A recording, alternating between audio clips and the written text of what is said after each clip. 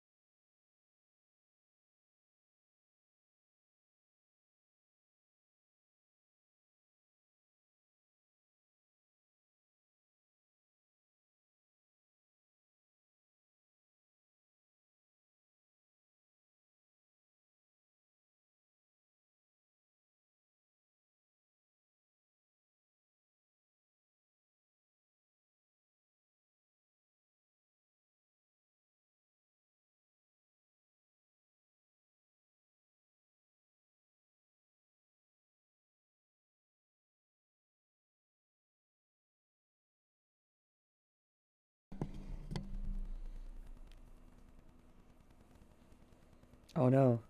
I usually skip Chun-Li's theme. Only because even if it's nostalgic and historic, it's also mildly offensive. So I always skip it. Alright. Alright.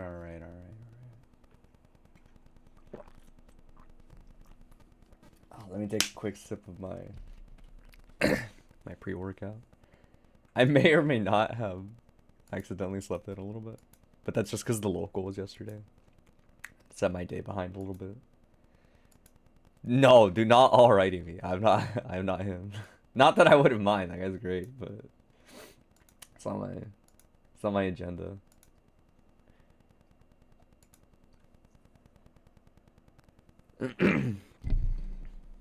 But that was very alrighty then type vibes. Hey, what's up? What's up? I should figure out what to call these besides like open QA review. But I don't have that yet. I don't know what to call them. But yes, the open Q&A / VOD review. There is no like Google Doc. I'll probably maybe do that eventually too. That'd be like a smarter way of doing it. Hey, what's up?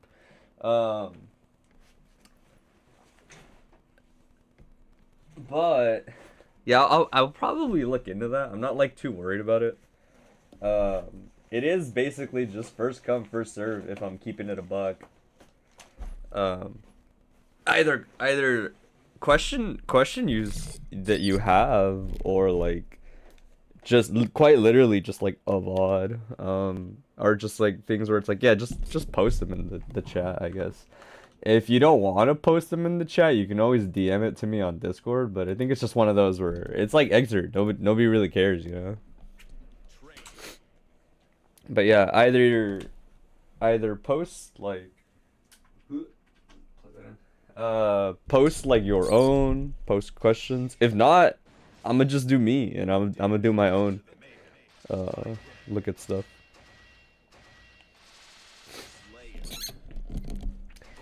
The only reason I keep it like this at the moment is just I feel like formulating a queue like beforehand is weird. I don't know. I used to kind of do it like that, and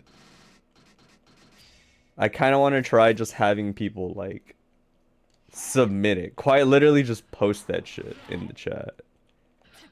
And we would just make the line out of that. I will probably put like a text document at the bottom of the screen that says like the current order of them. It takes maybe like, I'm trying to get it to where it only takes me like 45 minutes per person. You find a first one. You had all week. Just do VOD review of your last 2 matches for only mids. Sure. You guys forgot? I just fuck with you. I forgot until my phone told me I had to do this. I thought this was next Sunday. Not like I didn't remember today. I knew about it. It's just I got back really late from the local last week. Or late yesterday. Which, by the way, if you did not see the conclusion of that shit, you should go check out the conclusion of that shit.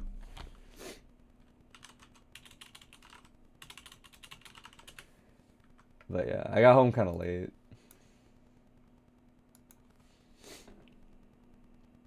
Where is only mids 27? Hey, what's up, Lydia? Damn, that's crazy. That's not you. I see you uploading it. That's wild. You don't put these. I'm not gonna lie. I post my shit as what's it called? Unlisted. You're bolder than me. I don't ever do this shit. This, you guys are real for that. All my VODs are here's your Twitch VOD count, even though you already watched it. No, we can watch it again. I guess that's yeah, we can do that. That's fine. We'll make a queue. You were gonna ask about the Baiken versus Axel matchup. You play LesbianWarCrimes, you hardly ever play against Axel. We'll talk about it a little bit. It'll help if you can think of some questions while we do, like, we'll do Learn's VOD review. Then we'll do your questions about the Axel matchup. 45 per person's genius. We're gonna try it. This is like a skill for me to work on too, is kind of my point. So we'll see like how well I can pull this off. I really genuinely am trying to like 45-minute timer this shit.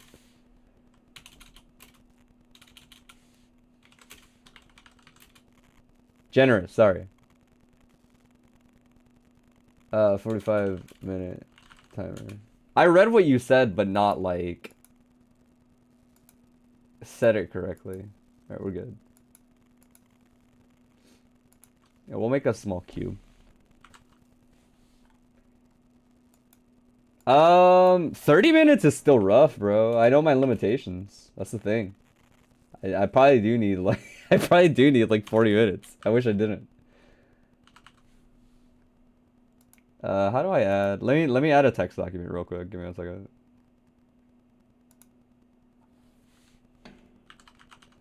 I'd rather be like transparent with people. If people want to be like, oh, I'll come back at this time or not.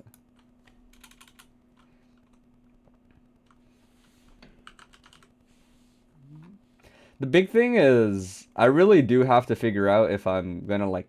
I think inevitably I might have to like really think about it, how I want to do it, because like if you get here say like 20 minutes late, suddenly you're just kind of like fucked. Is all right, hold on. Q is like Kato.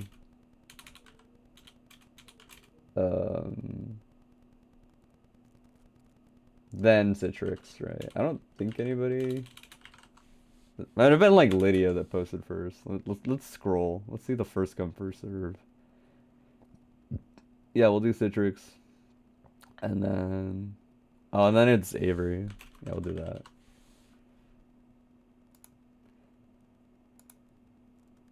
Yeah, it's basically finding balance will be a little tricky for this.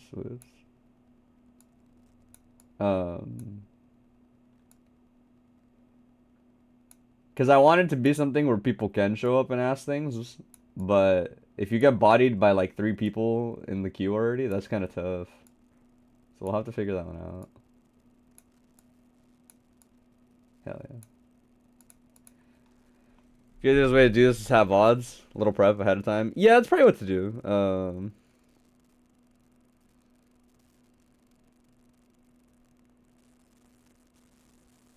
Any questions? Do you know how much time you've got?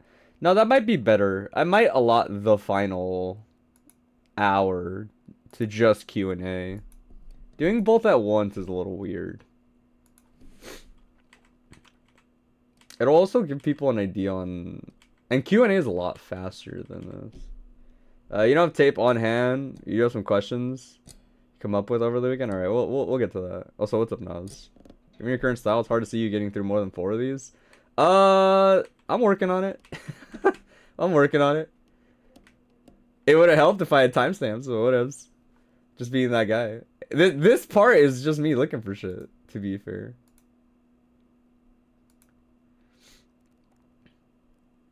Like, this is already too far, I think. I'm just saying. It would have been cool if I had, like, a clickable link right off the bat. Yeah, repeating myself is the biggest time sink. I'm definitely gonna, like, actively try to not do that.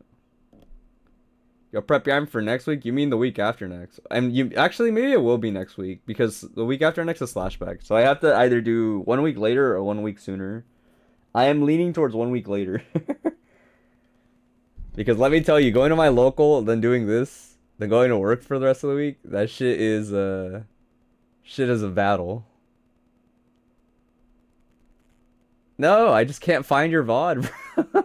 It's not that it takes too long. I just can't find you in this shit. It's 2 hours long. What do you want me to do? Okay, I found one, I think. You didn't even tell me who they were against, man. You think you take me off the queue? Told you at the end of the stream is good for you to work on. A lot of your problems just don't drop this why. I mean, to be fair, like, hold on. I did not forget about you. Let it be known I do not forget about people. What does that mean? That means, like, hold on. There's nothing weird on my Google Docs. Maybe I shouldn't show it on stream just in case. Let it be known, dude. And by that, I mean, I have downtime at work sometimes, so. I did not forget about Citrix. I did not. This says strike throw situation. And it's me highlighting the entirety of the strike throw situation we talked about. I think this is actually almost done. I only needed maybe like 5 more minutes and I ran out of time on Friday. But I was just going to send him that. Oh, she hasn't... Oh, I mean, you just uploaded it, so... She just probably just hasn't gotten to it yet. Alright. Alright, fuck it. One down. Boom. Look at this. Boom. Alright. Dude, what matches are we watching? Please help me. You'll skip the first one? Sure. We'll do one. We'll give you the one. Choose Melton, Kai. We'll do the Kai one then. If you say the first one's too long, I guess. Usually we don't have to watch that much of it. I on God, for real, surely I've gotten better at this by now. Did you fight Melton on stream?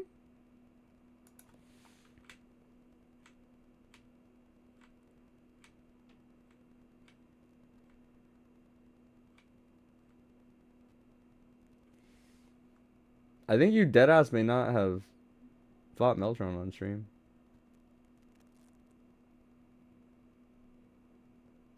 Oh, you said it to me. My bad. I got like Discord mode enabled.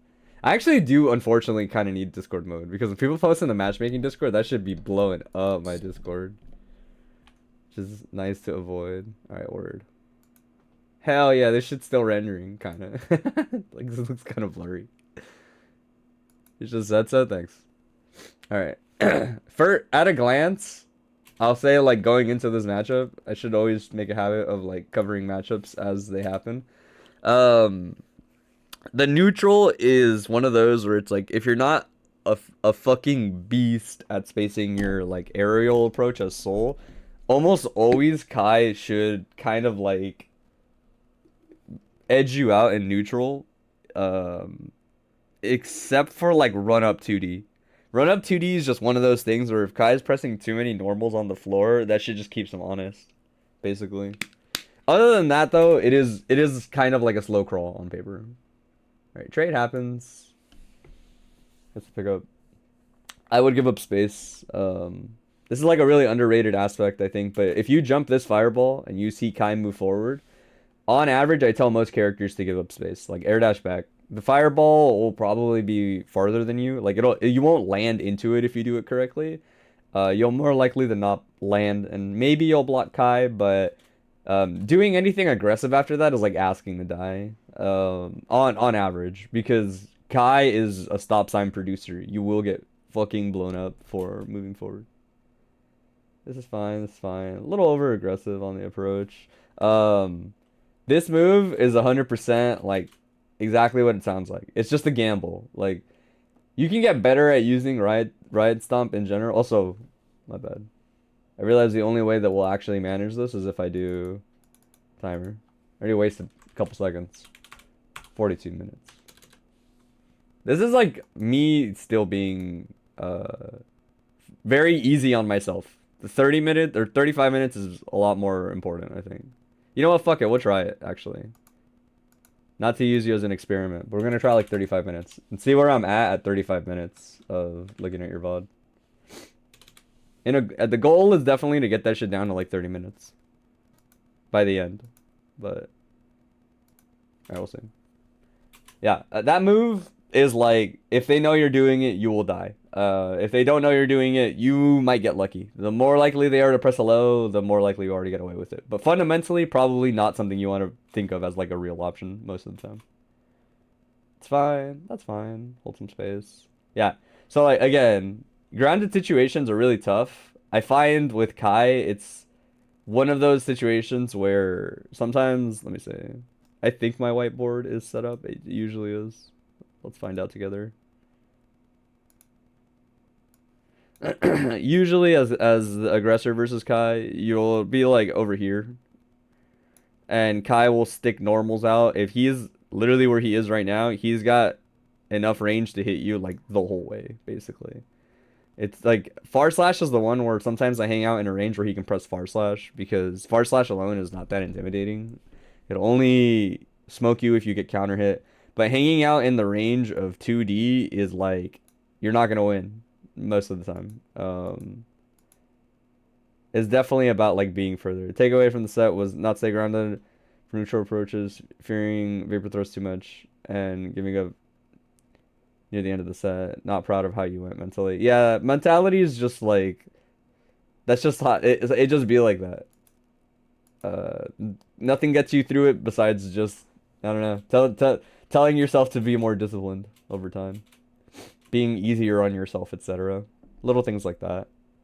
So a lot of things outside the game. Yeah, 6Ks plus. I respect ripping. So here's the thing. I respect ripping as SVV early. I think this is fine. There's nothing wrong with this. The later you get in the set, the less important it is to DP on average.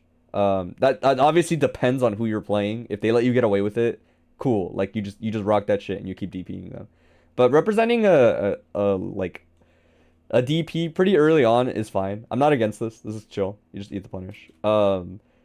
Worth noting, not that like you have to take it. I just like pointing them out a lot when I do VOD reviews. You can generally burst Stun Dipper. It is very rare when you cannot burst Stun Dipper like this when Kai doesn't have 50 bar.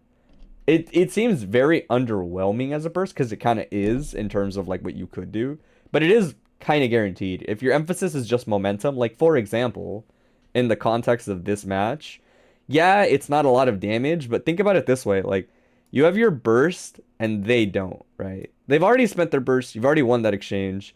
You have more health than them right now, right? You also have more meter than them right now. Even if you get rid of your burst and equalize resources there, you still have more health up here and you still have more bar, right? This is kind of why, like, this is why I think it's a big deal to sometimes just burst for the sake of consistently winning rounds and not having to put yourself in a stressful situation. I burst like this a lot. Hey, what's up, Bridge?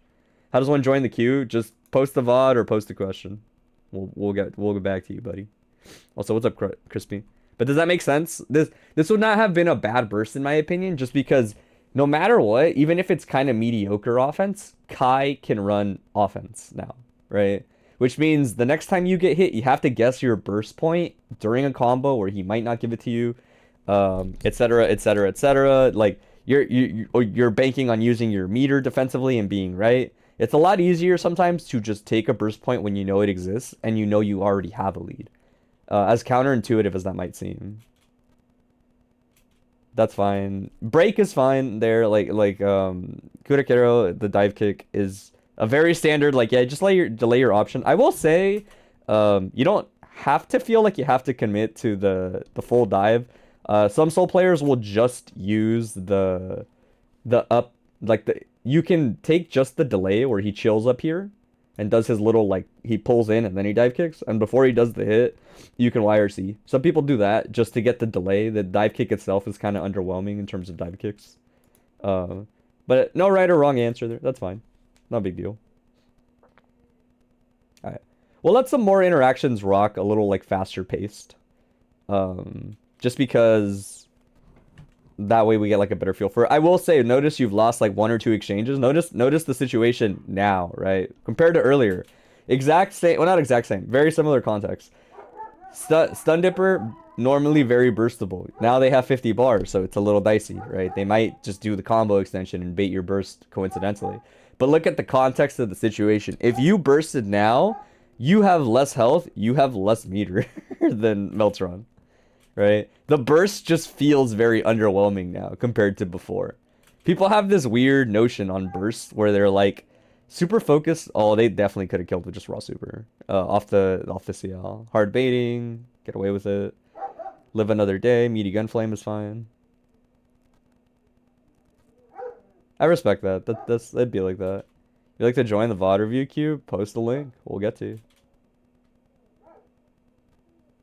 You guys post it. I'm doing like, I'm aiming to do somewhere between like 35 to 45 minutes for people. Yeah, we probably, you know what I will say, not to like use up a little bit of your time, but I will probably line up VODs in advance because these are the things people do have to coordinate their schedule around. I'm not gonna tell people to be at their house between 2 and 6.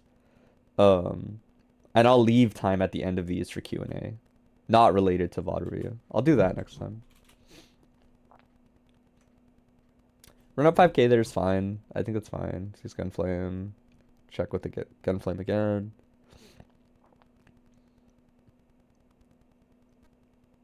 Nice escape. That was a really nice escape. Oh, that's a little greedy. Greedy in general, like to... I would be fine holding space there as Soul. Again, it's very hard to get away with just running up from a really far distance towards Kai. Not just because of silly things like 2D, but... They most likely wanted 2D, not 5D. But if they had gotten 2D, they would have won this exchange most likely anyway. DP, Fafner to DP. A lot of this is just general impatience. You can't be this impatient in matchups like this as Soul. You won't be on the winning end as much, basically, in neutral. You're just gonna end up on your back way too frequently. Yeah, like the last handful of seconds, all these special moves are very like, yeah, they work as long as they're not getting punished, but a lot of this is overly greedy. This is fine. Like slowing it down in neutral, looking for actual like specific jump ins, timings, etc. That's way better than just like trying to force scrambles. Kaya, very good character at like just interrupting shit like this. Gets to pick up. Should get a dash and a okay. Opts for the safer render. Walls out. Nice. Gets the knockdown. I would gunflame RC. You have the meter you might as well. Oh, it's tough. Sometimes you guess wrong. It'd be like that. Is this VOD, not the other one? Gotcha. Alright. Rough stuff, rough stuff. Sometimes that shit just happens.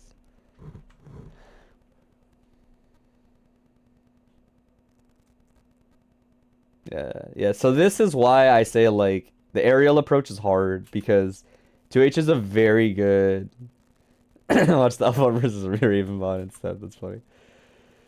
This is why I say that it's hard to get in through the air, because a button like 2H is really, really good at covering Kai 6P, which means the usual ways that you can vary your aerial approach with Soul are not real anymore. They're definitely like not as real. Alright, that's fine.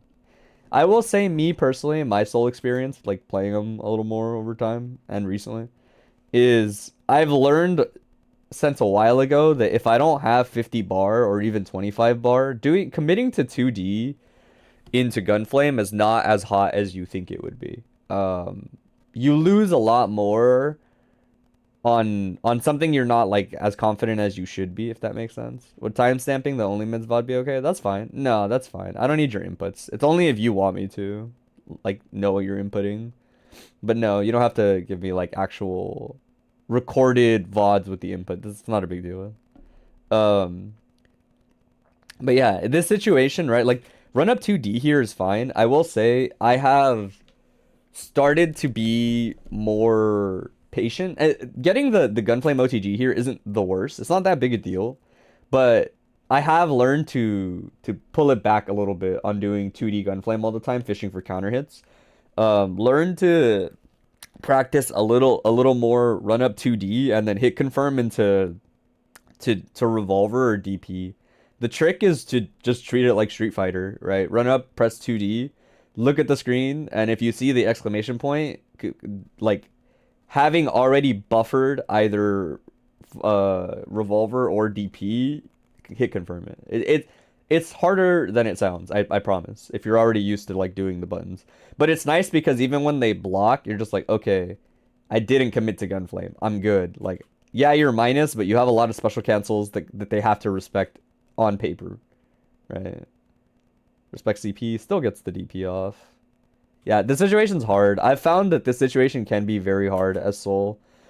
Space Gunflame in a situation where you don't have like a true jailing option, I find at best, sometimes I will immediately press 6H, but it doesn't feel good. I've definitely struggled to catch this up back, particularly with Soul. Sometimes they just get away with it. If you don't have enough frame advantage to get like a run up 2D really well, it's a little hard to stop this from happening. It's also why this isn't the right context to say it in, because you got S knockdown, and it's a little harder to get DPs off of SDP. Or sorry, it's a little harder to get safe jumps off of SDP.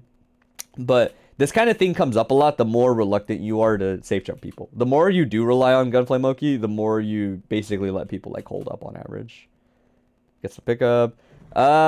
This is one of those situations where I respect it. I understand the idea. You can do a route that does this naturally, so you don't have to do it so like hard baity. But basically, yes, I respect baiting burst there, but you got to do the combos that bait it. You don't have to do the hardest ones. You can do easier ones, and it's fine. I would give up space. Yeah, I think a really big thing I tell a lot of Soul players, this is a good example, is situations like this, where you finally got this Gunflame, you give up space is pretty underrated. Like, you're standing here, you can see as Gunflame came out, Meltron already committed to jumping back. Give up a little bit of space and stand about right here. Usually backdash is a good way to do it. The big reason, and this is true for more than just Soul, you can do this as most of the game. Most of the characters in the game. So, like, this is kind of a universal thing to keep in mind for a lot of characters. This is less effective versus any character with a lot of movement options, right? If Answer has a scroll out, Milia, Dizzy, and Chipp come to mind as, like, this is less effective versus them, but it is still, to a degree, effective. But the idea is once Meltron is up here, a secondary air action will not let them escape past this point over here. It just won't, right? I'll show this really quickly in the game, just to, like, just to show what I mean. Let me plug in my... Normally, I would use my stick for playing Soul. I'll switch the capture in a second. But this time around, I don't want to dig it out of my backpack. But it's fine. Both of these characters will actually do... I guess I will be Soul for consistency's sake. Both of these characters will do... the same thing anyway. Like, everybody can represent this logic a little bit, and it's solid. But essentially, right, if I was to... I think my buttons are set wrong. Here you go.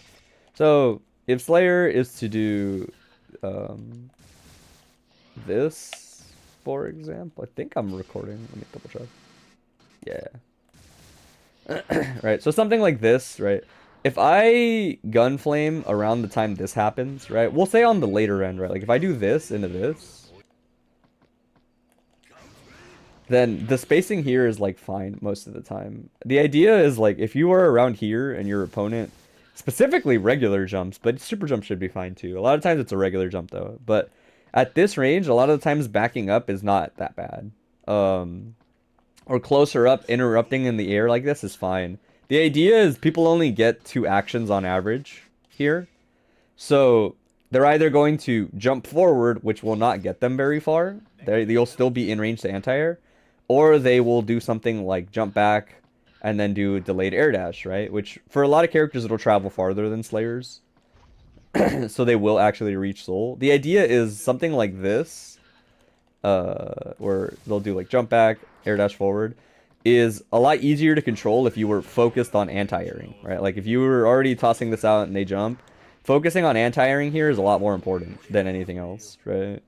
Because they're either going to opt for something that ends in a space where you don't really have to do anything and you just see them jump forward and you just opt for anti-air, or they do the air dash and you kind of just time it around that window, if that makes sense. Like, around now, people would have to air dash. So you represent an anti-air option. And then if they land, they would land over here. Your anti-air option would whiff, and it would not be that bad. The big thing is when people jump into the corner like this, you don't really have to, as a lot of the characters in the game, you really don't have to be aggressive. Forward, you can just back off, and they still have to get through you, right? They're the ones with their back to the corner, they cannot reposition, right? It's a very, very underrated aspect, is giving people a little more space there and just boxing them into the corner, like... It is hard to go above people in Exerd if they're not letting you do it, right? So they have to go through you. Giving yourself more distance lets you react to more things. The more you try to, like, hard fish into the corner, obviously that's a really extreme example, but the more likely you are to end up quite literally right here, where now your back is in the corner, right? Again, this option, truly the most honest in the corner. It's either gonna work or you're gonna die. I don't know other words besides that. But if you can't afford to die, maybe don't consider that option. DP gets baited, nice bait.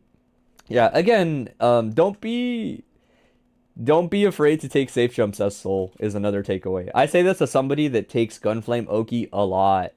But for what it's worth, Gunflame Oki is one of those things I'm okay with because I'm not scared to go back to neutral most of the time as soul. If for whatever reason you're kind of struggling in neutral, sometimes you need to take initiative, get like an air throw like that, and do the safe jump. Don't do Gunflame Oki, or you will end up in a lot of situations like this, where if Melton had a backdash or held up, you got to play neutral all over again. That's not the biggest deal, but my point is, I take Gunflame Oki when I don't want to RPS. I take safe jumps when I have to RPS anyway. Like, if they're going to DP a lot of the times, then I'm just like, fine, I'll just take the safe jump, and like, we'll play it out. Right? Like, situations like this, again, are there any matchups where Gunflame Oki is better than doing safe jump and vice versa? I mean, if they don't have, like, I don't know. I would not say, to me, I think about it too much in terms of matchups with characters. I think about it more with, like, people. If people are the type that do eventually, like, rip DPs without really thinking about it, then I do safe jumps. That's what they're for, right? Gunflame Oki is a lot more obvious as one of those things where you shouldn't DP it as much, but people can. But it's just a personal preference. To me, I wouldn't tie it much to matchups, personally. I like this positioning. This is good spacing. It's free, like, half a health bar if you hit this hit. Oh, no, the positioning was wrong. You can't do it. You're a little too close to the wall here. You have to be further out. This isn't well spaced, so you had to do the other route. Nice. See, like here, I would safe jump, yeah. The thing about eating blitzes is it's not as bad as people think. It also gives you a little bit of information as to what to try next time. To know, like, okay, they are willing to blitz. Let me just rep my game. Like, let me not worry about it. But blitz Oki is kind of whack. Like, look at this Oki. It's, like, super whack on their part, right? Even if they did it right, it's not that good. Blitz charge attack is, like, okay to eat, in my opinion, sometimes. Just because the punishment is not that big, assuming they didn't, like, win a blitz war off of it. Let's pick up. Safe jump. Ooh, yeah. Mistimed it. Or it was just, like, super confident. Maybe doing something else. Yeah. Damn, that beat far slash is kind of nuts, actually. I'm very impressed that beat far slash. Normally things like far slash can beat that. Yeah. A little aggressive on the approach. I'll talk about something I do a lot, like as a fishing rod versus people that are way too linear and pressing shit in front of them. Yeah, so again, right, this kind of thing is going to happen a lot if you're opting for this and you're not confident or willing to call stuff out like jump back. Yeah, empty 2K. Yeah, empty 2D would have been good. Would have dodged DP in that context. That's like, if you're going to pick a low there, you might as well land and do 2D for the low profile. This situation, again, could take the safe jump. You got some VODs recorded games the other day. Do you want them in the Discord DMs? Yeah, you can send them to me. I'll cover it. We'll put you in the queue. The queue is, we have to add pork bun after Avery, if I'm not mistaken. And I think somebody had a question, and that's it. Actually, Bridge is in there, too. Bit of a line. Yeah, there's a bit of a line, if you want to hang out. We're doing like 30-ish minutes.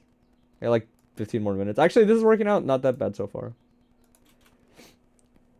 I'll talk about it a little more, but yeah, another situation where Meltron jumps out because opting for Gunflame Oki, and Gunflame Oki's weakness is, like, it's very hard to catch jumps if you don't do it. If you're not, like, actually that plus. I like the 2D there. Revolver's kind of lucky to dodge that. Air to air. We'll talk about air to airing too. Air to airing with JH is good, but sometimes JK is a lot more consistent.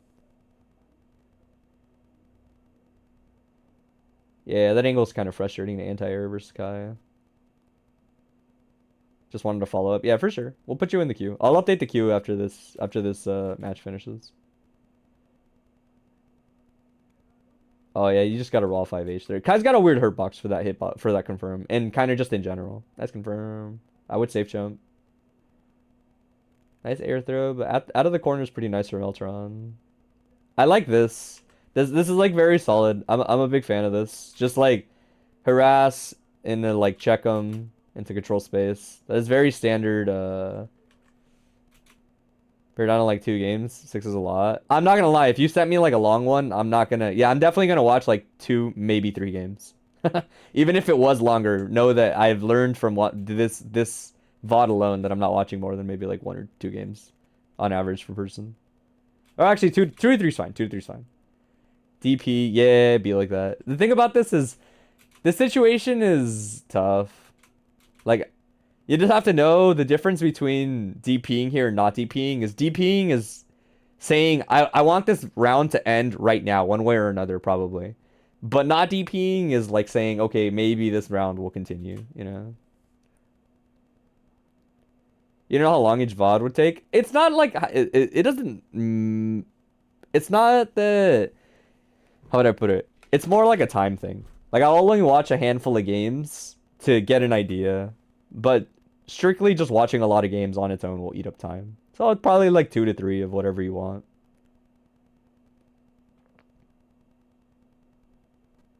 The longer stuff people send me, I will also probably just talk while looking at the screen, since there's more like downtime to talk through, and like it gives more opportunities to see stuff come up. Yeah, this is a little bit more of the same, where it's like trying to run at Kai's tough. You will run into a lot of like active shit.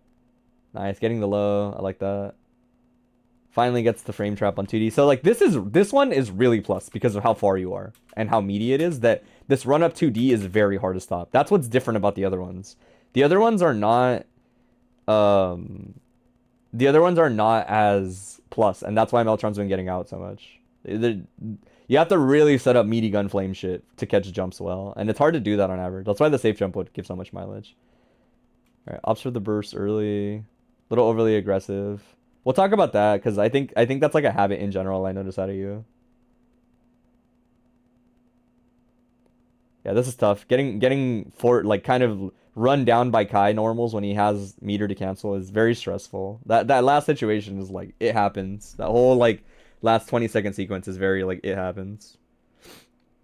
So you're just very basic just Raven knowledge. That's fair. That's fair. Like I said, don't worry about it too much. All right, let me scroll up briefly. I want to make sure I didn't miss anything. PorkBun wants this. We'll add them to the queue. 37 minutes. Yeah, let's watch all that. And bridge. And I think we're caught up. But let me update the queue. Pork. And bridge.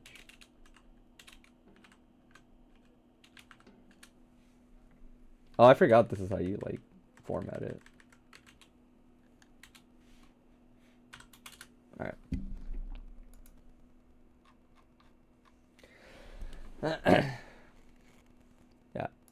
Yeah, a lot of the times I will say, depending on like skill range, right? Like if you're still like working up towards like being more consistent and like being more like intermediate, a lot of the times hold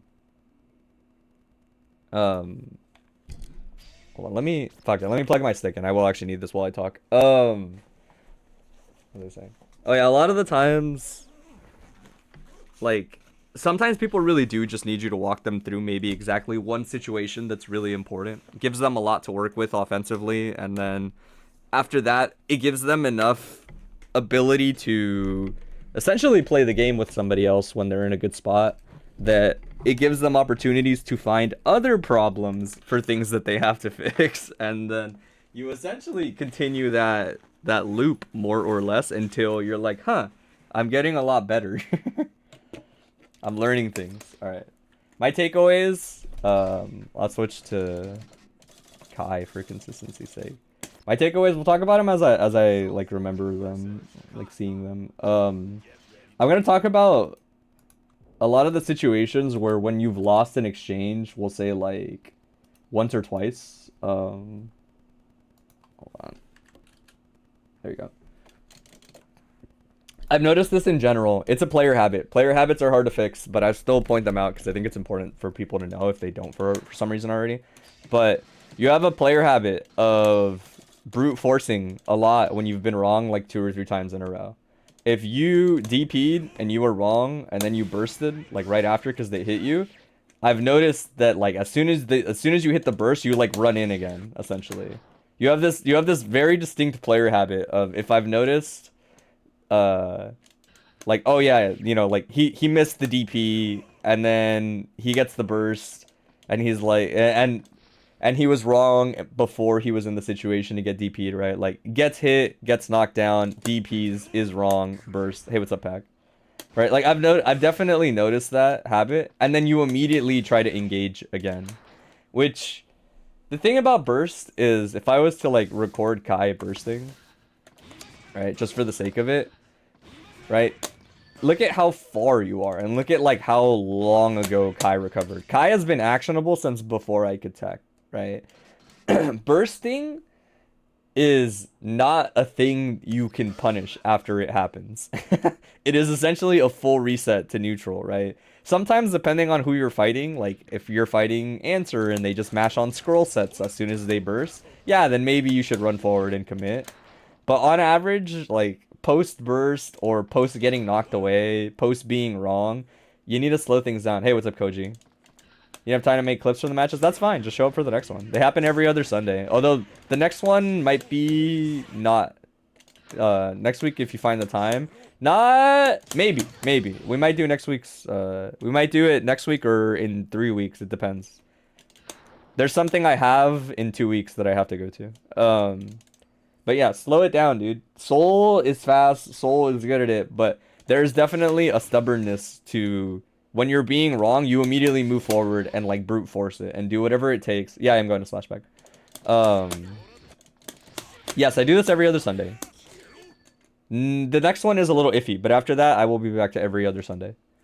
All right, slow it down. Whatever that means to you. Just like stop throwing away your life in those situations. It's too important. You've already clearly spent either your burst or they just spent theirs, so it's fine.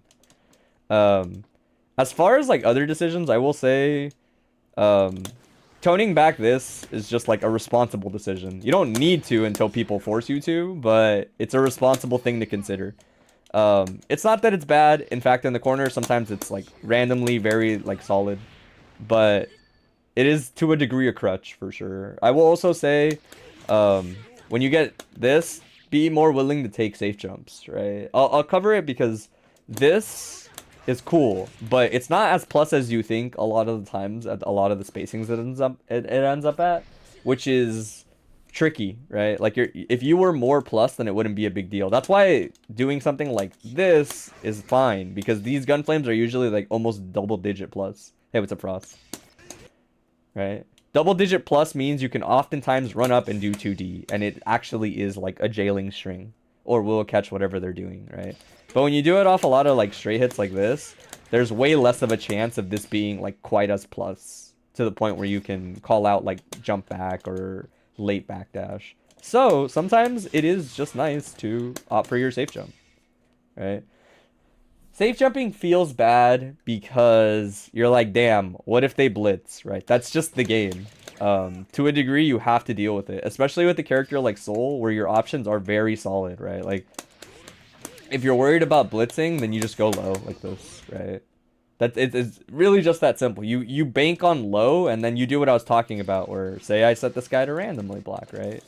Random block, low, and then it's practicing actually hit confirming it, right? I used to like do this a lot more, where it's basically like once you press 2D, as 2D is happening, you input like a Street Fighter buffer, right? You just do like DP is what I used to do. And then when it hit, like, oh, it hit. And if it didn't, then just don't special cancel. It's fine. You don't want to special cancel 2D at that range half the time anyway. Like, you'd rather push back and just be -9 and do something else. If you were going to cancel it, it would be into this late, right? But it's hard to have your cake and eat it too. Normally, I just buffer DP because it's way more generous than Revolver. Like, Revolver is a lot harder to pick up at different ranges. But if you're not going to lock this in all the time, doing 2 2D and buffering DP is like very solid. As you can see, like I can definitely like hit it. Yeah, I figured you're listening. But yeah, I'm gonna cover Gunflame Oki's fine. You seem like you have a good grasp on it. The reason safe jumps are busted in general, I shouldn't say busted, but the reason it's good is because you don't have to safe jump, right? If I knock this dude down and I do this, sure, that's a safe jump timing. But I can also just knock them down, safe jump timing, and then air dash, right? I find that the delayed air dash mix is at its best when you had a safe jump, right? Like if you're doing the timing for a safe jump, people are disincentivized from doing things like wake up throw OS and wake up DP, right? Based on timing alone, right? Like, oh, this is clearly this dude knocked me down and walked forward. This is a safe jump, right? Like, for most people, I would assume that's obvious visually and will make them think about what they're picking. And if it doesn't, then you just do the safe jump and you will beat them mashing on wake up if you delay your safe jump very, very slightly to let them get the button, right? And then if they're being respectful of it, then you just delayed air dash, right? The idea is that the safe jump will cover you, hopefully, doing other things, right? Kai is also, I will say, the character where when you safe jump, you also just option select this option, right? If you press jump S and then 2D immediately right after like this, you will always low profile his vapor thrust as an OS. It's actually like a very standard option select you basically always pick versus Kai. You do your B&B, etc., right? Do this, etc., etc. Let's see. I guess I don't have to do a whole BB. Basically, yeah, any hit and it knocks him down. Right? Oh, banger. And then you don't have to worry about it, right? At that point, you just kind of worry about what most people worry about, which is just tablets on the option. Gonna knock down. And then just... You shouldn't see your 2D come out, like, ever, basically. You should always see just, like, jump S and then nothing, if you do it correctly, right? And you should still have time, like, even if you option selected, to see you hit them and just press slash afterwards anyway. Right. Specifically versus Kai, option select 2D, very good. It often catches backdash, too, every now and then. If they're mashing tech, they'll tech out. If they're not, usually 2D revolver will randomly still catch them before the black bee is teched. Trying to think of other things. Other than that, I didn't notice anything super glaring. I actually thought most of it looked fine. A lot of the offense was fine. Oh, catching shit in neutral. If Kai sees me run forward and always presses a button on reaction like this, I start doing things like this.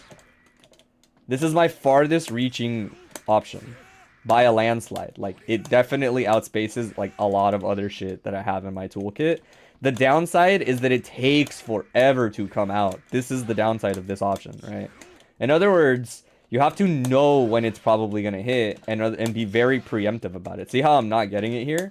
But if I really know that this person always mashes things on reaction to me moving forward, I can throw this out very early preemptively in a range where they don't expect slow options to hit and potentially trade. The good thing about this is even if you traded, it's not a big deal. The idea is you're just trying to get there early enough that preemptive stuff just dies, basically. I do that a lot for people that, like, press buttons like this every time I move forward. And it's just like, if I do it correctly, I should get this. And if I do it incorrectly, it's not a big deal. Like, sometimes I'll just get this instead, and that's fine. Like, clearly I'm not fishing for... You need to use 5H in neutral as well. 5H is fine. I will say, yeah, you could use it more. But to be fair, 5H is still a normal that gets beat by a lot of Kai options. Like, something like 2D is basically the same range as 5H. It, like, 5H, like, narrowly beats this. And it's very, like, range dependent. And then far slash just kind of smokes your 5H. You're right that you should use it more. But definitely use it more. But I meant more so, like, I like to use 6H a lot versus people when they're very obvious on, like, yeah, this dude always presses 2D when I run forward here. Like, every time I run forward, they just stick 2D out. Right? That it's like, okay, I will stick this out before I get there. And if you fell for it, if you didn't sit still, like, even on trade, I can run up and get a meaty on sweep. Right? And this is the worst situation for Soul, is trading with sweeps on that. that this is surprisingly, like, look at that. It's very good at just calling people out for that specifically. If you get the counter hit, you're living. If you don't, it's whatever. Most other options on your toolkit weren't going to win anyway. This is pretty good too. But you have to be ready for the hit confirm. It's a little hard on Kai.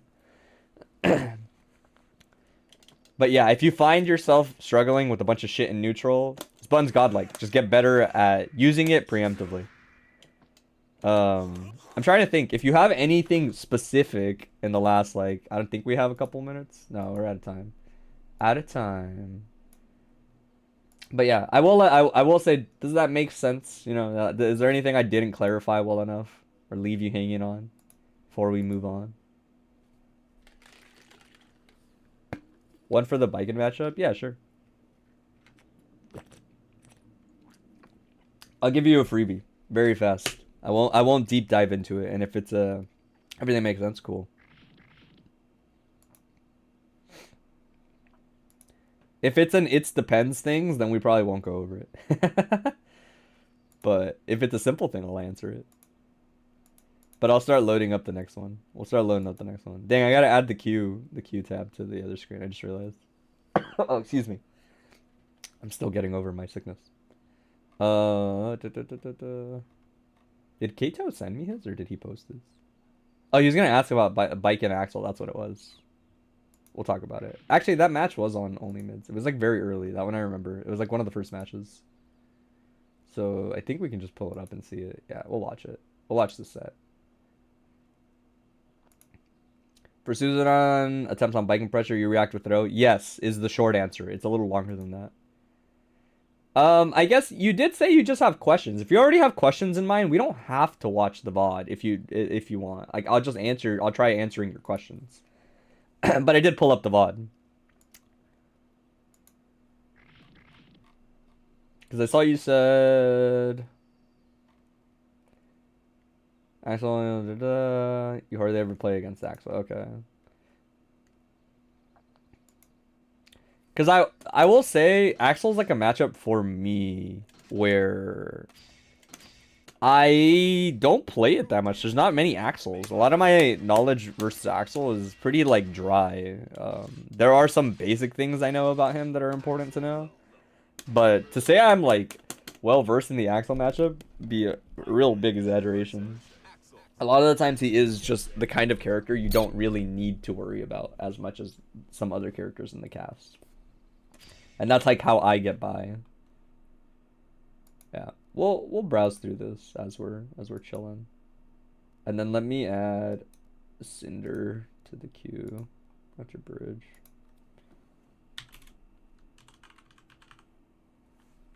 Or sorry, whoops. Bridge. You tell I didn't sleep much.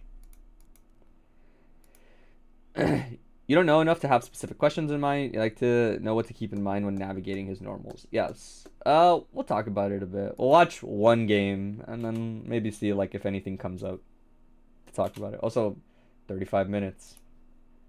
And then I put it on the monitor that I'm not using. Oh, why did I close this? I'm a dummy. You need to say something specific to get added to the queue. I think I saw you say you had a question. But I don't remember it being, like, anything concrete. But I might be wrong. Do you have some questions that come up over time? Oh, you had a tape, but you didn't, like, post it. Yeah, I couldn't tell if you were going to post it or not. Feel free to post it. We'll add you.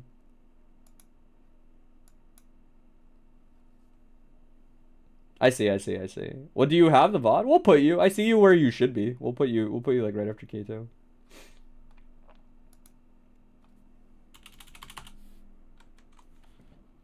Alright, we're gonna try very hard to stick to this 35-minute thing as best as we can.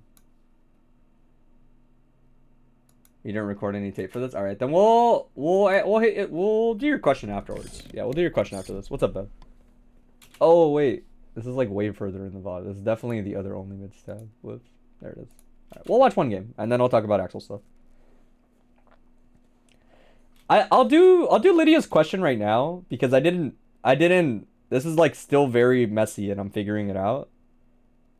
So I'll do her question right now, but I do think you're right. Next time I'm gonna allot time for Q&A separately at the end, if it's not, like, tied to VODs.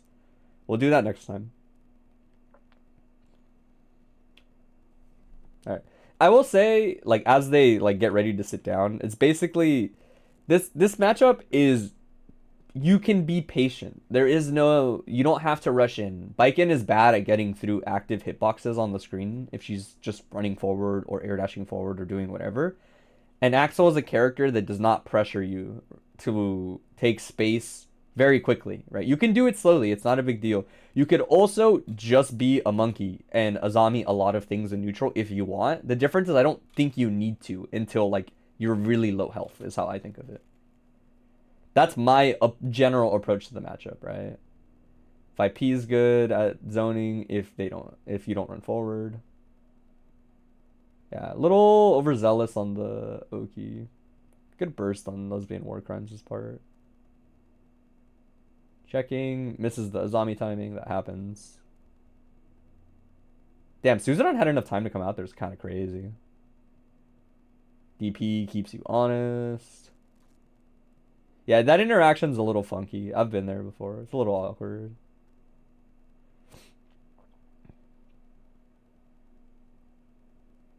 Nice. Yeah, they're depending on how, I guess I should briefly mention it. For people that are like, how did this work? Depending on how active DPs are and stuff, if you don't really let the tatami splat the right way or time it the right way, you will run into the active frames of invulnerable things. Ben 10's a good example of that. It's not that you can't bait it, it's that you have to be a little bit more well-timed. Yeah, Renson the GOAT.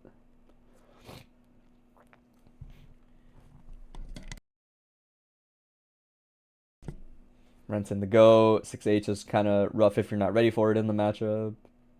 Command grab if you're not ready for it. Yep. Safe jump, but not a safe jump versus Baiken. So, something to keep in mind. Nice catch. This is like okay. But you gotta not press the button there. 2H. Smokes. Alright. Yeah, I think we'll talk about it. In terms of like things to keep in mind / look out for versus Axel. It'll be more like a general overview than like anything specific, because obviously you're trying to learn the matchup. Is something like very notable that gives a lot of Baikens a hard time, more than it should. It's really not that big a deal. Is that this button is a low, right? And a lot of Baikens early on are a little reliant on this to help them close gaps in neutral, right? Normally, Suzeraning through pokes is pretty legit until you get to like this range, and then a lot of characters have lows that will interrupt it. But the Baikens aren't usually used to Suzerain being a bad idea from this far away. 2H is one of those things where, if I'm not mistaken, let me double check. Yeah, I think dead ass Axel's like one Gatling off of this is what, just 6H? I don't think he has any other Gatling after this except 6H, right? Like, correct me if I'm wrong, by the way, but like, I'm trying to think of all his command normals, and I'm like, yeah, I think it's just 6H. He can't even do like, I guess you can do, well, command normal. You can always do Renson as a special, yes. But yeah, I guess 5D technically, which makes sense.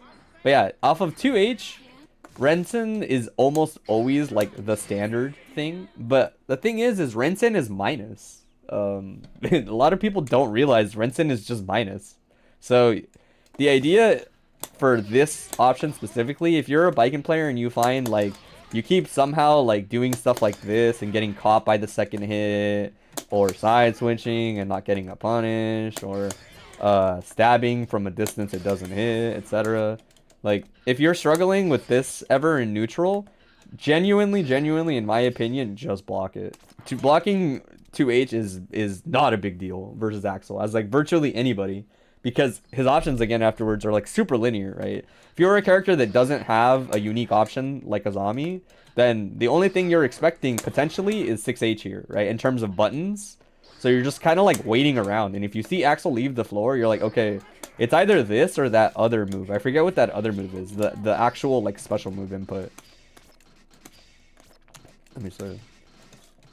What move is that?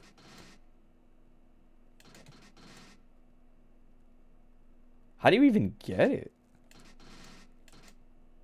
Is it a command normal? God damn, that bro has mad command normals. The DP kick? Yeah, that. Thank you. Yes, this is also a special cancel, right? This is the only. Those are the only two reasons that he can basically leave the floor in that situation. Which again, like if you're blocking this, just chill. If you're Baiken, you have this as an option, which means like if you're really ready, you can just say no to this option. Period. There's nothing Axel can do about it. This is easier said than done. I won't pretend this is like a standard thing to do. It's hard to get that consistently.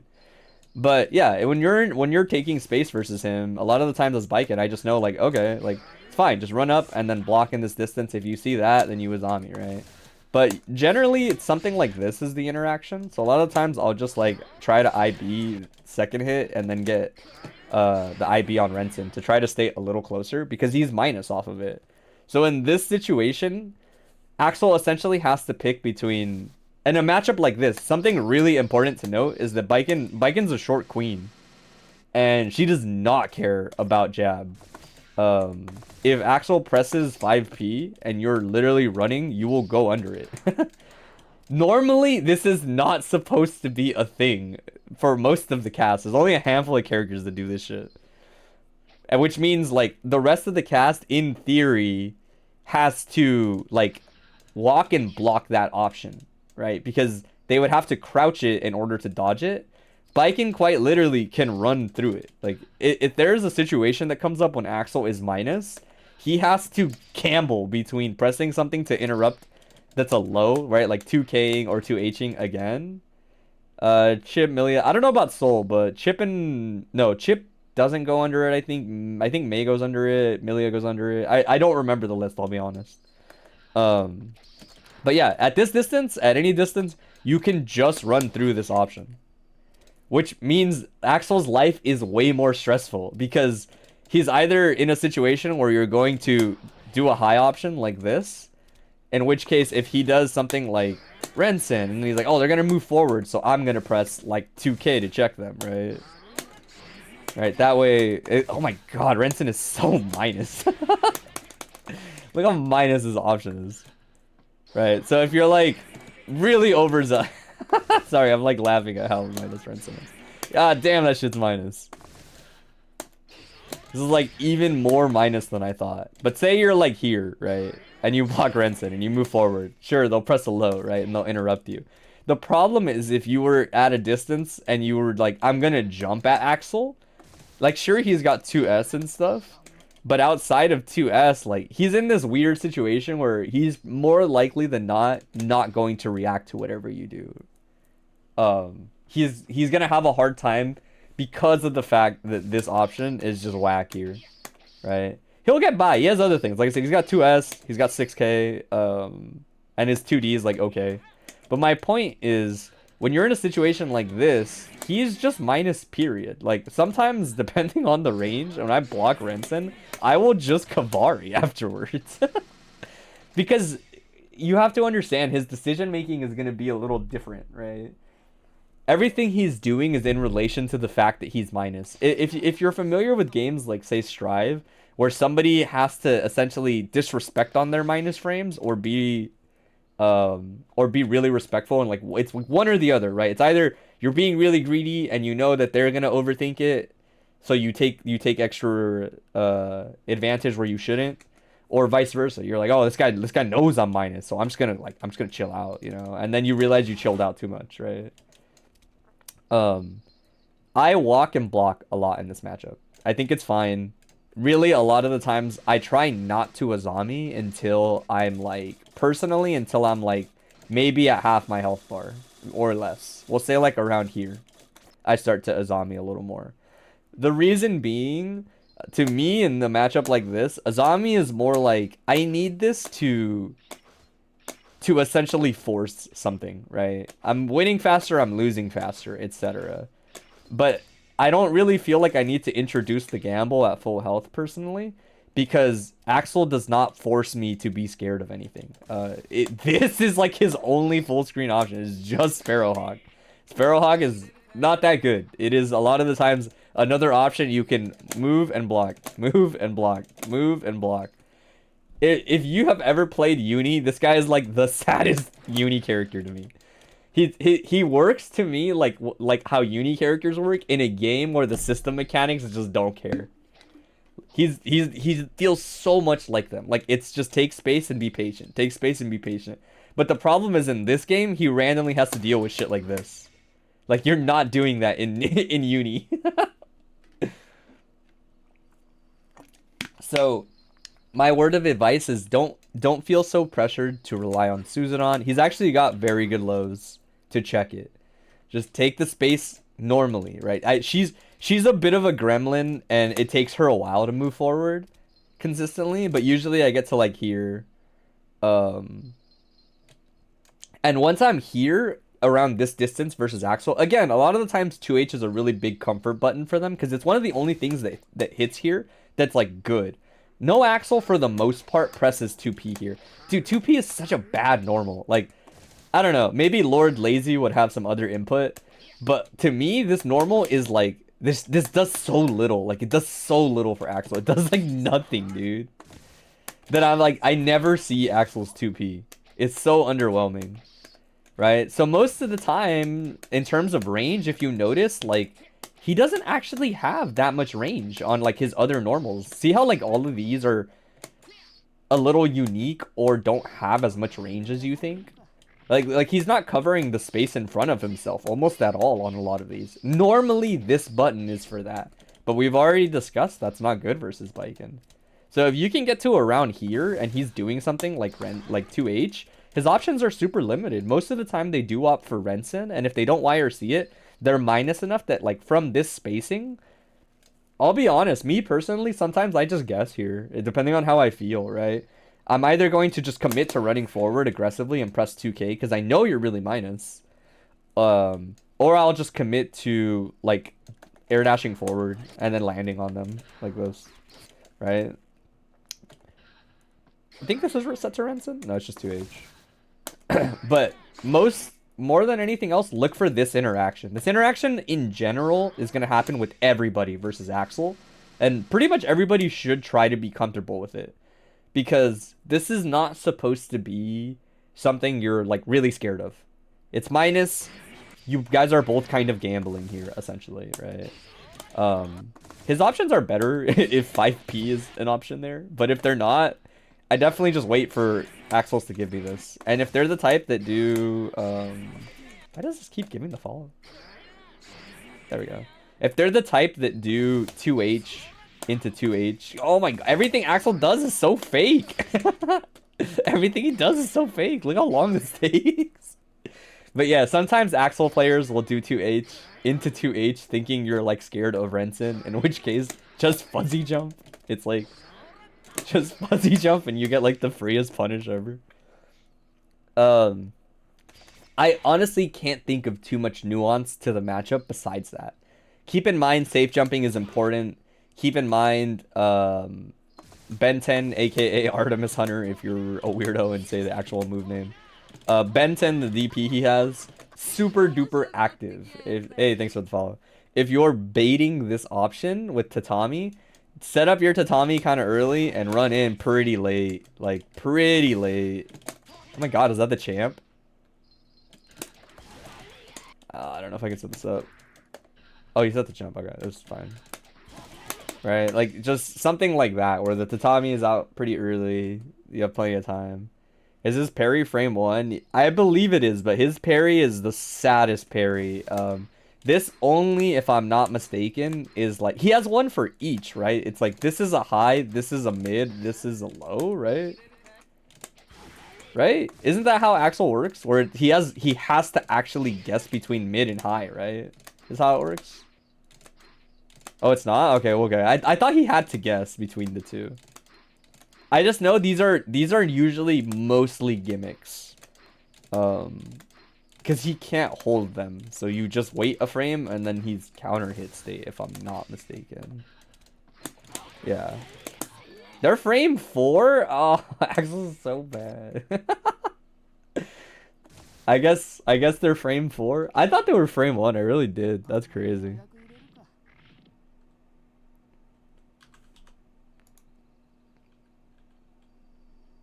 4 to 19. No way, dude.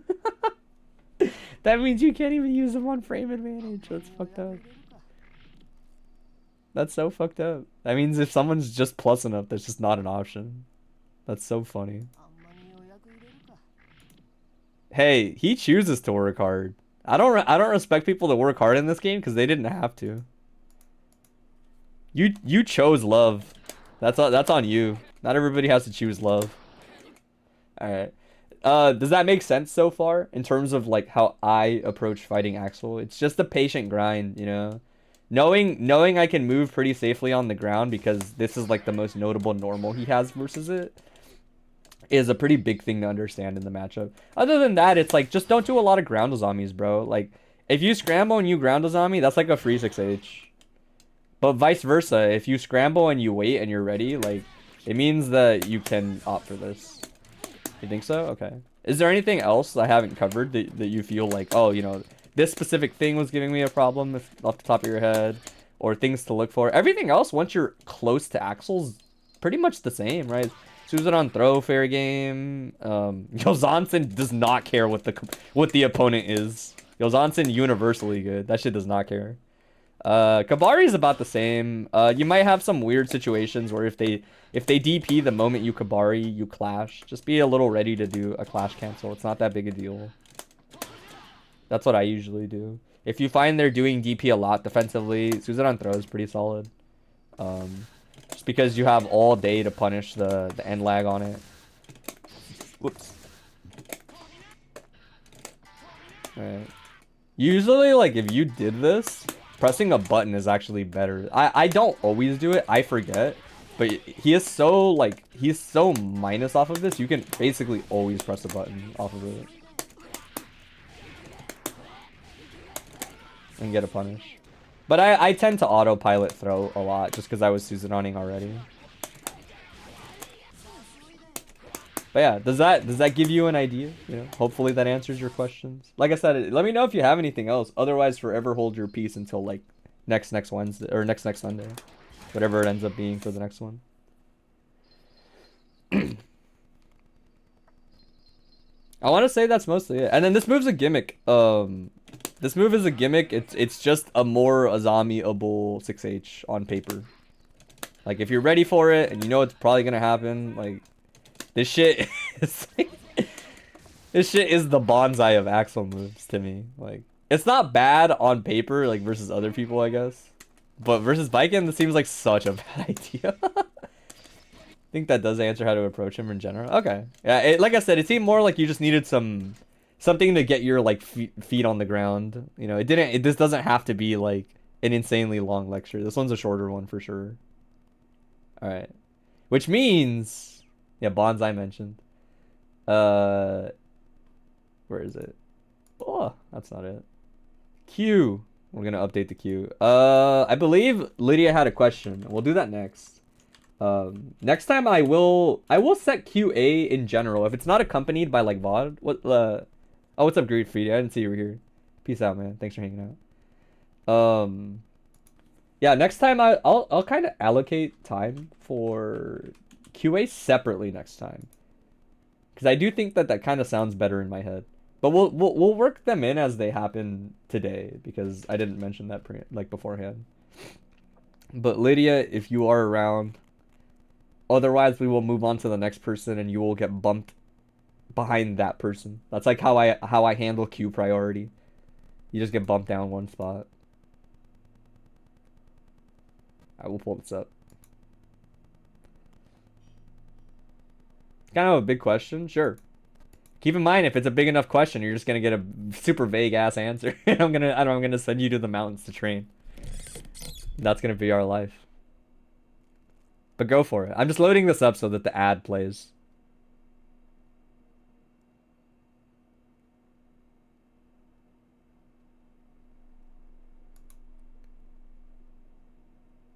Get hit with the "it depends." Dude, I'm so... Everyone's always like, oh man, Brett's so good at coaching, so profound. They don't say that. But it kills me when... Hey, thanks for the follow pack. When it is like, ha, this guy's not ready for me to hit them with "it depends."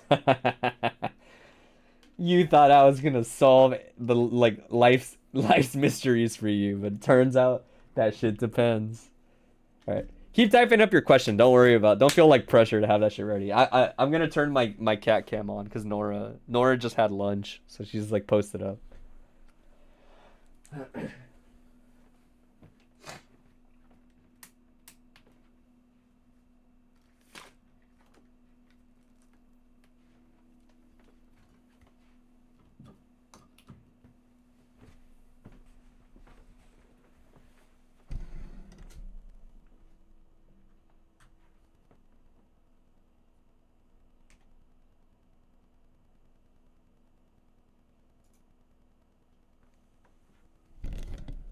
Oh my god, your life is so hard.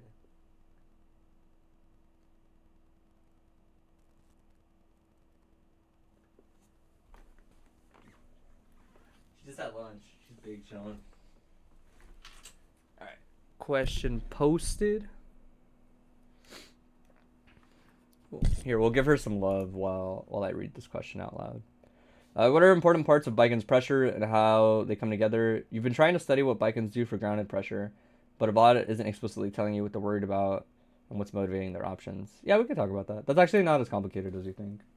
I actually talk a lot about the way that Baiken works to me is she's not supposed to. Oh, my bad. I didn't realize this overlay doesn't have that specific webcam enabled. There she is. Baiken to me is not supposed to get away with being as good on block as she is. You can tell based on like key moves changing frame data on IB that they really wanted her to be kind of like another Leo Whitefang, in my opinion, where they wanted her to not always be in good situations. They like certain instant blocking is supposed to, like on paper, here we'll make the computers the CPU or the Baiken the CPU. It's easier to record that way. We'll pick like Kai. But she has two very, very distinct parts in her pressure. Also, we're resetting the timer just in case. Although we did great on the last one because it was a short question. Resetting the timer though. The big thing to understand for sure is Baiken's pressure game is oriented around what's the timer for? I'm trying to not take up too much time per person, essentially. Wait, why am I? Oh, my buttons are different.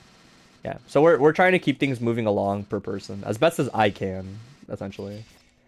Her pressure is founded on Kabari and 6K. Those two options and kind of 2H, but mostly this option and this option are king.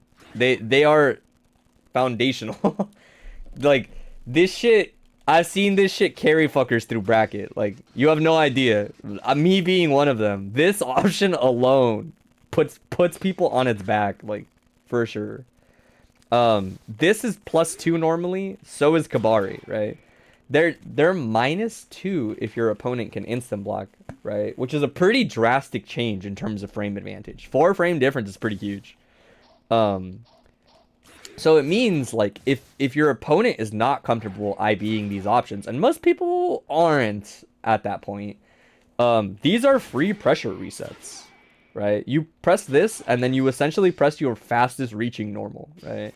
It is that simple. If I was to do even something like this, right?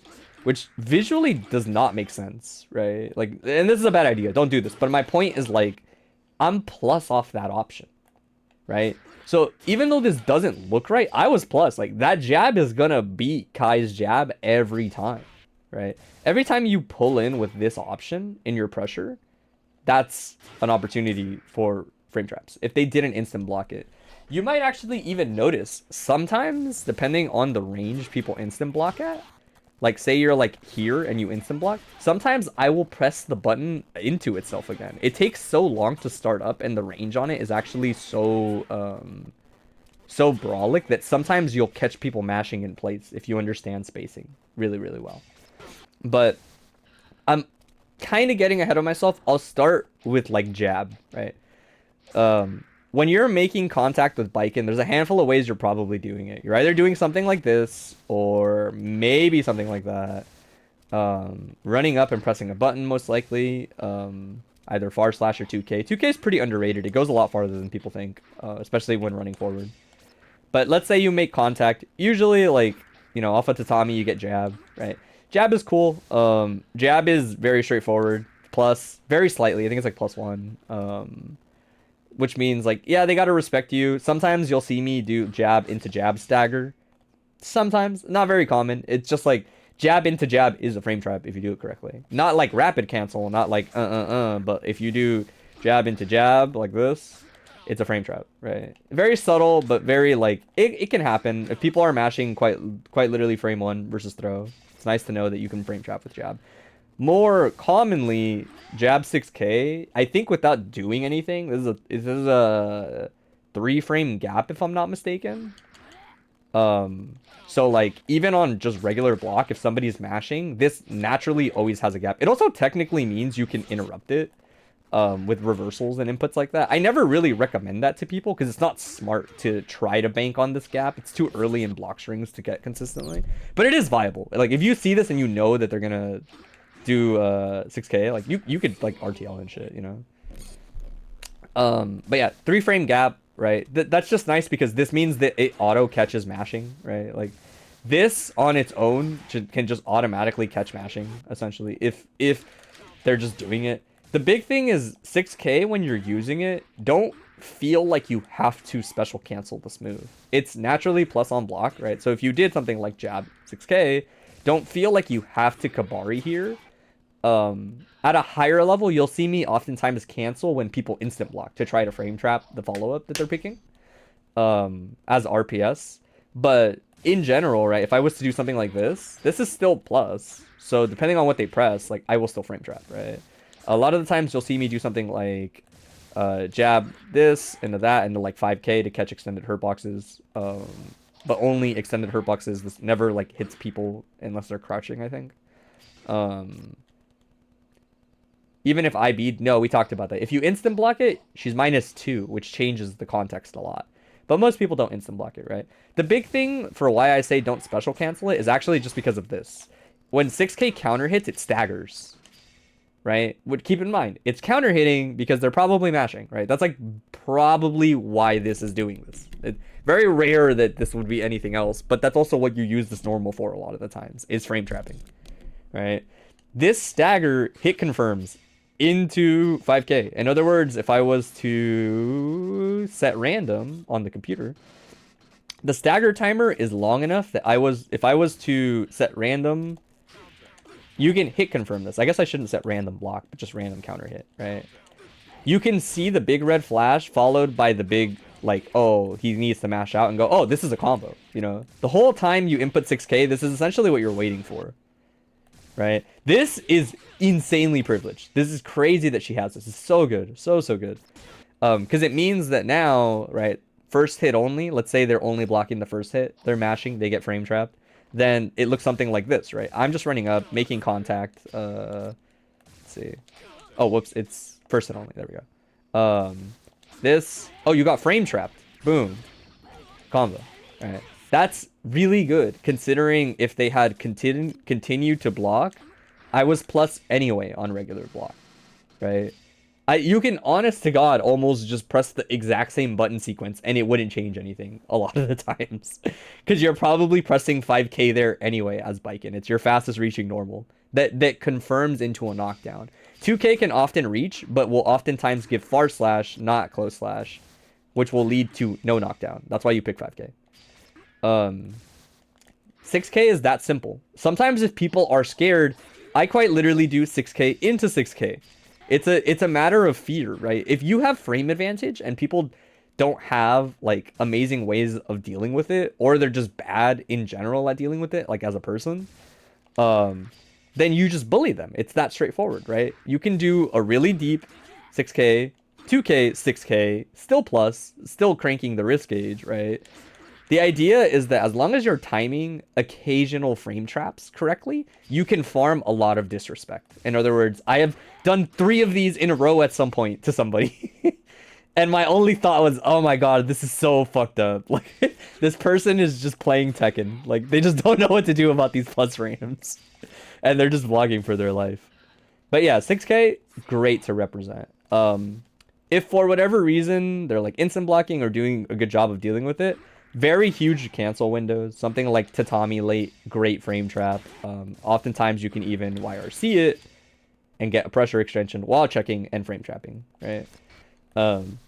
That's basically 6K in a nutshell.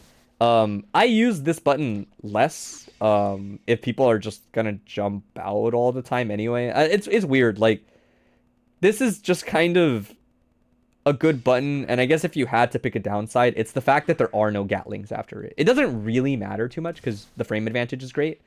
But if you had to name a downside, you can't Gatling off of it. So your options afterwards are a little linear. Other than that, let's say you did 2K, you made contact. 5P 2K, very standard, very like, I touched you, let me put a low in there just in case. Also good for checking people trying to jump out if you're doing like jab into tick throw, right? 2K will help cover that. Usually it's that, and then at this point you only really have one option: 2K close slash, right? You'll do 2K 5P 2K close slash.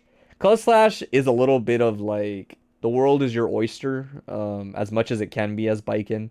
You can do 2D, 2S, var slash, 2H. It's jump cancelable, but that's not really relevant right now. Or Kabari, if you're feeling spicy. But that's mostly if they're just FDing a lot. Sometimes I do that. Close slash, when you get to it, I used to have a really bad habit of 2Hing a lot here. Something worth noting is that Baiken 2H always has a gap in it, like just naturally. A lot of characters with 3-frame jump squat, if they were to hold up, can just get out of it.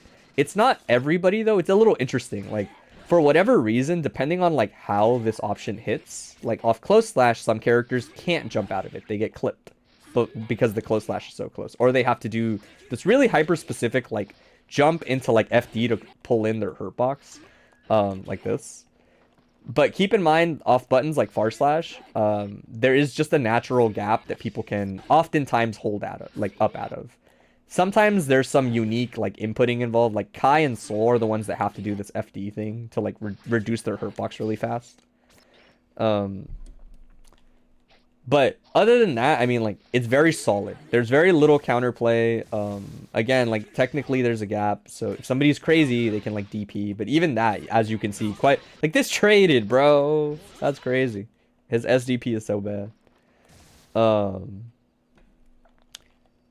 Yeah, once you're at close slash, this is usually when you kind of start making a decision as Baiken in offense. If you didn't already 6K, right? If you didn't rep 6K just to rep 6K, then close slash is basically like, all right, time to make a decision, right? Are you going to structure your offense for setting up Suzuran? Are you going to structure your offense for a Kabari pressure reset? Or are you more likely just going to like Tatami YRC and cover a bunch of different options and then go from there, right? And hope that maybe you got the hit, right? Setting up Suzuran, what that means is usually just, in a perfect world, you want Suzuran like this. You want it to do its whole little joyride, finish, and then throw, right? The reason for this being, the farther you're doing it, the less likely things are to hit you or clip you, or you're going to get thrown out of it, you know? That's why you space this option. There's nothing that says you can't do like this, you know, like off of a jab. But the idea is the whole time you're traveling there as Baiken, you are point blank, right? So, yes, you are armored. That's dope. If they press like a mid, you'll eat it. But if somebody presses a low or mashes throw because you were close to them already, right? All of these options will eat you alive, essentially, for trying to rep something like that. So, when you get to close slash, space it out, right? Stuff like far slash 5H is pretty standard as like a string to use. This all is relative to if they are push blocking you. That's like a pretty tricky part, right? Like, these strings are never static because they depend on that, on if people are pushing you out. I think it's far slash actually. I think you usually, yeah, you only really need far slash. 5H is like kind of overkill. I would say far slash is fine. You're a little closer than you would want to be, but that's not like the biggest deal. 5H might be a little better, but 5H means that you have no more Gatlings. At that point, it's a little more telegraphed in terms of like what your options are afterwards. Excuse me. So I would say pick far slash, right? Far slash into Suzuran, goated for catching people just down backing.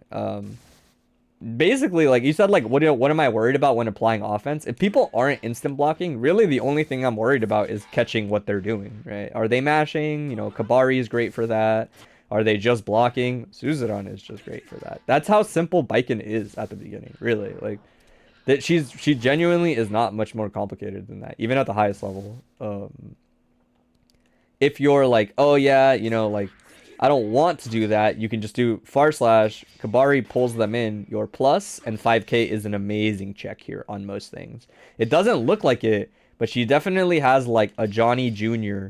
type 5k, where visually that is more or less her hurt box. She definitely pulls her forward hurt box up, which means it tends to low crush certain small buttons, right? Which makes that situation even nicer for her, right? When she's here, let's do this. The 5k will sometimes whiff depending on your spacing, right? Like if I was to do something a little further out like this, it should whiff, which means a lot of the times in those situations, I do just press far slash instead. You have to kind of learn to gauge the spacing on these things better to get better results on it. But yeah, that one's fire. You might notice a trend here where it's like, what if they just block again? Then it's like, your options are fair game, right? There's nothing that says you can't far slash into Suzuran again at that point in your offense, right? The big thing that's really cheeky about Baiken is that you can do these options as long as you keep the spacings at which you're doing them in mind, right? Like, it's not that you can only do Suzuran off this sequence. It's more that, like, you need to be far slash distance, period, to get a good Suzuran out, right? So no matter how you get there, it doesn't matter. In fact, if you think about it, what if I spaced this at like its max range? Huh, far slash hits at its max range, huh? That means you could do things like this at it close to its max range, far slash, and then Suzuran throw, right? There is, as long as you understand the distance for these things, that's all that really matters. Similarly, Kabari is pretty great as long as you're in about far slash range. A little further out, it's not bad either. In fact, it's your only option that hits sometimes, and that's important to keep in mind. But it really just is that simple, right? Far slash, Kabari, frame trap, right? With any button that hits. She runs that structure a lot versus anybody that is unable to instant block. Once you find people that instant block, I'll cover it just for the sake of being thorough. Though I will say, like, most people can't, and this is also just very high level, getting to a point where you're comfortably reacting to instant blocks without dedicating all your mental energy to that kind of thing. But you're only -2, right? On 6k and on Kabari, you're only -2. The fastest way for me to equate that to something else that you probably already know is that regular block Rokonsogi is also -2, right? So that puts in context the types of options that you have. The things that you are mashing in terms of Azami, super, backdash, up back, while being that -2 on Rokonsogi, are similar. There's similar situations here. If you see IB here, there's nothing that says you can't Azami because they think they can press a button now, right? Similarly, there's nothing that says you can't instant block and then press something else, right? If you do it correctly, again, a little more high level, you really don't need to worry about this for a long time. And I mean a long time. You can get by with just this basic combination of stuff for a long time. But you might sometimes watch me kind of hold space in this really weird, like, walk forward and just press heavies type of way. I'll do this sometimes at the max range of my heavies. A big part of it for me is just when people are better at IBing, they might instant block something like this, which puts me in a really awkward spot in terms of how do I run my offense from the disadvantage, right? It's pretty straightforward. A lot of times it's just Azami, backdash, or press the button if you're really feeling spicy. right? But we'll say, let me see, block everything, do instant block. So something like this is the adjustment I make, right? So like, if this dude IBs this 6K, I'm like, oh no, he's gonna press a button or whatever, right? They react and they press 2K. A lot of the times what I'll do is I'll backdash and I'll press a button to sort of punish their punish their punish attempt, right? Is the idea. Is, oh, they're gonna press a button, I'll just backdash it and then press 5H. And then a lot of the times 5H is a great spacing tool there. 5H, insanely underrated normal on Baiken. So good. Nobody talks about it. A lot of times it's just that. Sometimes you'll see me do something similar where it's like, when people IB this, sometimes I'll backdash and do this option again, right? Kabari, disjointed, active, and plus on regular block. You can think of this as like a pseudo projectile, right? It's almost something that, God, it's crazy. Like, to talk about how good this option is, I would be here all day. But the idea is, the psychological element to this is what makes it so good, right? At a higher level, even when people are instant blocking, there's nothing that says you can't backdash, take a little space, do this, and put them in the exact same spot again, right? Their problem was not solved. And then you do it again, microdash into Kabari again. Now they're worried about it, right? Now you do something like this, into this, right? There are a million different little variations of putting yourself at this distance, but this distance is generally where you're special canceling as Baiken a lot of the times. However you do it, it doesn't matter. And they're all very straightforward tools. The only thing we haven't covered, essentially, is just Tatami YRC, right? Tatami YRC is very straightforward. It is just the catch-all, right? Similar to other projectile YRCs, you're essentially trading 25 bar for, I don't want to have to be right. You know, I want to have my cake and eat it too. Mom said it's my turn type shit. Because all these situations, right? Like if you pressed far slash, you can now do like 2H Tatami and it can hit certain characters, not all of them. More realistically, a lot of times 2H off of close slash is fine. 2D Tatami is fine. Or you do off of 6K. Any spot Tatami can come out, you can basically always do Tatami YRC. I will say in general, 2H is the most consistent at setting it up. Moving forward again so that you're in range to get the splash is pretty important. Right, so you might do something like 5P, 2K, maybe far slash, less close slash, and then 2H to make sure you're in range a little more. Damn, that's still too far. Oh no, that was fine. That was fine. I thought that was too far. Right. Into Tatami range. Tatami YRC, right? Frame traps, catches jumps sometimes, catches blitzes, can be faster than certain reversals depending on the timing. Right, it's the king, right? It's one of those, like, I don't want to have to guess. I'm worried you might instant block, whatever it might be. I just want a free reset. A lot of the times, your only goal is resetting, and if you see them just blocking, take all that space, right? If I was Baiken here and I do this and you blocked it, I'm taking all that space, like all the way forward. I'm running deep and I'm starting my block string all over again. And that's kind of it. The only piece of the puzzle that's missing is, like, say you're here and you do just regular Tatami. Regular Tatami is safe, is the way I would put it. This is your safest ender. You don't have to interact with people, right? If you do Suzuran, you might be wrong. If you do Kabari, they might blitz it. Certain supers can beat it. They could also just instant block it, keep you like right here, and now you're in disadvantage instead of advantage. When I don't want to RPS with people, I just end in Tatami a lot more. It's okay to end your turn every now and then. You don't always have to go forever. It's easier to just keep going forever, especially at an intermediate level, because you're going to have a harder time on average in neutral and defense.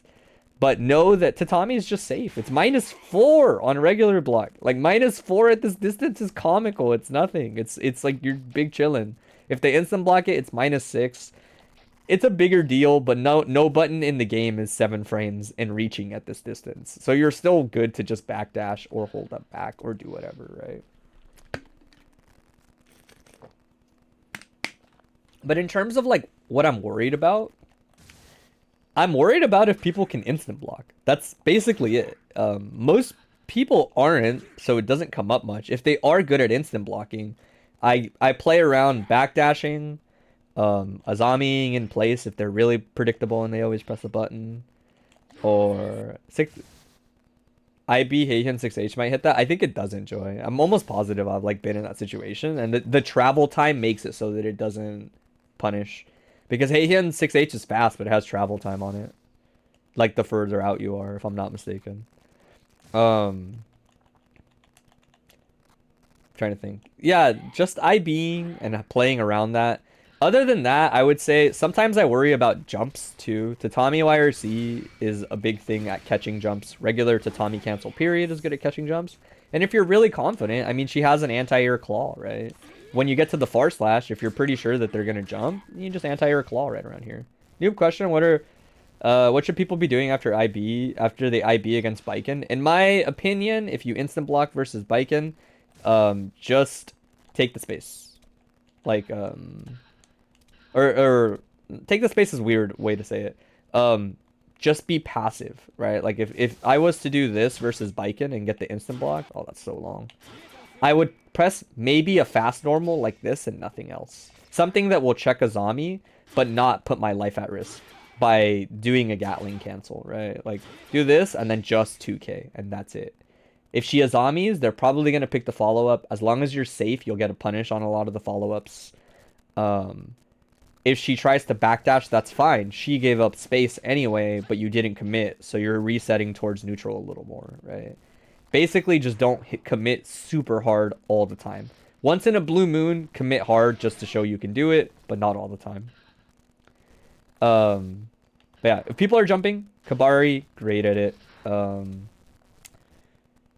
And then as far as like motivations for stuff, it's just B+ into frame trap or B+ into throw. That's like the whole idea behind getting to certain options.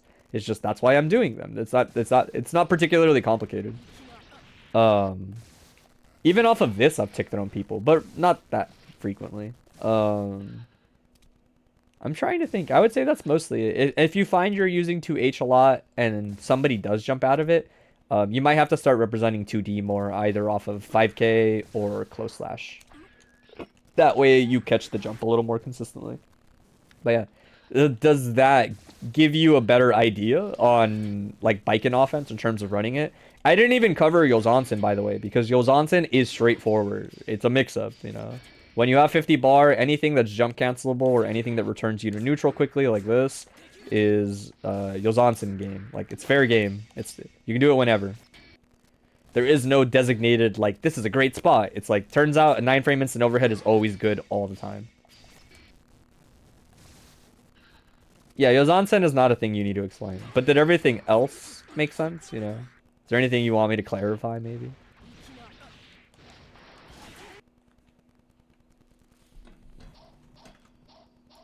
Or look it, or... I think that makes sense, yeah. Yeah, definitely focus on a lot of those. So, the last bit of advice I'll give... No, you're fine. You're fine. I'm glad that you're writing it down so that it sticks, hopefully. I will give one, like, piece of advice. I didn't cover it. You probably already know, but a big part of, like, how the offensive structuring works and why it's so straightforward for her is because when you're doing Kabari, a lot of the times, as long as you're spacing it pretty well, something like... if they block only the first hit here, something like far slash Kabari oftentimes leaves them in a distance where 5k reaches still. You want to pick 5k because you want a knockdown. You want to press 5k, 5h, and hit confirm it. Kabari is silly the same way that 6k is, right? The same way that 6k on counter hit confirms into 5k for an easy combo. After the situation, you don't have to do it preemptively. You can react. This is kind of the same. You can do Kabari into this and go, oh, it hit. You know, as long as you're in range, like around here, then... Oh my god, why is this hurt block so weird? Oh my god, I'm not hit confirming. As soon as you see the little squiggles, you're like, oh, dope. The whole time you're recovering, you're like, this is a hit confirm. God damn, this guy's mashing out. There we go. This is a big part of why Kabari is so good. Because you have that hit confirm instead of anything that's 7 frames or faster. For her, that just means this button, basically. But this is why it's a big deal. Even on regular hit, Kabari is potentially leading to a good knockdown. Keep in mind, like, if you hit this, you go straight into this Okizeme, where you neutral jump, and when you land, you're actually out of throw range. It might not look like it, but you're out of throw range. So you can do your offense pretty, like, unfuckwittable outside of reversals, right? Neutral jump tatami, neutral jump delayed air dash, neutral jump 2D tatami, right? A lot of options there.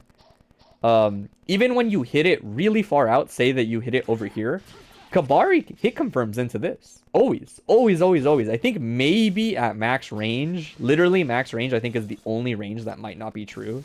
Let me see. But I'm almost positive, like, yeah, like Rokun Sogi follow-up always hits. So even at its max distances, playing for Kabari is great because at its worst, you get this into like a safe jump on a lot of the casts with jump H. Right? Which is huge. This is a really low commit option. So to get a knockdown is insanely good. Like, so valuable. That's a big part of why Kabari so good in the offense. And the more you use it and learn to hit confirm based on distance, whether it's Rokun Sogi into the knockdown or Rokun Sogi RC, or whether it's regular hit into 5k if you're close enough, it'll really improve a lot of your reward for using that option.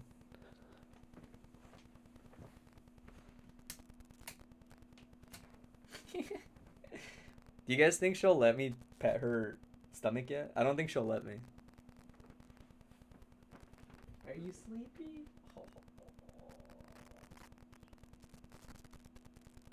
Oh my goodness.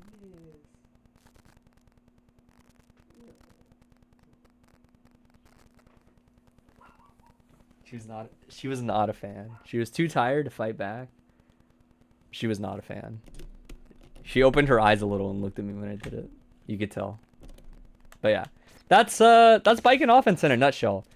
That's all you need to know. All of the deeper nuance, like, that shit will come up. Do not worry about it. I fight very good people and they are still struggling versus Baiken offense.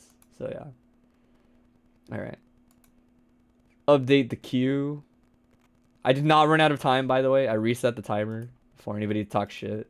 Yeah. Of course, anytime. Like I said, we'll probably structure QA a little differently at the end for next time. That way that there's not as much back and forthing. Oh yeah, true. I didn't add you to the queue. We just answered your question. Okay, we'll do Avery. We'll do Avery. Let's see. Start on this. We'll watch 2 games of the set, regardless of whether it's longer or not. We'll watch 2, maybe 3, depending on the speed of them. I will say, surface level thought, and I had quite literally this observation. Would you need a recent VOD to add to queue? No, you can link whatever. You don't even have to link yourself. You know, people link themselves, and there's nothing that says you couldn't have linked me, like, high-level play of your character, and we would watch it, which is really funny. I never said that, and nobody would think to do that because it makes more sense to work on yourself. But I do think it's really funny. Let me pause this because this is a tangent. I'm not going to waste time on a tangent. I do think it's really funny because you could, like, say you were learn, just be like, hey, do you want to watch this Hawken VOD and talk about why he's doing stuff? And have it explained? But it makes more sense to link yourself. But you know, you could actually just link high-level vids of other people.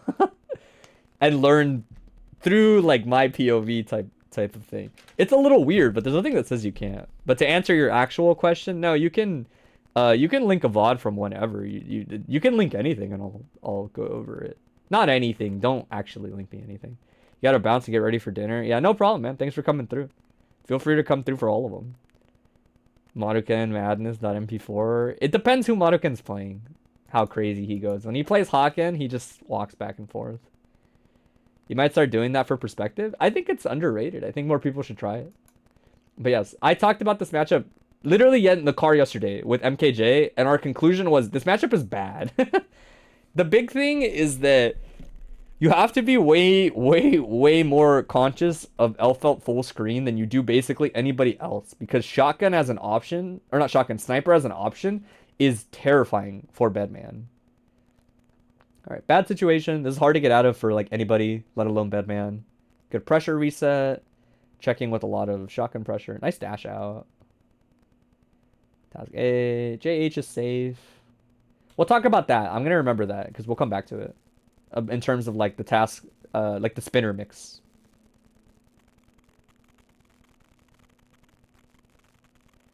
Oh, yeah. Pineberry the GOAT.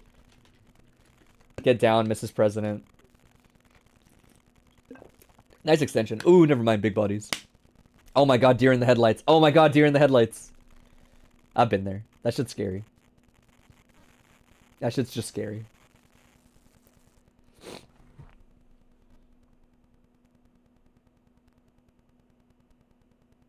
It's caught in the nooch. Just unlucky timing more than anything else. This is going to confirm into a lot more, unfortunately.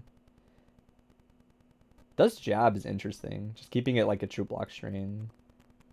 Alright, there's something else I'll check too. Something else important that I just kind of want to check out of curiosity. Because I actually don't know the answer. Good burst point, but unfortunately, obviously, it's too late. Alright, we'll probably watch the... If there's 3 games, we'll watch all of them.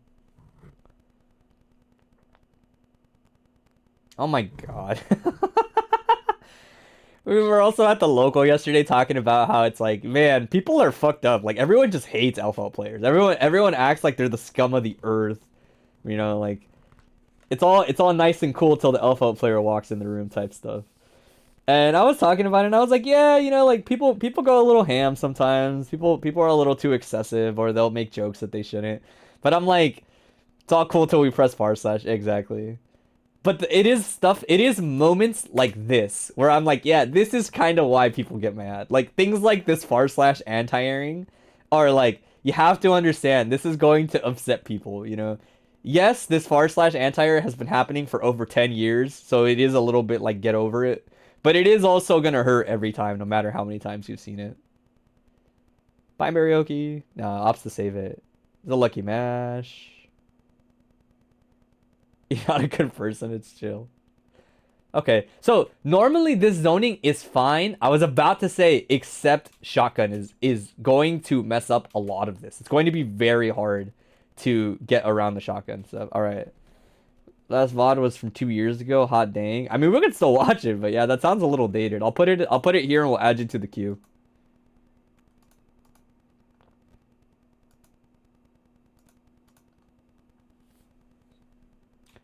Close / the other way, be like that. I've seen weirder shit. It's not a big deal.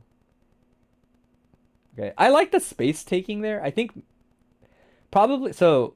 I will actually talk about this a little more. I think Bedman has a unique privilege and that he's good at positioning with walks, specifically to, like, if you were to commit to it, you could flex 6p here in a range where it only hits MKJ teching forward and being aggressive. And even if they tech neutral or do something else, you're probably safe, more likely than not. Learning to anti-air a space people could be in is a very important skill for a character like Bedman. It's important for a lot of characters. Bedman's one of them, right? Because that 6p could have won there. I'm not going to say for sure because Elphelt's air normals are really strong. But if you stick it out early enough in the right spot, it probably wins. I like the reglides. Committing there is rough, but I respect it, kind of. I get the idea. Sometimes you just really don't want to give up the offense when you finally got it. Yeah, that Bedman dead angle. What are you going to do? Let's interrupt. This situation is really scary. I will say, in terms of... Hang on, remove that one. I'll do that one then. Alright, I'll add that one after this. In terms of the situation here, like, this is really hard as Bedman. I will not pretend it's not hard because tri-dashing is going to be way less effective out of the corner than it is versus other people. You're probably going to either have to get a little more comfortable with the occasional armor dash or pushing out into something more concrete. But it looks like the tri-dash works out. Gets a little bit of Oki, nothing too fancy. Nice throw. Teleport. I think this is a true block string if you do it too fast. Not that that's like to say like don't do it. I am very, very unfamiliar with how the Oki works off Prime, like Task A Prime. But if I'm not mistaken, like this, when not instant blocked into like a button, is a true block string, right? So it's not one of those things where like they're not going to get mixed by this a lot of the times. I do know you have to do the setup a specific way. And then Task A Prime will start to mix up. Nice jump back. That was good. I like that a lot. I like extending there with that. That's a really smart option. Using the YRC off replay call to get the replay out. get your pressure started, and then kind of force the unblockable. He wasn't ready to FD. Nice block. Sniper makes Bedman's life hard. I will say, in my opinion, Bedman kind of gets to do this, I guess, a little more than other people. It's not too great, but because you don't have a dash, honestly, I would say this is for anybody. When you're up against Elphelt in sniper mode, just take the space slowly. It's okay. Focus on instant blocking or regular blocking. Either one's fine. Instant blocking would be better, obviously. But focus on, like, take a step. It's Uni. You're playing Uni again. Whether you want to or not, you are now playing Under Night, In Birth, whatever the new one is. Celeste something. Take a little bit of space, block it, and keep going. The big thing is once... Like, let me pull the whiteboard out real quick. The big thing is once she is in... Where's my whiteboard? Sis Celeste, thank you. What's up, Aneno? By the way, Aneno, you're doing only mids on Monday, right? Not Tuesday or whatever. If it's Monday, I'll pull up. I'll message you and we'll coordinate or whatever. But you didn't finish Tuesday. Okay, Tuesday then. I might not be able to do that. They want me on commentary this week. If you can switch, that'd be cool. Yeah, if you don't mind, we'll coordinate. I'm down to do it, but just make sure... just gotta make sure I'm not, like, busy on accident. But I am down. I'm super down to do it. Let me see. Oh, whoops. Wrong capture. Message me and we'll coordinate, for sure. Elphelt Sniper is one of those things where you take a little bit of space and then you stop. And then you take a little bit of space and you stop. Rifles minus 14. If you're in the air, it's way easier to hit you. Yeah, the thing is it's less about being in the air and it's more, I think about it from the perspective of when she's over here in Sniper, even if she does shotgun into S immediately, she only goes like this far. You know, the idea is once she's in this mode, she has to leave this mode, and it doesn't happen instantly. It happens very quickly, but it doesn't happen instantly. But the way you lose to Sniper, in my opinion, is moving too quickly. Bedman actually has a pretty good walk for walking and then blocking and then walking and then blocking. And once you get close enough, they won't keep Sniper out. They know better than to keep Sniper out. But I think the faster you move, the more you lean into how Sniper works. Because remember, as long as you move and then stop and then move and stop, when she repositions the reticle, it gets rid of the unblockable charge. That's how it works, right? See how, like, when he moves it, it has to reset and do it all over again? The unblockable won't hit you if you just don't stand still. But don't run forward, you know? You just take space slowly. You have a lot of time before it unblockables you. Nice approach. Gets around the Sniper either way. Yeah, that's rough. That's rough. He was just looking to bait and let her out anyway. There was no reason for him to commit at that point when he went into shotgun. He can just block and then run the Oki after. That's tough. Run up close slash is brutal. Extension. We've been here before. This looks very familiar, unfortunately. This time goes for the overhead off 5p. Jail. Guess for game is up. Here it comes. Oh, low blitz. You're dead. Yeah, that's tough. That's tough. We'll talk about some stuff. Let me finish talking about Sniper a little bit. Because I find that in that matchup specifically, you're going to have a lot of instances of having to deal with Sniper.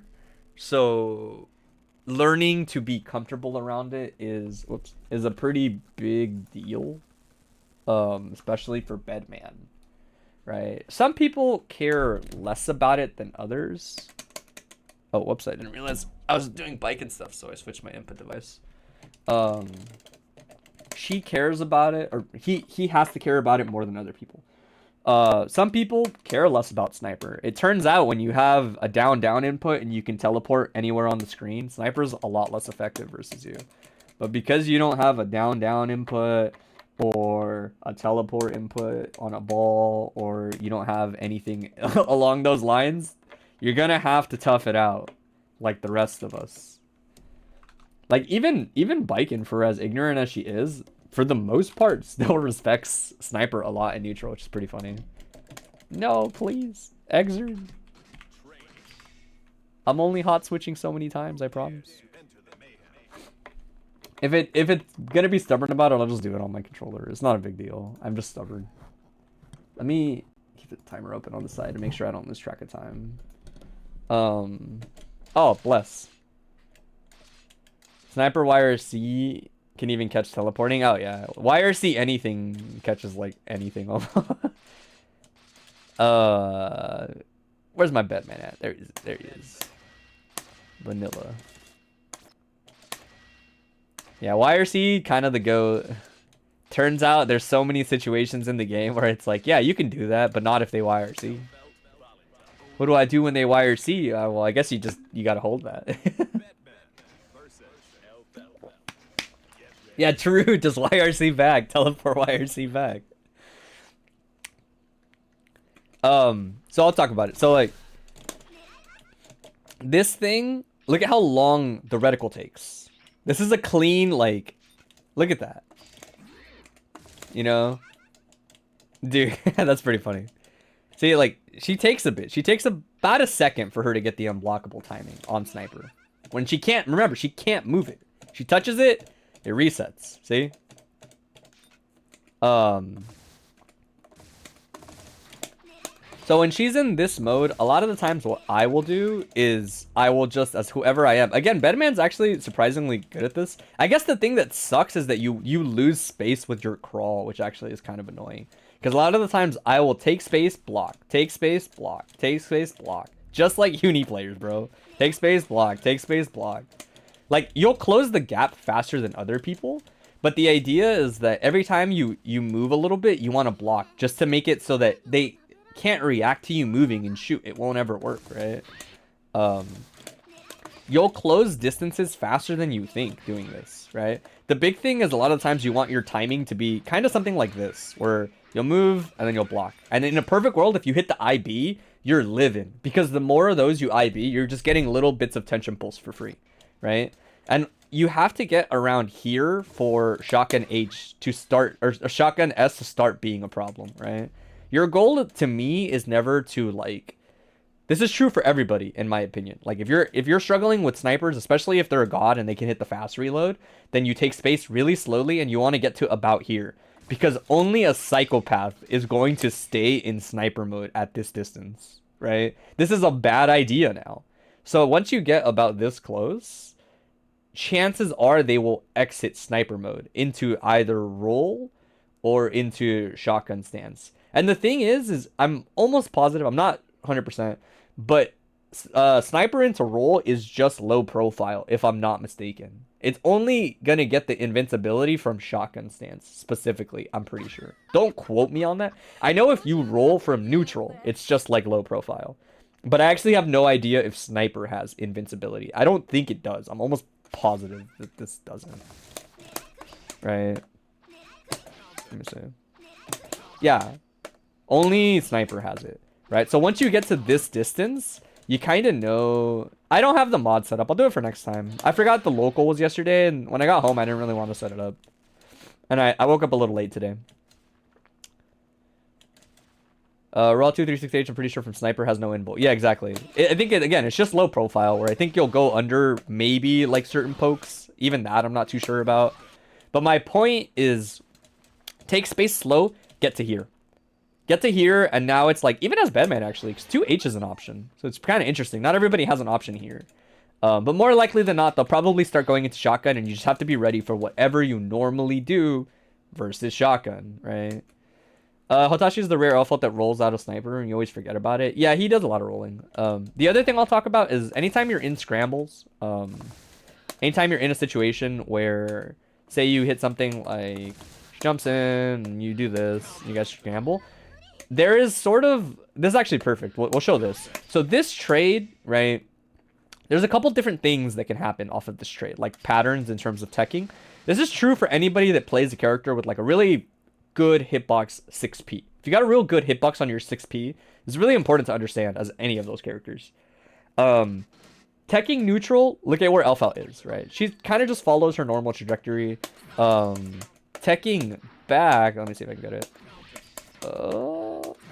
Teching back, she's gonna go oh wait, whoops. Teching back, she's gonna go mad far. Let me see.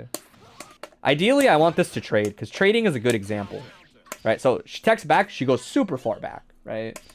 Teching forward, obviously, puts her like a little bit forward. She kind of hangs in the same spot, more or less, but you'll see sometimes that she will like pop a little forward from where she is.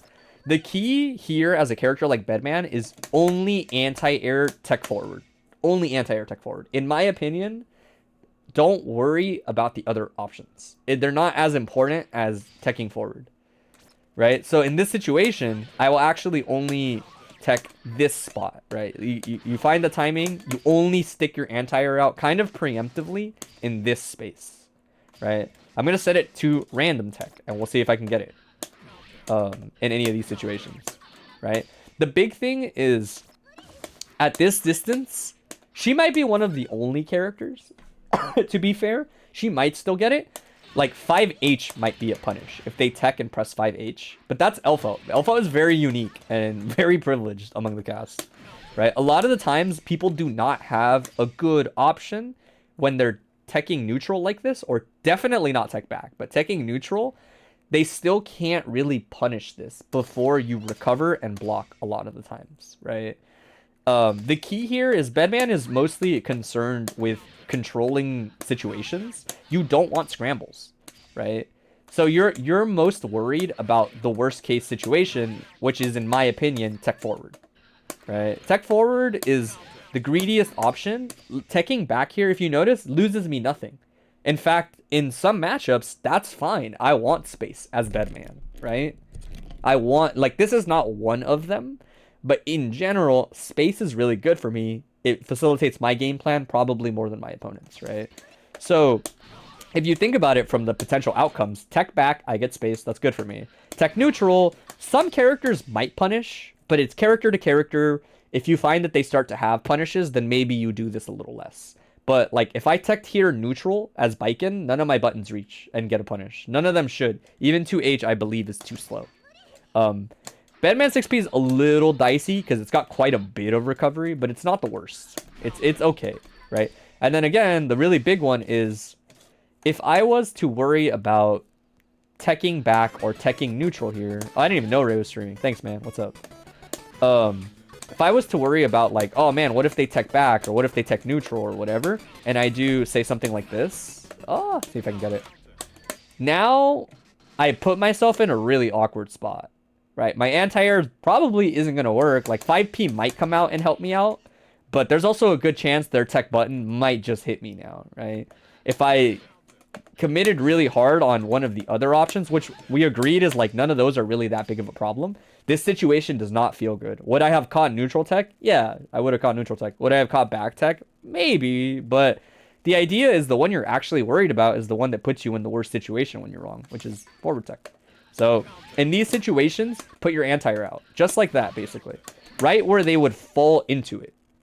Right? And if they hit, you're like, oh, sick. Let me just press, I think maybe close slash hits, but there's a strong chance you just have to hit confirm into bed slam like immediately in that situation. But yes, this is true in a lot of situations. This is just an ideal situation where, like, say you try to anti-air and we both recover around the same time and scramble. This is how you work that anti-air, to control space as Bedman, right? And then you just Tasty or whatever you do after it. Depends on altitude. Obviously, this is situational. But yeah, if you don't already do that enough, do that more. It's very good for Bedman, especially because he's really good at walking into that spacing, right? Like, he'll get there a lot easier than some other characters will. He'll just walk towards it and then boom, right? This is true in the corner, right? If you were to scramble in the corner like this, same idea. Walk back and only cover like tech forward. You know, whatever angle that ends up being in situations like this. Only worry about tech forward. Oh, we'll talk about spinner. If you have task B and you opt for this and you do it as a meaty, I see you opt for a lot of jump H. Jump H is cool. It's a lot of hits. It doesn't have like that much block stun on it. So when you do like say like super jump, oh my god, Bedman's so weird. Super jump JH like this, it's cool. You know, it's got a lot of hits. Most of the time, once people know how that button works, it doesn't really open them up as much. If I'm not mistaken, let me double check. I think, let me see. Is it this and that? Yeah. The more standard type of mix-up I see a lot of Bedmans opt for here. Like if you watch KB Nova, you'll see him do it like right away a lot of the times. Is if he's running, he usually sets up better Oki, but if he's ever running spinner and he does something like spinner into tri-dash, the mix-up is a variation of essentially like a really high hitting JK followed by like a lower hitting JP like that, so you get two highs, or they pick JK into, I think it's JS a lot of the times, where you essentially like whiff the follow-up button, land, and then go low really fast. I believe it's JS. Let me see. I wonder if it's... It might be like off of JP. I think that might be what it is. But let me double check. With JH? Is it really? I thought JH would come out too fast. Maybe this is faster than this. You might be right. You're probably right. But yeah, my point is like learn to time. Oh, it's still too high. There we go. It's a little better. Learn to get the spacing and timing for this further out. This, yeah, that's a little better. No, I think it is JS, bro. No, you're right. No, you're right. You're spitting. And then do the lows, right? Bedman's real mix up there a lot of the time is just doing two highs like this, or doing one high at the similar altitude, whiffing the second one, and then immediately 2K'ing. This is a very standard, like, this is how Bedman runs super low reward, but super, like, effective Oki here. And then if somebody is just nice at blocking, then you walk up and you throw them, right? You do one button, same whiff sequence, and then walk up and throw, right? And then you get your combo. The big thing is I see you do a lot of jump H, and again, like, it's cool at the beginning, because some people aren't ready to block all the hits, but eventually people get good at blocking all the hits. You also have no notable Gatlings off of this, from my understanding. It's just like, once you're here, that's your life, you know? The big thing is when you pick these options, there's nothing that says you have to actually commit to them. You can do things a lot of different ways. You can even tick throw off of the double high, because JP doesn't have a lot of block stun. So it's like, ooh, tick throw. There you go. Right?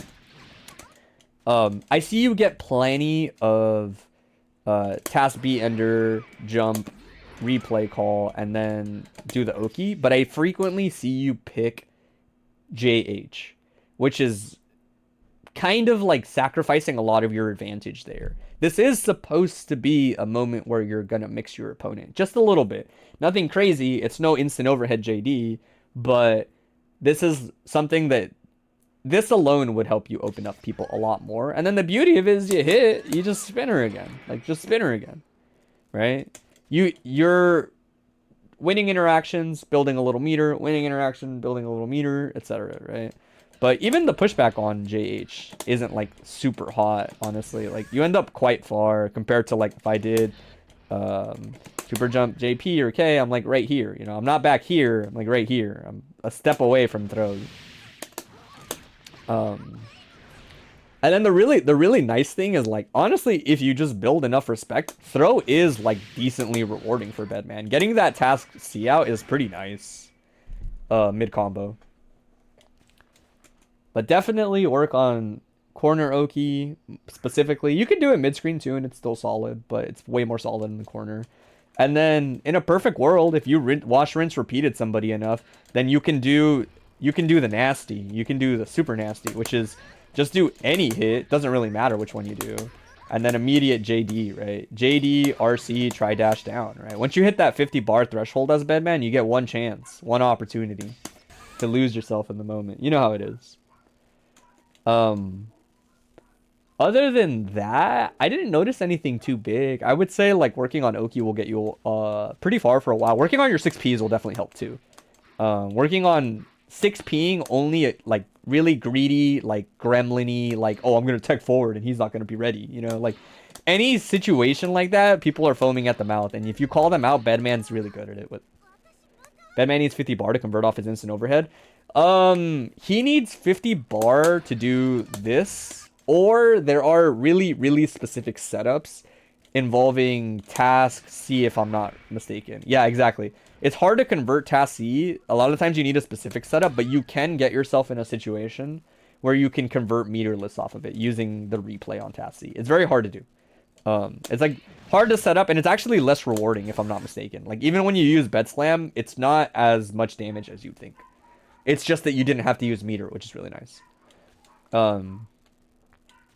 Yeah, other than that, everything seemed fine. I think the zoning patterns are fine. I think your understanding of like 2H and 3H is pretty solid.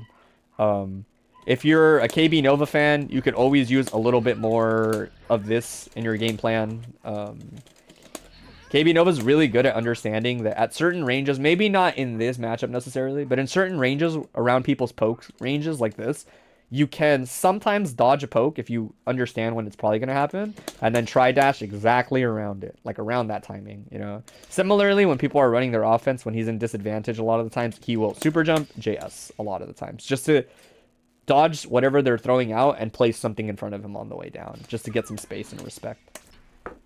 I'm going to turn my cam back on so we get the cat cam going. But does that make sense so far? And do you have any like questions maybe outside of what I've covered?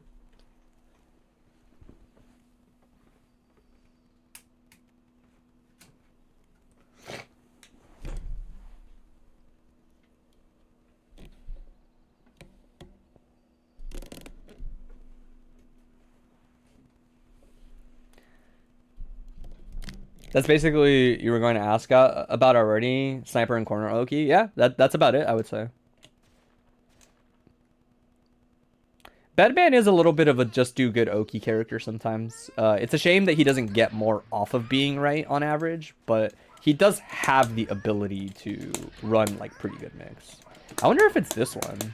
Yeah, that's what it is. Where they'll do, sometimes at really high altitude, they'll do two JPs like this, right? They'll do really high hitting JK. I couldn't remember it. That's definitely the sequence.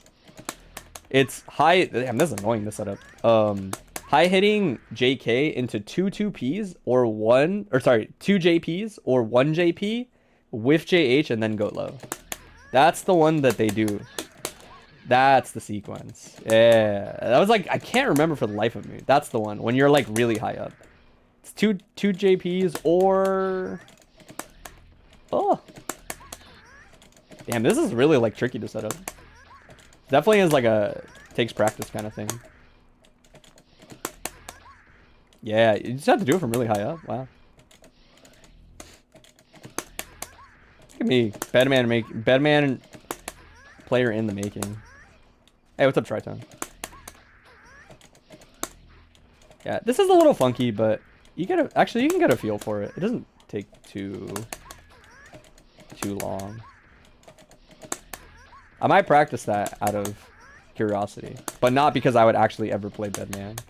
Yeah, if you're comfortable with it, this is the one I was talking about. I couldn't find it earlier. It is definitely super jump, high jump kick, 2 punches into the low, or 1 punch with JH, and then you're right on top of them when you do the low. Like this, or let me see. Oh, it's so weird to do the fake one. Yeah, that's the one they always do. I couldn't remember. There it is. Or you just fake it. That's kind of cool. That's interesting. You get a lot of like different options there. But that's the one I was thinking of. I think that's the one KB Nova does every now and then. And GC Yoshi does that too, actually. He does that a lot. Alright. One other down. Look at that. Time to spare. Cool, thank you. Yeah, no problem, man. Glad we could cover it.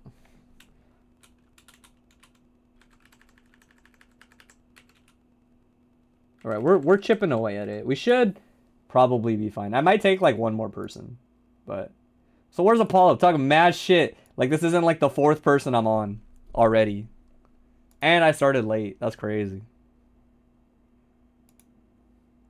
We're on pork bun. Pork bun sent... Not this. This is Bridges. Somebody sent me Judson? Who gave me this? Hey, what's up, Thumbtack? Who linked me? 824? Hold on. Let me close some of these tabs. What's going on here? Oh, I found it. Okay. Alright, we're done with this. Timer's over here. Who linked this? Do I need... Oh, you know what? You misclicked. This is old. This is yours. I clicked the first one. I forgot you linked the wrong one. I was so confused. God damn, we've been playing this game for a long ass time. Alright, there it is. Alright. Hang tight, we'll get to you. We're on pork bun. God damn, 37 minutes, huh? This is what I like to do. We're gonna skip to about 8 minutes in. Maybe a little, actually, no, 8 minutes is fine. We're gonna do 8 minutes in and we're gonna start from here. That way some of the initial level 1 has already happened between these two players.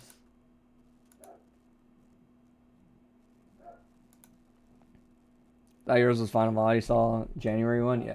Yeah. Let me update the queue, by the way. I said I would put pack and I didn't. All right, so we are probably like tapped out actually. We should be fine though if I keep pace.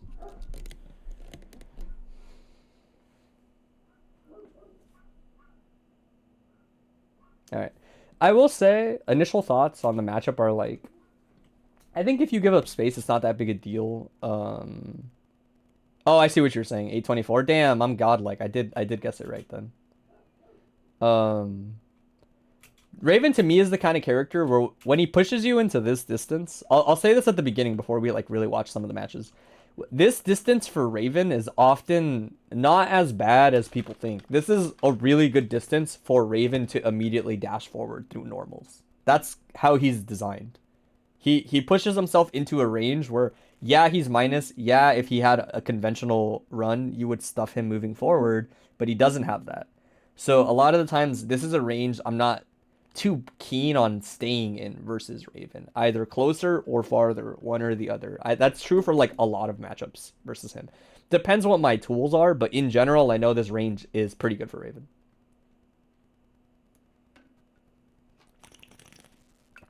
Nice, gonna get some shock and Oki. I like the jab check, smart. Good jab check from them.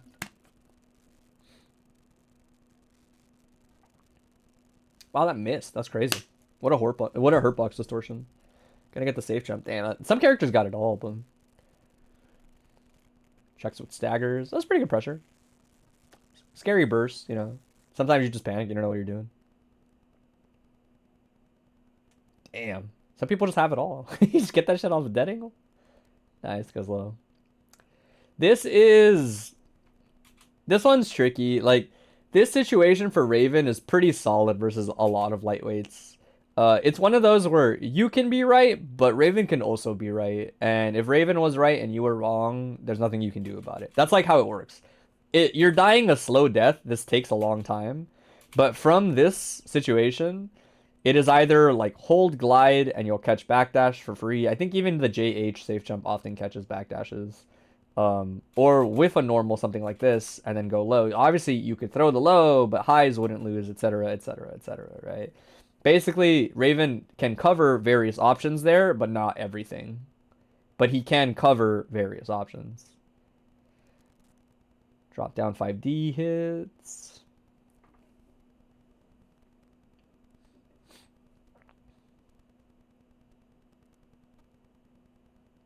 Nice check at round start. It's hard to stop that glide without blitz on deck already. 5D hits really far. Time to block some pseudo mix. Interesting to do that option early. Command grab finds its mark. Doesn't need to RC. Already has enough excitement. This is real Oki now. As real as it gets for Raven. Air dash out. I respect it. It's not a bad idea. Dead angle IAD Pineberry pull safe jump is one of the millions of reasons you've stuck with Elphelt last year. It is definitely some like Grand Blue versus type shit, that's for sure.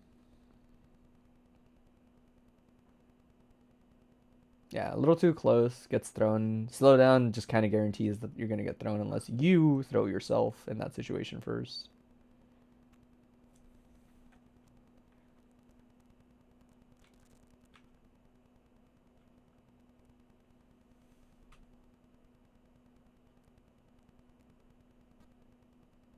Yeah, so like again, this situation tough, right?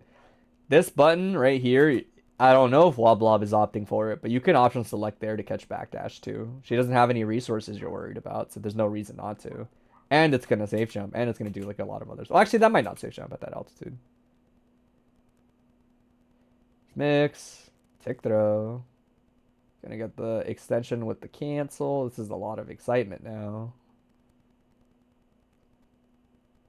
2H is interesting. That makes sense that you get out. Nice escape. Little like overly aggressive on the approach, I would say. Raven, again, I was talking about it yesterday with MKJ, but to me, Raven is a character where you're not in a rush a lot of the times to fight him. The more nice sniper. The more in a rush you are, sometimes the worse it can feel. I like this. I like slowing the pacing down. Sniper's fine. You don't want to hang out in it too long because any good dash can definitely give you a hard time. Good stuff on Wobblob. It's hard for people to get around TK scratches and stuff like that when they're not comfortable. He's very effective when patient. I'll talk about it. I'll talk about it. I'm definitely coaching for the other side.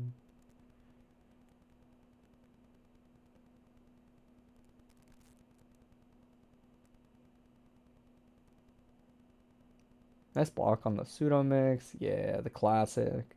Jumping a little too early. That's not going to combo. Yeah, the ball hit was a little weird in the scratch. That's not real Oki.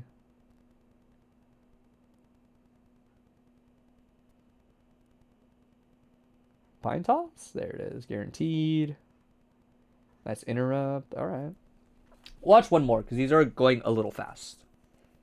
So we'll watch one more and then I think I have some stuff to talk about.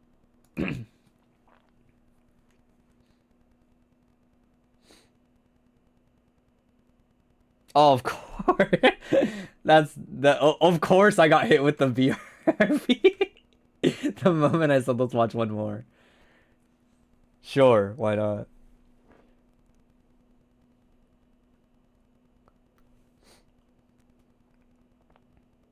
I like that backdash.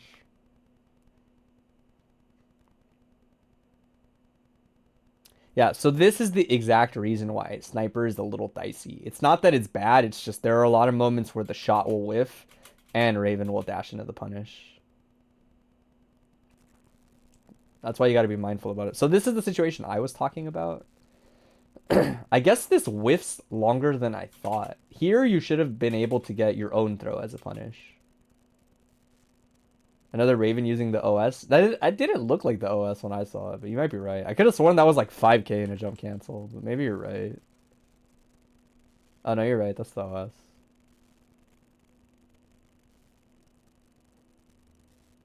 AD knockdown into not real Oki, basically.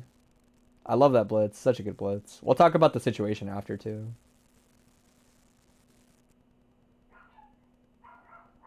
Yeah, that was super duper like that was not meaty.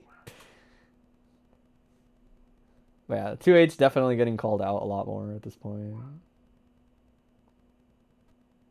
2K5D hits. Usually backdash doesn't work versus glide JK, so you think you just got lucky there. Depends how they time it. I know what you mean. I've definitely been hit by it. It depends how they time it. It can work. That's a good air-to-air from their part. We'll talk a little bit about like Raven block strings too, a little bit, because I see a lot of like struggling versus it.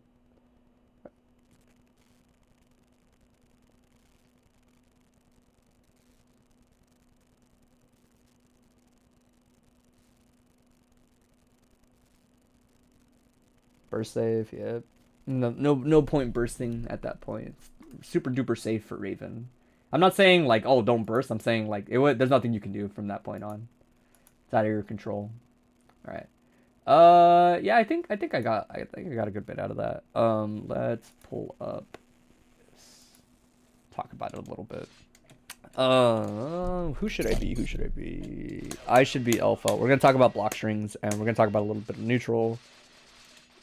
And I already kind of, you don't really need to talk about it a lot, but I'll mention it briefly, is the whole, like, sniper is dicey in this matchup. If you are literally full screen like this, sniper's okay. And I say okay because it could be better, but the reason it's okay is because Raven's long dash doesn't reach you completely, you know, like, he exits the dash here. He can still keep running and hit you, but the difference is, at least from over here, Raven has to commit really, really hard to call you out. But if you're even just this distance, sniper is already just not the best idea. Raven can essentially just move forward and hit you, right? It has its places, but not really a sniper type matchup compared to others. I will say, this range, I didn't see as much of it. I did kind of talk about it with MKJ. I don't think that high toss is all that relevant for Elphelt in this matchup, personally. I'm not an Elphelt player. I'm not a Raven player, but just knowing both of these two characters' toolsets the way that they work, Raven can't air dash at you. He'll never air dash at you. In fact, he can only come at you from forward angles. He'll never like occupy this diagonal space up here effectively. Yeah, he can jump, but Raven also has a really high jump arc like this. And it doesn't lead into any movement that doesn't end up right in front of you anyway, right? So I think high toss, in my opinion, very overrated. If you're going to get Pineberry out and you're going to use it, just toss it in front of you, right? Is my thought process. Even if you did nothing after tossing it, that's fine, in my opinion. Because it turns out, even if this situation happens, which sometimes you'll just stuff them, but even if you don't, keep in mind, I think it's active even after the little bounces, right? It's active till it touches something. So dashing through this is a taller demand than you might think for Pineberry toss, see? But either way, we'll do full dash. We'll try to time this as best as we can. Right? Even situations like this, I don't think are that bad. Because something people don't realize is Raven pushes himself out a lot in his block strings, potentially, right? So something like this, let's see, is a lot more, oh my gosh, I'm so bad at low toss, is not like as bad as people might think, right? Because the explosion's gonna hang out over there and Raven has to worry about it. But really my takeaway is more like, this won't really hit Raven half the time anyway, so you might as well put it in front of you. Especially for a tool that when you toss it out, if you get a hit like this, you're going to pop it with anything like 5H or shotgun shot if you're ready, you know? Very important to keep in mind, but also just good at protecting you on the floor. Helps cover the dash. I think tossing this out doesn't have many consequences. Other than that, I've talked a little bit with other people about how Raven Dash works in my mind, and it's like, if I think Raven Dash is gonna happen, sometimes instead of doing this, or in a range where I would normally stuff forward movement, sometimes I will hang back and press my closer hitting buttons later, like this, as Raven escapes his dash. It generally forces, like, different responses from Raven. If you're comfortable, like, identifying when Raven's probably gonna dash, and this is kind of true for everybody, you don't picture Raven as a character you interrupt in the middle of his dash. You picture him as a character as he exits dash, you interrupt him. He has ways around that. He can shorten his dashes and then long dash. But the idea is, if Raven isn't even thinking about it, you gotta lay some foundation and make him be like, okay, maybe dashing through stuff all the time is, like, not a good idea if they're gonna react a little bit later and press buttons like this up close. Right? It all depends on how the Raven dashes, but getting them to be a little scared on sending it all the time is very important. Another thing is, this is a little vaguer in general. This is what I was talking about earlier. To me, Raven is a character that you should take your time to fight. You have 99 seconds on the clock, so it is Raven. But Raven is a lot better at stopping people from, stopping people that are just running at him than characters that take their time. Raven is kind of built to catch people running at him. 5H insanely good as a stop sign. This button is game changing in certain matchups for him, right? The reason being, it's just active. It's got a great angle. This button defensively, so good, right? It's so godlike. If I was to, say, instant air dash at the right height, boom, 5H hits me, right? If I was to run forward on the ground to try to press the ground normal, 5H hits me, right? These are tools that are getting punished because I'm trying to brute force my way in, right? Air dashing, instant air dashing is the fastest way to close the gap in a lot of matchups, right? He is so good at punishing you for taking space way too fast, right? That's not to say that he can't do the same if you slow things down, but if I was to try to simplify the way I'm conveying the idea, it's just playing fast versus Raven, especially if he has the lead, is like asking to lose. Whereas playing slow is just playing the matchup. You know, that is how you should try to fight Raven in order to not give him really easy wins. Like, at this distance, 6P is really, really, like, unfuckwittable, right? At closer distances, like around here, 5H is really, really hard to interact with. Unless you start to be more deliberate in how you play versus him, right? 5H can punish this move at the right distance. Like, over here, oh shit. I did not put enough respect on it. Oh my god, this move's brawling. She also just has that extended hurt box. 5H hits. 2H I think would probably hit if you're like ready and you know it's gonna come. What button? I was talking about Raven 5H in terms of how good it is at stopping people. But yeah, I noticed a lot of you getting impatient. A lot of like running forward and landing on him. Raven is a little tricky. You usually, in my opinion, want to be like around here or further out, right? Here is fine. Here is okay. Here is kind of bad because this is when dash feels the most threatening versus Raven, in my opinion. Dash is going to perfectly kind of like go through a lot of your shit in around this range as you press it. Like, the Raven dashes, and I'm around this range, and I press a button. It's going to go through it perfectly, right? So this range is where I find dash is the most intimidating. Once you're around here, it's not too bad. Usually once you're in your poke range, you have better pokes than him in terms of, like, numbers. But take that space a little slow. Don't be afraid to, like, get to here and then not worry about it. Pay attention to how the Raven is moving, right? We talked about, like, interrupting the dash a little bit, too.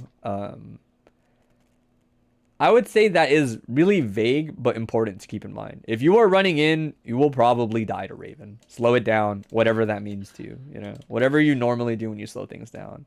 Besides this, I guess. But even, like, slowing it down and working this button, or retreating into air buttons, or pulling pine, taking space, tossing it. The last thing I'll probably cover a little more, because this is, like, unique to everybody should kind of think about this. This plays in part to playing slow versus Raven, in my opinion. I talked about how this situation isn't as bad as people think, and that's because Raven dash kind of just complements the situation really well. That's how he's designed. If you're not good about how/when you press buttons here, right? Oh, he's minus. Turns out if you press a button at the wrong time, he dashes through it, right? The spacing is really ideal for Raven. He might be a little further than he'd like to be as a character, but the dash will still get the job done, right? There's different ways to handle this. Pressing your button later is one of them, right? Knowing that he's going to dash through is one of them. That interaction farms Axel players. I could see it. It's scary because it should feel like a situation where, yeah, Raven is minus, I'll interrupt him. If they're abusing their dash too much, you got to check it in different ways. Either immediate button. She doesn't have one, but YRC options are really good here. If you have a projectile YRC on this disadvantage, right? Scratch Ender, and it seems like they're probably going to run forward. Projectile YRC here is really good for a lot of characters because it removes you having to guess in this spot. She doesn't really have one of those, so it can get a little awkward for her, but that's fine. Jumping is fine. If you jump, pressing a button early is a lot better than people would think. Ravens oftentimes react to your jump and try to air throw it. So sticking something out early is really good. It might not feel like it in the moment, but this is pretty solid. 5H YRC fits the belt? Maybe, actually. You might be right. But yeah, it's more, the way I would put it is like, it's not quite the same. The other ones hang out after you Roman cancel, but that's fine. She doesn't need it, right? You could also maybe just opt for something a little more active, like 2H, right? My point is not to tell you to make this RPS. I don't want you to gamble here all the time. I just want you to understand that pressing a button like this will not work, if that makes sense. Like, pressing a standard / here or 2S doesn't work here. See? A lot of these are not, like, super great. Bridal's your best option if you want to gamble. That makes sense in terms of active frames. I could see it. That's a good point. That's a good YOLO option. I could see it. It would probably only lose to, like, scratch in place, basically. But either way, pressing a button late's fine. Jumping and pressing a button early is fine. Blocking, again, is just fine. Raven, to me, we're going to cover, like, a couple big things, and that's kind of it. That's all you really need to hear. Raven, to me, is a character that's either finally doing this and pushing himself out and then re-dashing, most likely. Or Raven is a character that does this and dashes back in and keeps doing these. It is worth noting, Raven is not plus on these normals. I don't think Raven even has a plus normal. Off the top of my head, I can't think of any. They're all minus. He just has some pretty generous Gatling windows or natural gaps. Like this one has a natural gap on it, if I'm not mistaken. Yeah. So he's either close slash is plus word. Okay. Yeah, that's the only thing then. That makes sense. My point is more like, if you find Ravens are staggering on 2S and then running forward, or staggering on 2K and then pressing something, every now and then you need to take initiative and press a button like /. You know, press a button like / or 5K depending on range. Raven is not a character that should comfortably like do re-dashes all the time. He's not supposed to do these, is the way I would put it. He can do them, right? There's like stuff you can do with like 4P 2K, 4P, like you'll sometimes see like little strings like that come out of people, and those are pretty solid.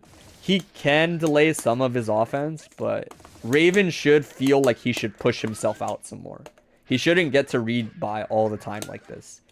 You know, if he's doing it a lot, pay attention to where he's doing it, and don't be afraid to press a button pretty preemptively versus it, right? Like, see how if I'm waiting, I get stuffed.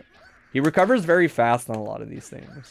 So you have to be pretty, like, take the wheel and every now and then just call that dude out and be like, no, this is not gonna fly. I will mash, like, 5K in 2H and then hit confirm.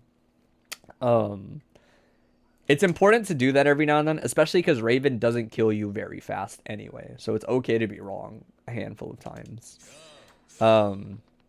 You really do want them to feel like they should push themselves out some more. It's a big deal. The other one, although you did it, I said we'll cover it. This situation. If Raven is within the range of jump cancels on his normals, this should be like a thing everybody practices. You know, sometimes it's easier said than done. Sometimes not everybody is like comfortable doing this. But blitzing glide on reaction is borderline necessary. Like, there are a lot of things you can do. I was talking yesterday about Kinjay, and I told him, like, you can air throw this option as a lot of characters if you do it right. That doesn't mean you should do it, but it means, like, you can do it. There are a million things you can do. Everyone's like, just do 5P. You can do 5P. 5P has startup.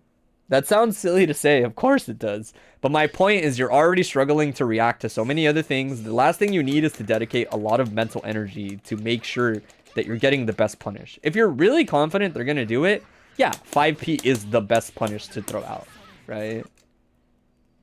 You literally asked Amendo about this last night. That's funny. Yeah. Everyone has their own opinions. Days might be different than mine. I'm not a big fan of making stuff like this my game plan. Sometimes if I'm really ready, I will 6P his glide or something. 5P versus Blitz, yeah. The big thing is Blitz is just easier. Blitz is more forgiving. It's a 1-frame startup.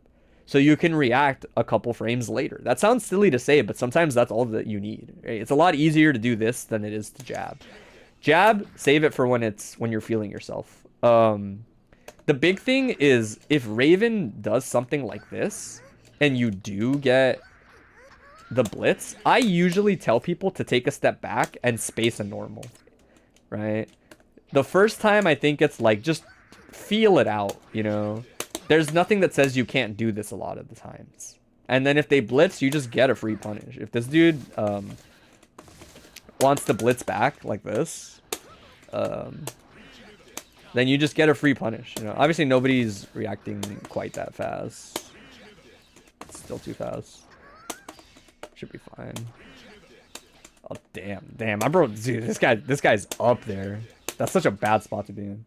You always want to point this out, but don't you always have to directly counter? Just jumping out on reaction is not a bad idea. The thing is it's the same thing in NO. Jumping out to me is a lot like, by the time you react, you won't get this. And I don't want to tell people to hold up versus Raven a lot of the times. He doesn't have great lows, but he does have like 2K and 2D. Right? That jumping out as a reaction, I don't think is real. Like, I don't really think it's real. Glide almost always hits you jumping out, in my opinion. Preemptively, sure. But yeah, do this, space it out, and bait the blitz. If they don't seem like they're taking the blitz back on you, then take your close slash immediately. The big thing here that people don't realize that's really tough for a character like Raven in this spot is he's in an aerial situation. Getting blitzed in the air feels way worse than getting blitzed on the ground, because you have to guess the timing way more accurately. You can't hold your blitz charge even if you wanted to, right? So they could do close slash immediately. They could do close slash right before you touch the ground. Like, blitzing back here is really scary. So a lot of the times I don't even do it. Like when I play answer and I get blitzed in the air, I don't even blitz back. It's not worth the risk, right? The defender that blitzed here has a ton of control over what they're doing, right? And the safest option is just wait around and then press 5K as they land. If they blitzed in the air, you'll get the counter hit when they land, right? If they didn't, you'll usually start your offense. The blitz you did was great. I think walking back and doing a 5K will give you a lot of mileage off of it. And this is true for everybody. Anytime you get like aerial blitzes, even if Raven jumped on you and did something like this and you got a blitz on it, like, just wait. You have the whole time that he's falling, it's reject state. Like, that's so fucked up. People don't realize how terrifying that situation is. You could press a button immediately like that, or you could walk forward and then do it. And the whole time that dude has to guess when the reject timing is. It's terrible. It's terrible. Other than that, I would say I didn't notice anything too different from before. I noticed you're doing a better job of representing backdashes a little bit more. Backdash in neutral is really solid. I saw you use it a couple more times. I see less jump back JD. Jump back JD is great, but it takes a lot of time to start and finish this action, is the way I would put it. And if your goal was to just move back to that spot, you could have just backdashed. It takes significantly less time. It's still very safe. Yeah, you don't put a hitbox in front of you, but this hitbox is pretty high hitting unless you wire see it. So backdashing is a very, very, very good alternative to repositioning there. But yeah, that should give you some groundwork to pick away a little more at the matchup. If you have any questions, let me know. I'm gonna turn my cat cam back on.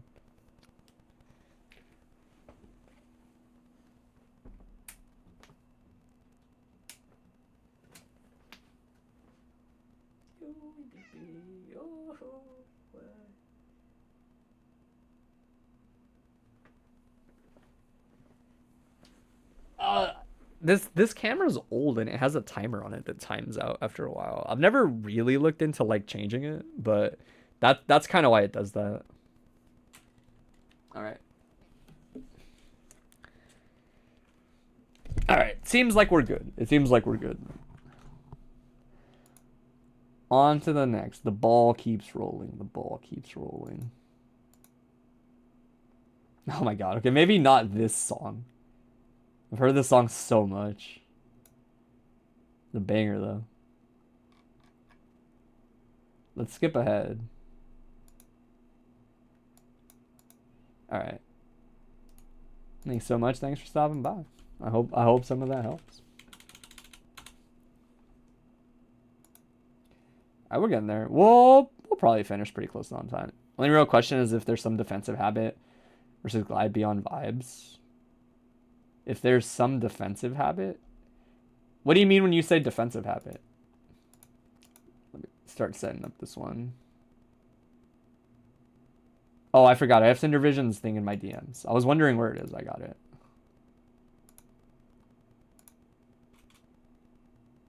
Oh, I thought this was from Only Mids. Oh, wait, wrong Elphelt. Wrong Elphelt.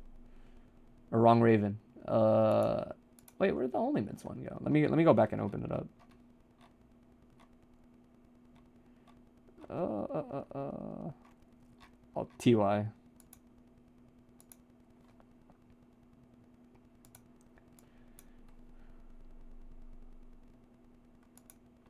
Alright, we're good. I will say initial thoughts. I remember watching this set and thinking Bridge would have probably won this, or at least made this significantly closer. Like you would have definitely made this a lot closer off the top of my head if you stuck to your guns and like never committed, basically. I remember there were distinct points where you were just kind of letting Gracidia like kill herself and it was working out in your favor, and then you would get a little greedy on one interaction and just kind of like lose because it's Baiken. This is fine. That's a punish. Good punish. Yeah, that's tough. Trying to bait a zombie, probably. Nice interrupt. Kind of spooky to interrupt there, but it worked out. Yeah. I will say, I mean, elephant in the room is always like, Baiken has really standard burst points a lot of times. If you like look to only ever burst the air, that alone always improves consistency versus Baiken. Because she's such a momentum heavy character that like, if you don't stop her as she's starting to win exchanges, then things get bad really, really fast. If you're already in a block string, if you're already blocking glide, say on Oki, you know Raymond's main thing is unreactable mix, but some specific way to fuzzy. Yeah, you're supposed to do like 4-4-1-4. It is a little like this one. It's 4-1-4. It's like just a basic fuzzy a lot of the times. Yeah, I think that, yeah, there's literally an in-game tutorial for it in the missions, I'm pretty sure, yeah. Yeah, it's a high-low mix. A standard like fuzzy block will get you a long way. If I have it bookmarked, I'll see if I have the Romola tweet where she shows like how to OS it or something like that. But I don't think I have it bookmarked anymore. Oh, dropping that hurts. Yeah, so situations like this. Well, I'm not going to like pause every time, but there were a lot of moments where you held really good space, you reacted to her approach, and you got to punish. Like, distance almost always seemed like it worked in your favor when you were fighting Gracidia, and not vice versa. You can make dinner thanks for the VOD review by osmosis? Yeah, no problem. Be careful teching there. Teching forward's really dangerous. Onson's mad damage. You figured you'd ask? That's basically the mission. Nice block. Oh, that's terrifying. It might seem to the unknowing viewer like why just let that throw happen, but people don't be realizing Baiken got frame traps, man. Like, it's scary. Interrupt works out, but this Oki kind of sucks.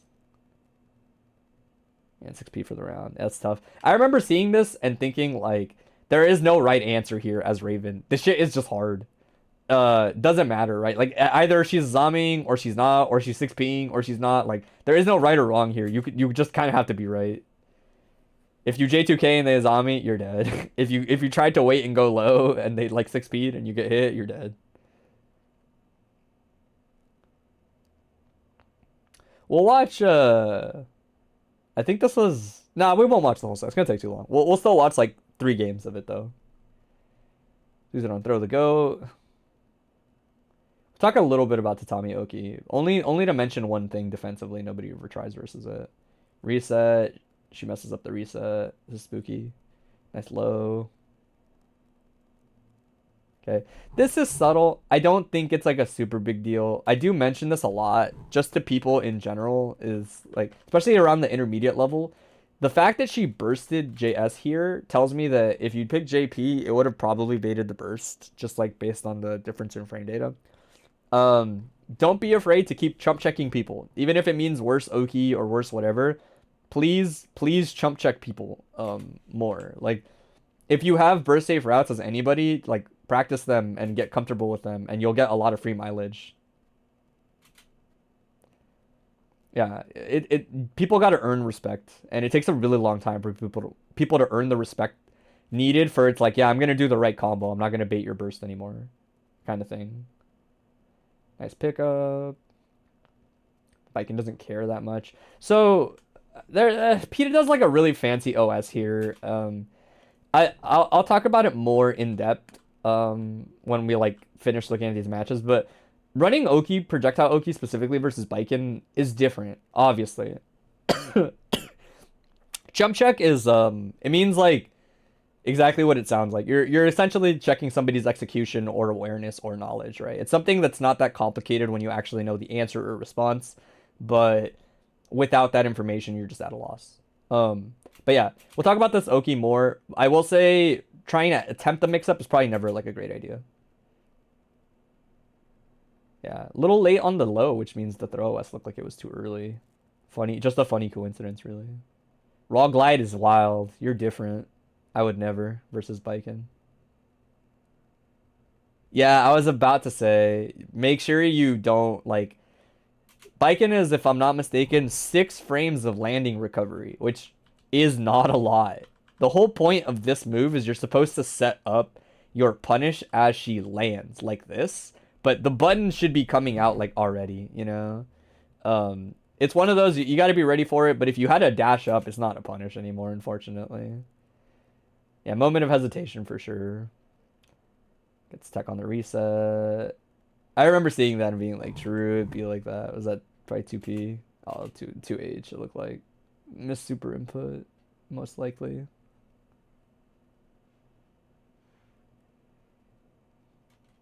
You think you could 5H there? Unsure. You can do anything as long as she lands into it, if that makes sense. That's what's hard about it. It's tricky to time certain things because she has to land into it. But sometimes you can even take an aerial punish if that's better. I think for Raven, an aerial punish high key might be better there. Depends what you want. Nice punish on the tech forward. Yes, so this, we'll cover it more. This is how I think you should run projectile Oki versus Baiken players till they prove that you shouldn't. Because something to keep in mind, we'll talk about it more in depth, is the most obvious follow-up is the escape. So you wait for the escape, see it, and punish it.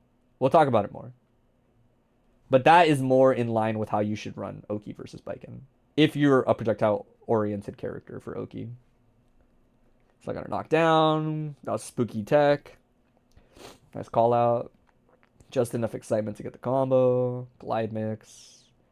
Gets the hit. Lightweights be privileged. You get a tech. Yeah, you're cooked here. As soon as this YRC happens, you got to chill out. Any slowdown interactions where Suzanon is involved, you got to know that, like, this follow-up is probably coming, and it has upper body involved. So it's, like, kind of unfuckwittable depending on the circumstances.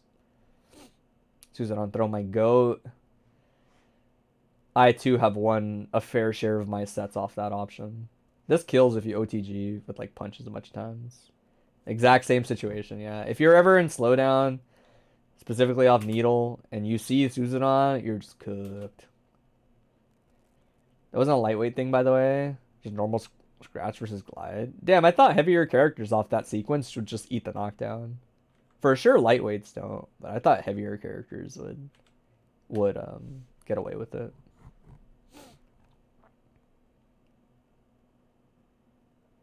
Let's just chill. Nice check. Nice throw. This is pretty solid for Raven, like momentum wise. Super duper hard call out works out. Now I would chill out when I run my Oki there. This is chill. This whole round was like pretty much just when Raven's right. Here I would say the big difference is if you're not gonna do it, I don't remember how this plays out. You have no reason to touch Baiken anymore. There's no reason to engage at all. No matter the circumstances, you just kind of want to minimize risk that you're taking. Like, even this situation, this is true in general. Your lead is so huge, and Raven as an archetype, you really don't want to take too many gambles here. Like, if you were to gamble here, I would say Super would have been better, because it catches more things compared to committing to stand blitz. But in general, like, Baiken is still sub 50 meter. There's no Yozansen. If you don't get counter hit, she doesn't do big damage, right? That it's like, this is a very losable round if you're not careful about just being patient and getting the one hit. Or resetting and getting some zoning set up. Very, very spooky situation if you're not comfortable just blocking it out. Nice XP. Too far for the close slash. Too early on the OS, look like. Yeah, that trade is brutal. It's like half your health bar. That might have been techable. Not that it like super mattered. This is like almost done.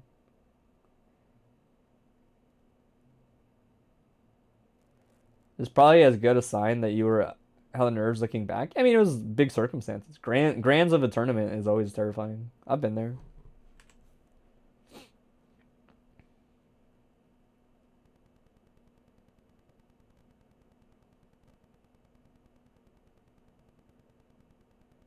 Yo, low glide pays off. This will kill. Dead. Alright. He could have missed one against me. True. I say that shit too. After I beat Zwei at the local yesterday, he told me, he's like, dude, I fucked up all the anti-Baiken stuff I practiced. And I was like, dude, you can keep doing that. That's fine. I told him in those exact words. I was like, feel free to keep fucking that shit up. I didn't know what else to say. I was like, I've been there, you know? Like, it happens. You fuck up shit you practice. I definitely told him. I was like, it's whatever, bro. Don't worry about it. Keep fucking that shit up. Alright. Baiken my beloved. And then I'll be Raven. Talk about a little bit of stuff. We'll talk about the Oki first. I'm not gonna... You're gonna have to humor me. I'm not gonna do an actual Raven combo into Oki. But I will do TK Ball with a bunch of excitement. Where's he at? He's at the bottom, right? Ooh, give me like 8. Right, so Baiken, when you're in this circumstance, I think a really big thing is... I mean, there's an OS. If you want to ask PETA, he does this weird, like, YRC OS. It's, like, pretty good at catching the different Azami follow-up stuff that can happen there. In my opinion, you don't need to do it. If you have an OS, cool. But putting this out and waiting is pretty solid. I mean, at the end of the day, you're in advantage, right? That doesn't change just because you're not performing a mix-up anymore, right? The circumstances are still in your favor. In fact, she's in a situation where she only has one option to get out of here, you know? The tricky part is she doesn't have to pick it, but if you take like a step or two forward and then just wait, like, this is oh, whoops. I didn't realize I lost that. I was wondering why it wasn't doing all the ball hits. Oh, this is annoying. Why doesn't it stick around? This is just bad training mode design. This situation, you can kind of just wait it out, right? It's almost like how she puts Tatami on you and then does her offense. Put ball and just kind of wait around. If it seems like they're going to wait, then you can run a strike throw game off of it. Or just run your regular offense off of it, right? The big thing is if she bites and she does Mawari Komi, right? And you're in like a circumstance like this, then oh my god. Ugh. Ah, whatever. Doesn't matter. She does Mawari Komi and she side switches, say like here. Oh, whoops, wrong route. There we go. I'll follow up. She side switches, you just catch it, right? You know you did it correctly because they're all counter hit state. So if she gets counter hit, you did punish this option. See, if it's not a counter hit, you didn't punish it. I'm not saying to do it with 2K. I'm saying like when she side switches out of those situations, right? Like if I was to do this, you should be able to get like 2K for sure. 2P or 2K for sure. Whatever you want. You might be able to get close slash, but that's a big might. I would not be surprised if you didn't. It doesn't take that long for Mawari Komi to recover. You could also throw. If you'd rather throw to try to get in like TK scratches for excitement instead, right? If she opts for this option and you throw it, you could always opt for the TK scratch. Yeah. You could always opt for TK scratch here, right? Oh my god, I'm so bad. I can't Tiger Knee. My point is more like I saw you jump a lot there, and I don't think it's like necessary to give Baiken players credit. Like, of course they're not gonna block, dude. I hate to be the bearer of bad news, but she's probably not gonna block your mix-up. So jumping up here is kind of just like, yeah, why wouldn't I, Azami? You know, or you're not in a good spot to be ready if I don't, you know? If you jump and you do glide and you fake it and you land, you might not get a punish. I might have not Azami, period, you know? Just stay on the floor. You have nothing to lose, in my opinion. It's either that or learn the OS. I do think, in general, I saw a lot of situations in neutral where you could just hold a little more space and be a little more passive. You definitely rocked a lot of glides and got lucky, in the sense that it's like, it is very, very easy to see glide at this distance and Azami it and just get so much mileage. It's so fucked up. You just destroy Raven for doing that option. But the projectile Oki, definitely like important to remember. The other thing, I'm trying to remember. I'm a little out of it. I think the defense was fine. I don't remember thinking like there was anything glaring that you did wrong defensively. I do think because this matchup is really scary, the more she's right, you should try to pay a little more attention to moments like this in combos, or like this is a really obvious one. If you get hit by this, it's really scary to wait and then still do this, but Tetsuzansen is actually guaranteed, like, once this hits you, as long as you're ready fast enough, it has enough end lag that the burst will hit before she recovers, right? If I do it late, then the Baiken will just recover like this. But if you do it the moment it hits, like this, you will get this, right? The big emphasis on why you need to get stuff like that is just because Tetsuzansen hits, and then it's 2H, 2D, this into that, and then you get pushed all the way to the corner. Now you're in the corner, everything's bigger reward. It's one of those where you react to the startup and then burst. Yeah, honestly, I don't even react to the startup. I react to Tetsuzansen coming out. Like, dead ass, when I see the purple, visually, I just burst a lot of the times, and it's like more than enough. But you can definitely, probably should do that, actually. I like never look at her sword, but if she angles it a certain way, you know she's doing Tetsuzansen. When she pulls her sword kind of at that weird angle, Tetsuzansen's coming. Burst is guaranteed unless they Roman cancel. It's very good. Similarly, you have for like Soul JDJH. Yeah, that's true. Similarly, a lot of other situations, corner carry like this. If they're doing the good combo to you in the corner, the optimal combo, the pickup at the start of the combo is burstable, right? Like this. This is burstable. As it hits you, it is burstable. That's like one of the most common. If you watch me fight Solstice, I don't think this ever gets to happen and he doesn't burst it. Bro always takes that shit and like pushes me all the way back to the middle of the screen. This burst is really annoying for Baiken in the sense that if you waited to this point, say I carried you to the corner and it wasn't a lot of damage, and I carried you to the corner, even if I get the throw, if you get this burst, same situation, you wait for it to hit you, you wait for her at the end of the uppercut, I gotta go all the way back to the middle of the screen again. Right, it's a really, really good burst for stopping momentum, which is vital in a matchup like this. Very vital.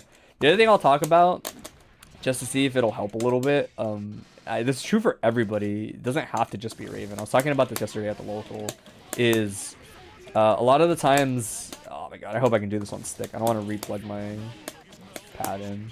Kira Tatame is misunderstood to like catch everything, and that's like not true. Kira Tatame on average catches one thing or catches something else, right? So it depends on the quality of your backdash. Raven got kind of a stinky backdash, so it might not work out, but everybody and their mother knows if you do it correctly, tap blitz should not reject Baiken if they do it correctly, right? Everybody's seen it where like even if you get the blitz, a lot of the times I can't seem to get it. My camera overheats a little bit. It should be fine. I'll just like open the window.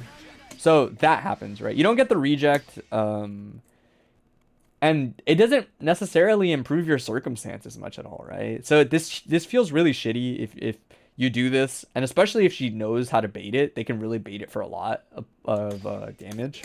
The thing people don't know is a lot of the times you cannot do that and also catch backdash. Again, it depends on the quality of your backdash. Some backdashes are kind of ass at this. Ravens might be like mixed results. But generally speaking, if the blitz didn't catch you, didn't catch Baiken with the reject, backdash a lot of the times is going to escape. Ravens is probably one of the worst ones at it. But like, I'll do this one to show it. This one should work. Should work, we'll see. Raven backdash is absolutely awful if you think it gets hit there. That's probably you not recognizing the setup, right? No, you might be right. See, so like, there are situations like this. It depends on where the Baiken is spacing it. Right? Depends on the quality of their key to Tatam is. Some Baikens are better, some Baikens are worse at it, right? But backdash, as you can see, oftentimes can escape tatamis that were designed to be spaced, right? This is still hitting me, clearly, as you can see. But it's not hitting my backdash, right? It's still baiting reversals if the Baiken is set to block, because she should recover fast enough. But it's not catching backdash, right? Oh shit, I didn't time that right. She can't have her cake and eat it too under most circumstances. Raven has obviously like you were saying, like one of the worst in the game in terms of like numbers, distance, etc. It's really bad, but you might as well try it. You should try it the next time you end up fighting like a Baiken that can do the key to Tatamis. Try a little more backdashing, and if it got hit, then try the blitz or try super in that spot. It's very rare that she caught everything. It's very, very rare that she catches everything. Kai and Raven are probably the most notable about like getting their backdashes clipped still, but even they get out of a lot of Tatami Oki. This is not true in the corner. Tatami in the corner, you basically just gotta hold it for the most part. But mid-screen, a lot of setups are actually like more backdashable / blitzable than people think. Depends on how they do it. And again, it's easy for me to like do this on command. I've been doing Kita Tatame for years. But a lot of other people, like this is probably backdashable. Yeah, see? So don't be afraid if you know Kita Tatame Oki is coming to try backdash. You'll feel out where it's better and where it's worse. And it'll start to slow down how much she just gets to like offensively run you down, basically. I want to say those were the two big things. Obviously, I said like slow things down a little bit and look to like intercept her. We'll talk about a range that's really good. Certainly speaking, as you know, the Baiken at that level, you're focusing more on hitting the key to Tatame in that situation at all. Yeah, it's an experience thing. I'll talk about range a little bit. Baiken's ideal range to like keep her at as the person fighting her a lot of the times is this range. A range where Kabari barely misses is usually ideal. Let me actually just do it like this. This range is pretty good.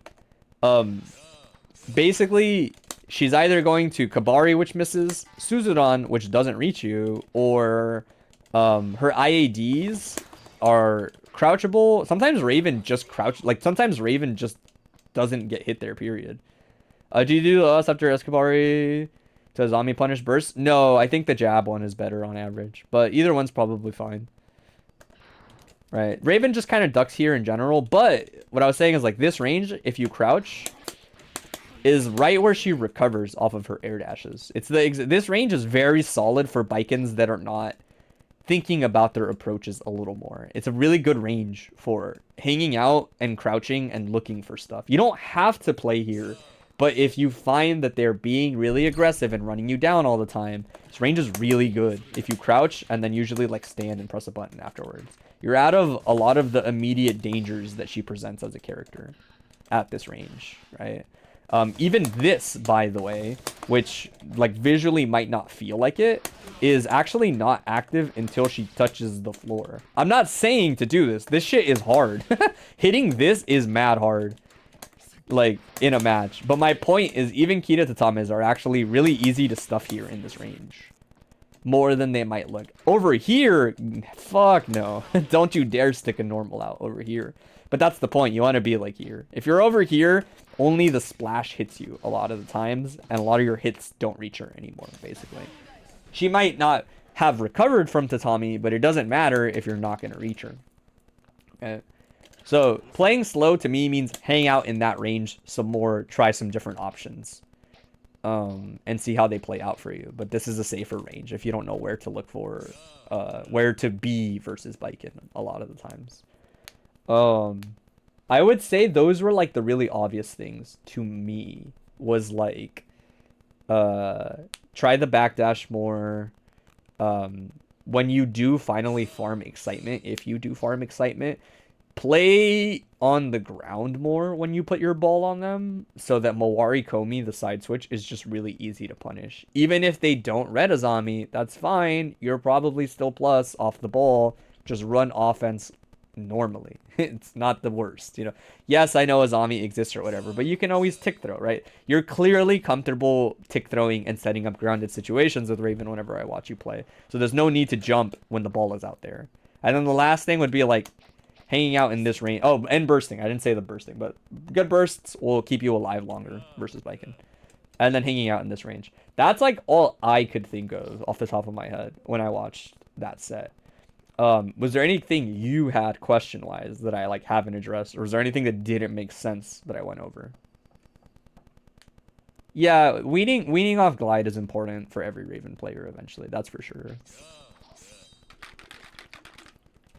Just part of getting humbled and exert.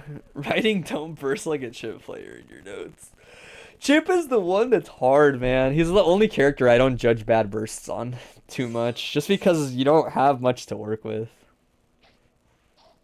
For glide versus red Azami, do you just gotta delay more? Timing is good. I know PETA just does glide into throw sometimes. I've seen you do that. I think it's fine. If a Baiken really, really wants to make a mind game out of it, glide into land and throw is good in the sense that, like, you don't have to worry, like, what if the Baiken does the Azami early or late, and now I have to guess the timing. It's like, well, if they're gonna Azami, you should just throw. just commit as like, in that sense, in my opinion, you know. I would say, if you're already gonna assume that out of the Baiken, this is fine. PETA does this a lot. When I fought him, he did this a lot. Once he knows I'm gonna Azami, because it's like, this is fine. It's also just good reward for Raven, as far as Raven reward goes. But timing mix-ups will also change it, right? This is not the same red Azami as this. They're different timings for sure. How do you generally do versus PETA? I did okay. We went about even. My thoughts were, he was definitely right. I don't think that matchup is like as glaringly bad as I thought when I saw how he played it. I think it's better than I originally thought. I still think Baiken owns Raven. I also kind of got that impression where it was like, the more I play against this, the better I feel like I'll do. Because Baiken's the kind of character that just needs to feel out where and how to Azami the way people want to play. There were definitely a lot of... And, like, until you get a better feel for it, you do a lot of bad ones, and you kind of die in spots you shouldn't die.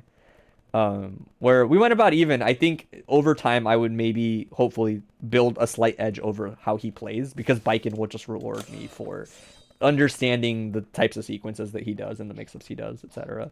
But yeah, it was about even. He might have honestly taken more at one point. But yeah, is that good? Does that like give you the gist? You really do need to talk to PETA more about this matchup, because you feel like it's 7-3, but you doubt it's that bad. Nah, it's not 7-3. The way PETA played it, I was like, nah, it's fine. PETA has a very interesting approach to Raven, and it makes sense. I think it's really smart. I think it's very oriented around, if you don't understand how Raven mix-ups work specifically, PETA, yeah, I'm gonna turn the cat cam off, because she kind of just like started eating her dinner anyway. Actually, she won't be back for a bit. But yeah, PETA's really good at just like farming people that like get impatient and stuff. He just always lets people kill themselves, and Raven's really good at doing that. And he does it better than anybody else. Like, he opts for a lot of low reward a lot of the times in exchange for... I think is that he's good at cornering people. Yeah, that too. There's a lot that goes into it, for sure. All right, I think we're good. Are you good? I feel like we're good to progress. You good? Yeah. Yeah, just some food for thought. Nothing groundbreaking. But those pointers alone might give you some more breathing room. All right, what are we on? We're on cindervision. These are in my... And so 2 matches. Whoa, Exert. What's up, Kelly? Oh, it is just 2 matches. All right. Yeah, well, we'll do it like this. Let me pull these up. Turn cat cam off because she's probably just gonna lie on the floor now. Oh no. Oh god, hold on. I'm a Discord noob. These button bindings are like really weird. All right, we'll just mouse this shit. Fuck it. Yeah, this is gonna be fine. This will work.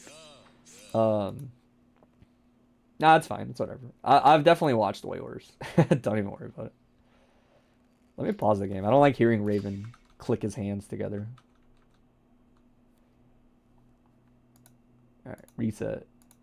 5 minutes. Pull this up. All right. This matchup, from my understanding, is a Raven player's agony, and it makes sense. A lot of the times, Chipp's downside is dying for making his mistakes, but Raven doesn't do a good enough job of it, and Chipp kind of runs amok a lot because of it.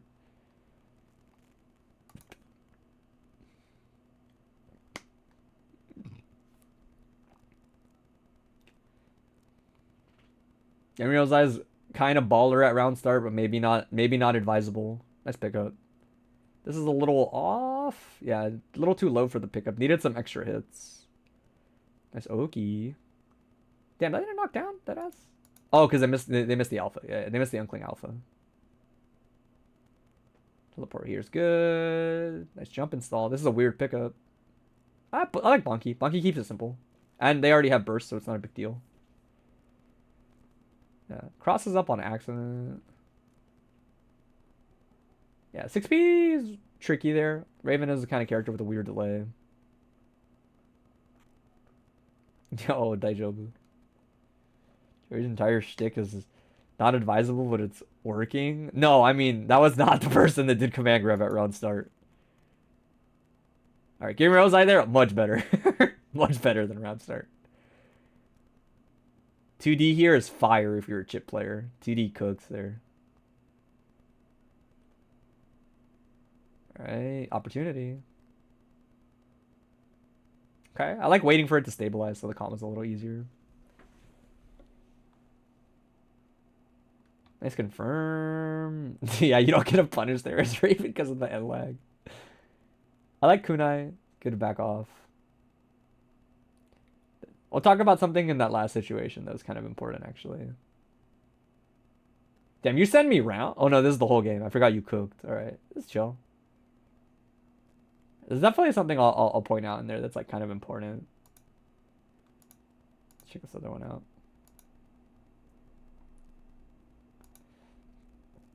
One round VOD review would go hard. No. Other Raven likes to start stance against you because you start 2S. So you generally... So you Genroad? Oh, I see. That's fair, that's fair. I don't know. There are other alternatives. We'll talk about it. There are other things you could do. Nice XP. This is a good armor from minatums' side. Yeah, ball, I was going to say, I don't think it's... I still think that doesn't make it real. He just didn't have the time. 6H setup. Yeah, spooky place to burst, but it's tough. I don't remember. I mean, this game's short. We'll go back and we'll see. I don't remember if you had any. But you're still taking applications? Not this Sunday. You showed up too late. We have pack, and then that's the end of it. Try again next time.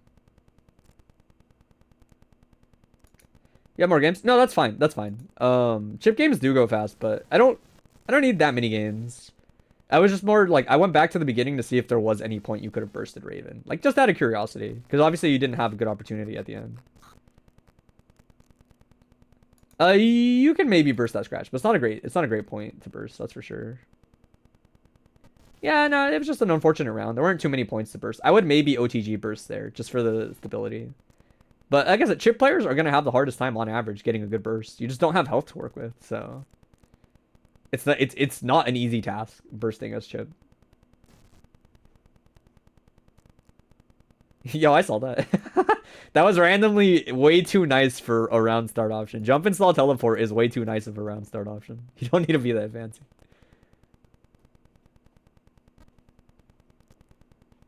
A little early on the 6P. Let me see what that Ogie's like. Because I think there probably wasn't too much of a reason to 6P there. Maybe not that hard, at least. Yeah, 6P there is like... It's okay, but you don't need to take that risk.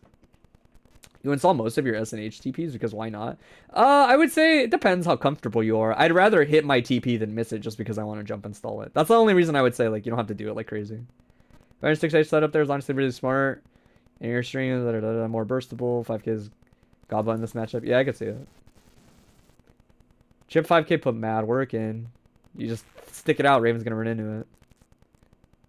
You don't miss it? Yeah, that's fine. Unblockable. Yeah, if he had done scratch, I think it would have comboed in the ball there.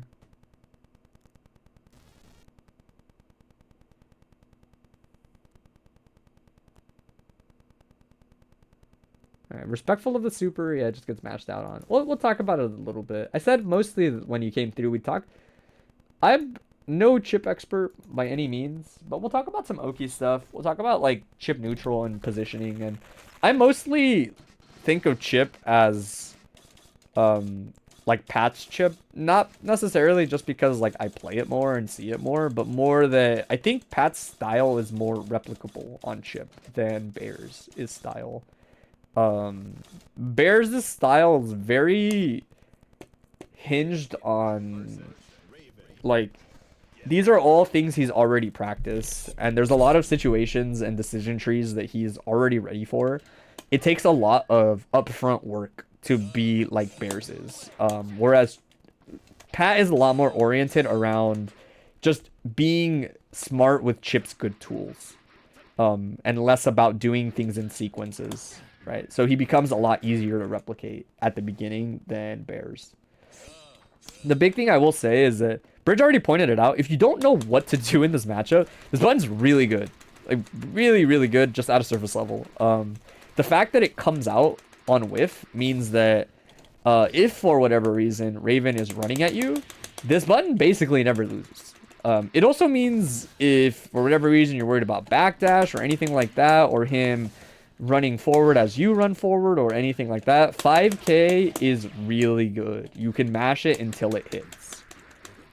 Very, very strong normal in this matchup. Gets Raven to really think about just this one option and have to play around it, right? Even if you're not using it, he has to think about the fact that in this range, normally something like far slash is lackluster, because if you don't do it correctly and Raven dashes correctly, then it dashes through, right? Just like that, right? Just like it does everybody else. But 5K is a similar functioning button that doesn't have that problem. Super good at dealing with Raven dash. The other thing I will say is I don't see you do it as much. Chipp is really good at hanging out in the air sometimes. You have the unique ability to jump a third time, which might not sound like that big of a deal, but Pat is pretty good about when he's in disadvantage, say like he's in a scramble and he doesn't want to be there, he's pretty good about like jumping out and then air dashing and then using that third jump. He repositions a lot, right? He might do something like this and then jump back. He might do a jump and then a jump and then S, jump, jump, S. You know, like there are different ways to kind of hang out up here. And as long as you're good about it, they're very hard to... How you got fucked up landing though? It just depends on how you vary your timing, right? If I was Raven and I wanted to anti-air this descending hit and I do this, then suddenly the timing is different, right? It might sound silly, but it really just is a simple like jump a little more, jump a little more. When you try that shit, you get blown up.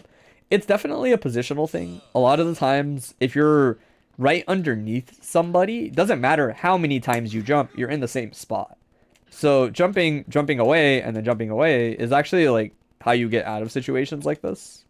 Because if I jump and he whiffs and I jump and he whiffs and he jumps and he whiffs, like nothing's really changing doing just this. It's about how you jump a lot of the times that matters. Jumping like this and then jumping away and then a third time is obnoxious because now you've built enough distance that you're not even in anti-air range anymore, right? Raven 6P has 3 active frames, 27 frames of recovery. Yeah, it's not even necessarily just 6P. Just kind of in general, a mix of jumping into air dash and then landing, a mix of jumping into air dash into jumping, jumping into jumping,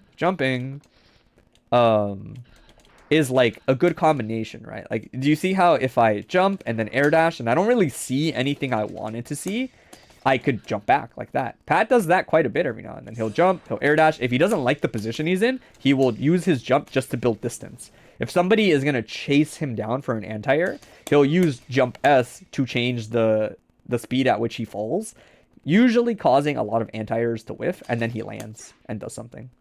He'll also sometimes do it. This one's riskier, but he'll do it like directly above people, land, and then throw, right? Just in case, again, like if for whatever reason, this dude whiffs an anti-air.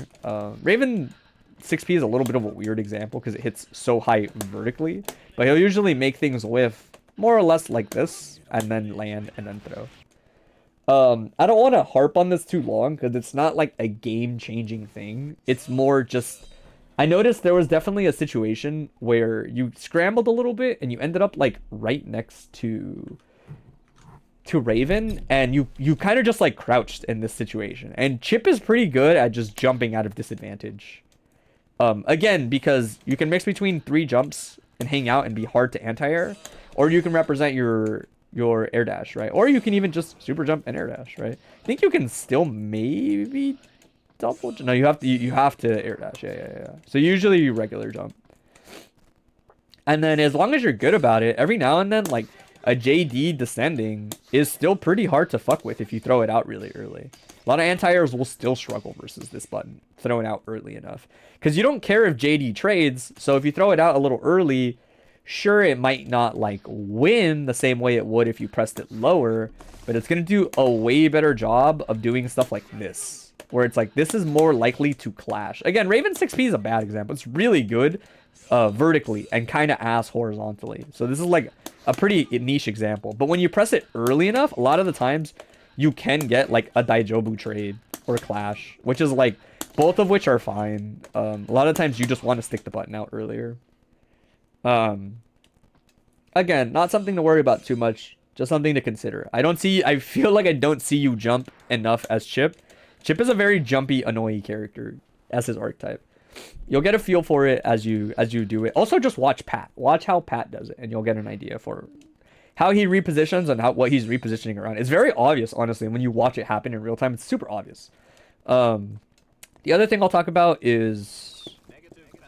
This is like the next thing. I definitely remember seeing like a really the 2S thing. If you find that stance is annoying at round start, I would say something like H teleport might not be that bad instead, because H teleport lands in throw range. So if this dude is gonna round start excitement, right?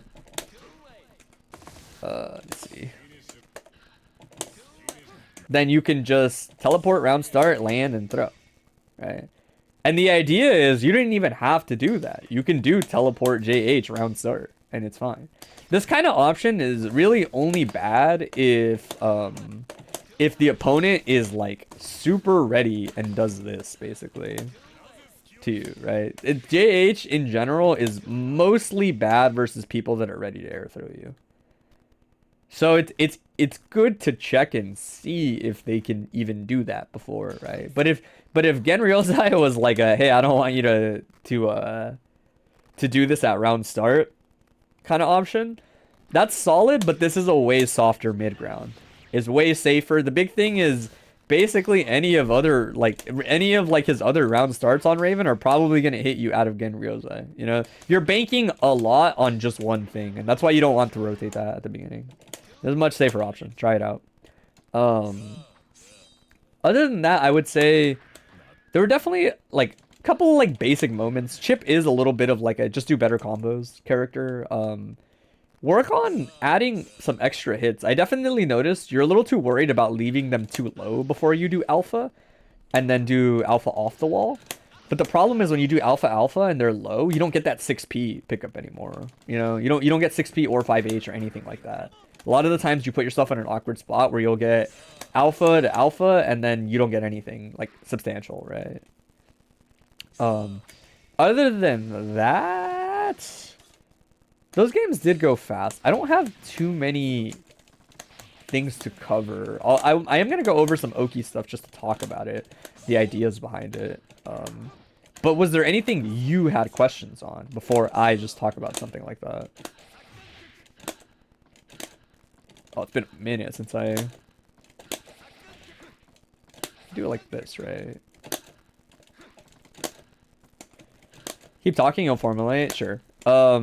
Basically what I was gonna say is like, oh man, it's been a minute since I had an FTC. Oh, that's a lot more forgiving. Okay, never mind. I thought I had to like really plink that shit. It's like very chill. Chipp is really interesting. I'm far from the most like informed person to be talking to you about it, but I will talk a little bit about straightforward situations in terms of like blitz versus low versus etc. From what I can tell, as long as you're doing it in different ways, in certain matchups, there's different ways of doing things where it's essentially, say you get something like this, you're either JHing or in rare cases, sometimes you'll do JS like this. Obviously delayed air dash is an option, 2D is an option. I see Pat do a really unique one where he'll go past people like this and then do last second JD cross up like this. It's pretty all right. Oh, that's how he does it. But Chipp mix is Chipp mix in the sense that like it's less about, to me the big thing is learning which ones seem to catch like more than one thing and what they're losing to, if that makes sense. So for example, JH safe jump loses to blitzing. Like that goes without saying, right? Like you lose to blitzing here. That's not to say don't do it. That means like if you're struggling with it, depending on how they do it, maybe there are different ways to bait it, right? If somebody is tap blitzing a lot of the times, delayed air dash, like doing the same setup and then air dashing is a really easy way to bait tap blitz, right? Similarly, if they were trying to block, you'll catch it, right? This is going to usually lose to wake up throw OS, right? Which means that you just have to rotate something like, a lot of the times I see JS like done right above the floor tends to beat a lot of throw OSs when done correctly, right?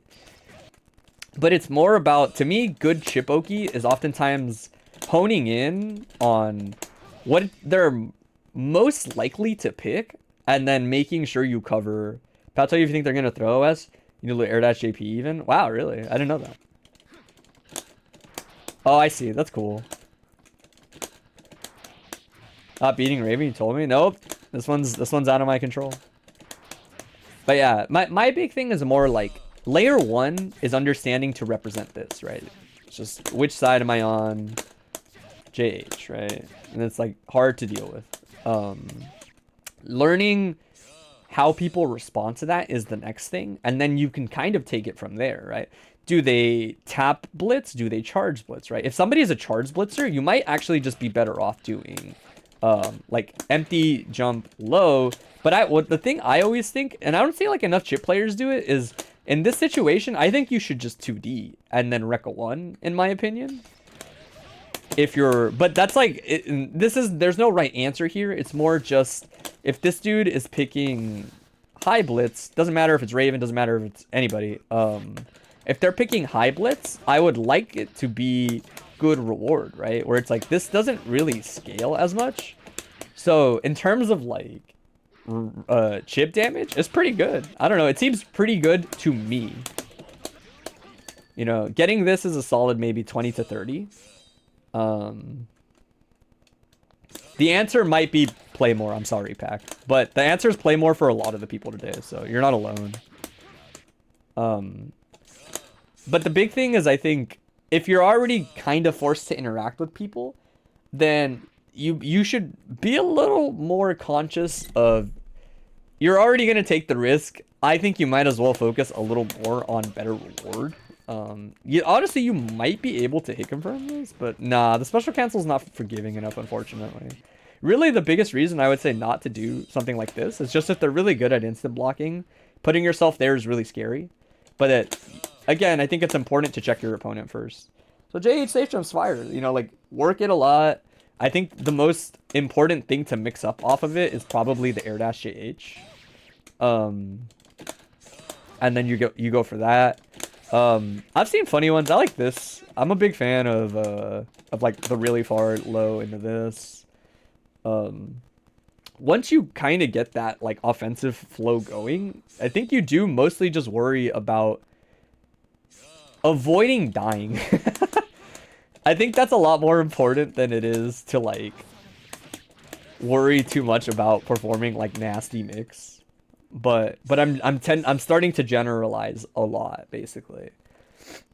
But I didn't see anything too bad. A lot of it, like I said, was maybe just pasting together a bit more of the Oki a little more consistently. I think a really big thing it might be kind of weird to like practice it. But I would honestly maybe recommend, like, if you're gonna practice this, you should practice hit confirming this.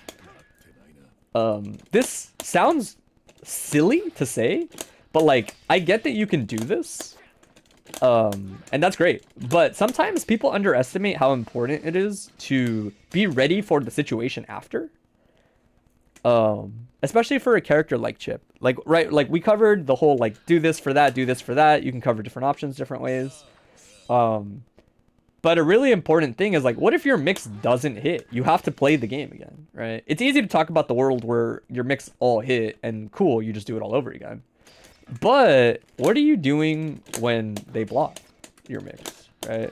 In other words, like, if you do either one, any of the Okizeme setups, you might want to get a feel for when you're in this situation. Is close slash hitting? Is far slash hitting? You know, you don't have too many opportunities as Chipp.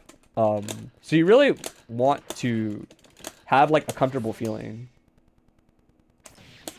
right? Like hit confirming this is cool. And a big part of why I say maybe try this in training mode is so that you can practice your hit confirm ability off of it. Hit confirming JH has been thinking, hey, what's up, Pat? Yeah, I don't even necessarily, I mean, like there's layers to it, right? Like I'm not saying, when I say you should maybe practice this a little more, Cinder, it's less about like, I don't need you to react to the first hit. It's more like if you can get to like maybe the second hit of the block string and you're conscious of the fact that like, oh, okay, I'm like here and I know that I didn't get the hit, you know, or I'm on 2D and I know I didn't get the hit. Maybe I should structure my pressure differently. Maybe I will teleport instead of doing Rekka 1 because that would have been the combo on hit, but not the situation I want on block, right?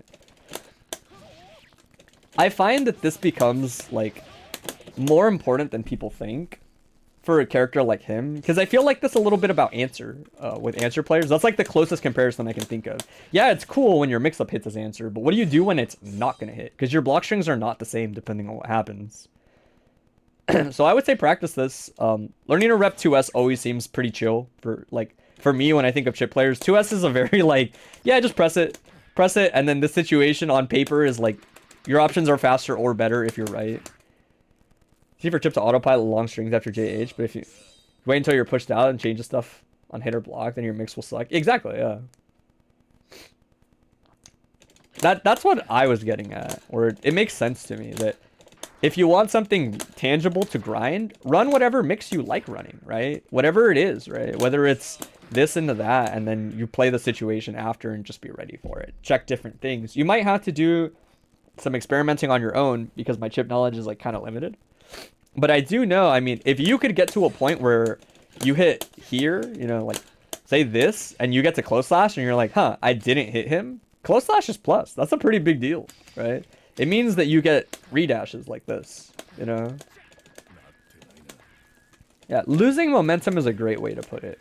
Because I didn't notice when you were getting what you wanted, you looked like a Chipp player is the way I would put it, right? There were a lot of moments where this would hit, and you would hit your combo. You would do jump install, teleport, S, S, S, right? And it's like, cool, that's fine. That tells me you're comfortable when you get what you want.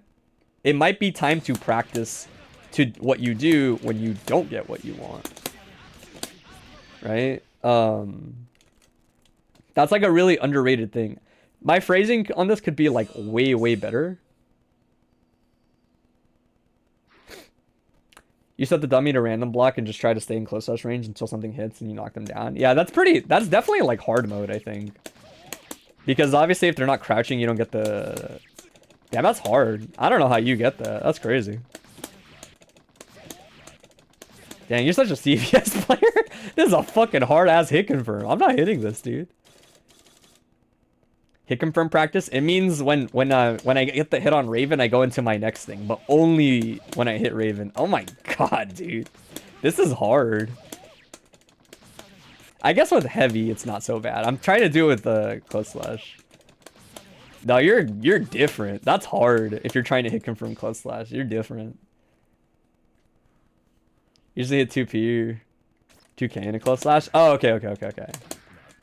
That's more reasonable. Yeah, that's definitely more reasonable. But yeah, like I said, if you have any questions, we'll probably get to the bottom of this a little faster. But I will say, I didn't notice anything glaring, honestly. Like, it's easy for me to say, do better combos. I thought your mix was fine. You just need to end up there more. But I do think learning to represent close slash into a frame trap, right? Or close slash into this. Learning to structure your actual offense behind your frame advantage, or the things that people seem like they're scared of, is like pretty big. It's what you need to be ready for when this doesn't hit. Because you've clearly already practiced and you're clearly already ready for these. So you don't have to worry about it as much. I mean, this isn't a great matchup for it. I will also say I probably didn't see as much teleport JH as I think you should try out.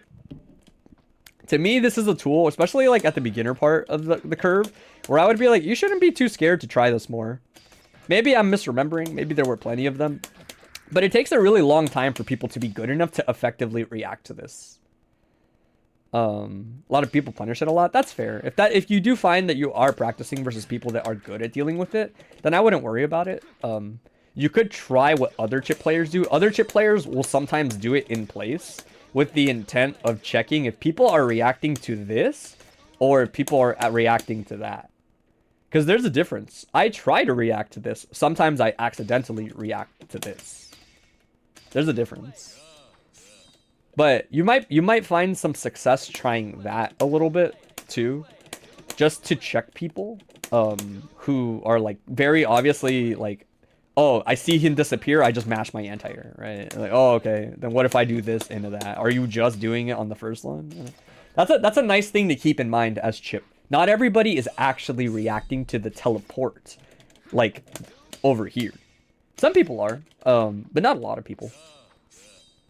A lot of the times, people are ready for this, not the other.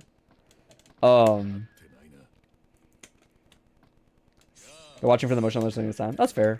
I will say, to me, this tool is still, like, it's kind of evergreen if you're willing to throw it out in different ways. Like, a lot of the times, even when people react early JD is, like, pretty gas every now and then. I'm not advising it. It's just a tool you never want to forget about forever. Gracidia waits for the camera. Yeah, Baiken's a pretty good cheater. You can wait for the camera, or a lot of the times, I just see it, and, like, you have plenty of time to a zombie on reaction. From one frame input. It's not particularly challenging.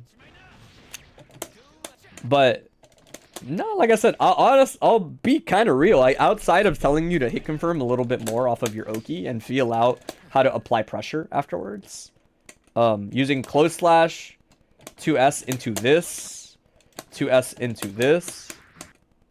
Yeah, Kelly teleport doesn't change the camera, which is interesting. Not much. Right, just the general Chipp tools. Rekka into the occasional Rekka 2, especially if you have meter, you don't have to worry about it as much. Rekka 2, late, it's a nice pressure extension. If you RC'd, you get another try, you get another bite at the apple.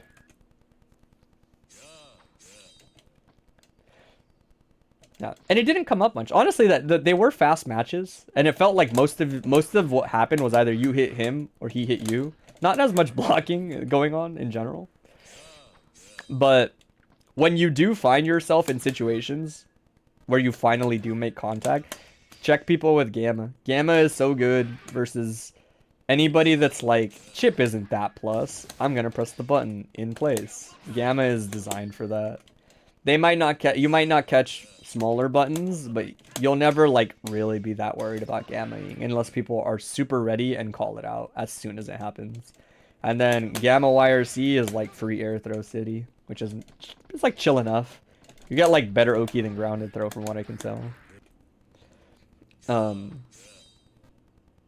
Yeah, I don't know. I will say if you got a concrete question, I'll take it. But a lot of it looked pretty fleshed out. A lot of it is is just be a little more responsible with your burst. Try bursting and block stun maybe just a little more. If you find yourself dying a lot mid combo trying to burst, bursting and block stun is pretty. Like let a combo finish, let them start a sequence, and then burst, and you might find some success.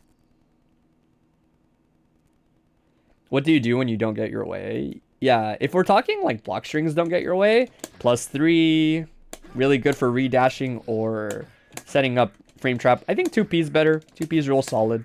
Gives you time to hit confirm back into close slash. Sometimes I'll see like 2P 2D with the intention of representing a low sooner. I guess you could do 2P 2K and it's fine. Yeah, 2P 2K should reach most of the time. And then, like I said, I think Pat's a pretty replicable Chipp style. In terms of like, usually when you see him right in a sequence, it's like pretty obvious what he was right about. You'll see this and then you'll see counter hit. And it's like, okay, he frame trapped, you know. Or you'll see 2S and you'll see Gamma YRC. And you'll see it catch somebody pressing a button. And you realize, huh, that makes sense. That's why they don't press buttons on his 2S when he does 2S and runs up. It's because sometimes he gammas after it, right? You'll start to see the whole picture offensively for a character like Chipp as you watch Chipp players on block, basically. Pat's a better example in my opinion than Bears. I find Bears usually ends up on top of you really fast somehow. And it's oftentimes in a way that might have gotten him killed. Yeah, repping Gamma is invaluable there. The tricky part is I find that Gamma is not the best at catching jabs sometimes from further away. Sometimes jabs will frequently recover. But a lot of the times those jabs, if they recovered, if you did 2S and then you ran up a second later, they almost always whiff and then you press a button. That happens to me all the time when Pat does it right. Like, they will block 2S. Like, I'll block 2S. I will whiff the button I'm pressing and then he'll run up. He just does the same thing, but he does it a little later so that he doesn't run into what they're throwing out. And then, yeah, if they're throwing out big buttons, Gamma's fire. Gamma's so good there. You can even, if it seems like they block, right? Like, if you're in this situation, and it doesn't look like they jumped or pressed the button or did whatever, a lot of the times I see the usual Gamma into this, where they force the side switch a lot of people don't expect. And this JH hits on the other side. A lot of people get caught by this at the beginning. They're just, like, not ready for this as a sequence. They'll do Gamma, and then 2S, Gamma, see nothing happen, and then you just teleport and you send it. That should be hitting a lot of people. I think in general you could probably just do that a lot, and I don't think many people would be ready or or expecting of it.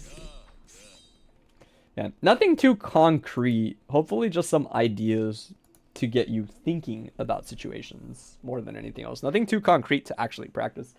Like I said, they seem fine. I only saw you miss like one wall sequence, honestly. But yeah, I will say probably like if you drop by for future ones, certain things will probably pop up more as I see you do more block strings. All right, and then one more.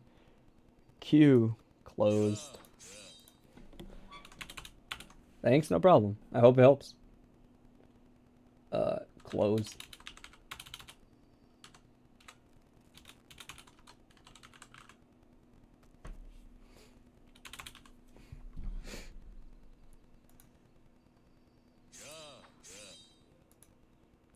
Reset. All right, we're going.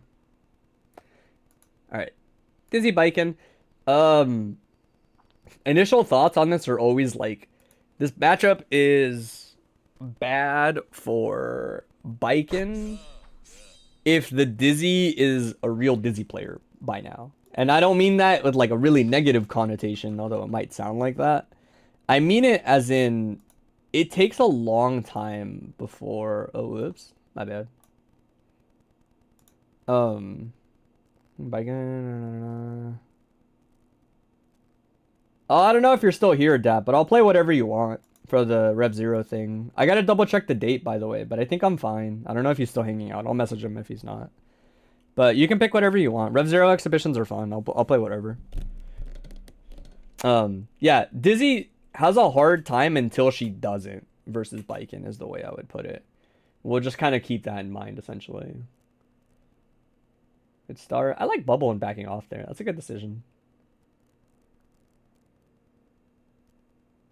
I like backing off. It's a good decision.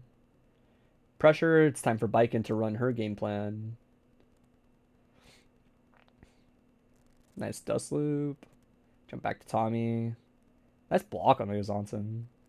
Still in the struggle bus. I will say, so earlier, I talked a little bit about bursting in the right spots is easier said than done. I've talked with people about this. I feel like some people are just more comfortable or not comfortable with the idea of like bursting on command in the right spots. Tia had 50 bars, so it's hard to say if they would have reacted, you know, but you can't always assume that. I will say this is generally a pretty good point to burst versus most Baikens. A lot of them can't react and get the RC consistently. Some of them will, and if you feel that's the case, then this is no longer that safe. But even if you're really, really worried about it, this burst will always work, essentially. And this one tends to put them in the corner sometimes when you do it on the ender. Kuchinashi, it tends to put them in the corner. The reason I mention it is only because, like, yeah, it was cool, pack block the overhead, and that's, like, a really big deal. It slows down a lot of Baiken's threatening position in the corner, but it's also just like you didn't have to be here, right? Resetting to neutral in a lot of instances is just better versus Baiken. You really want to get out of the danger zone as soon as possible. Nice. I like holding all this space. This is good. There's no reason to approach. Just chill out. TK Bubble tends to hold it down really well. Nice escape again. Nice jail all the way down. I would represent... There's something to be said about... I'll talk about it more, but 2D as a button, a lot of people react to it in very predictable ways. And, like, Dizzy players kind of got to learn to, like, hone in on that shit. It's a pretty big deal, but I'll talk about it more after we watch this set.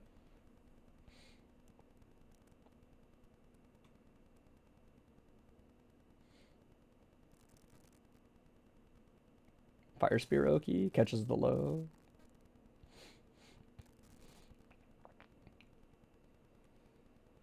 Oh, the timing on that was insane.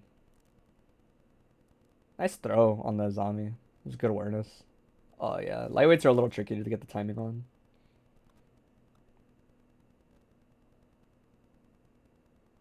Nice ice spike YRC. Good awareness.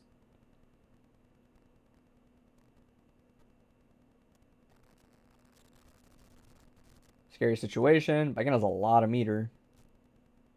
But I like a lot of... really, I would say like the biggest thing that stands out that's like already like a pretty good habit, at least as far as matchups go, is yeah, you don't really want to hang out close to Baiken. She needs to come to you as Dizzy. It's always important for her to come to you.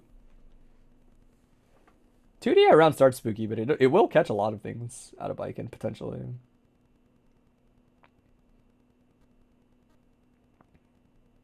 A little late on the air throw, but right idea.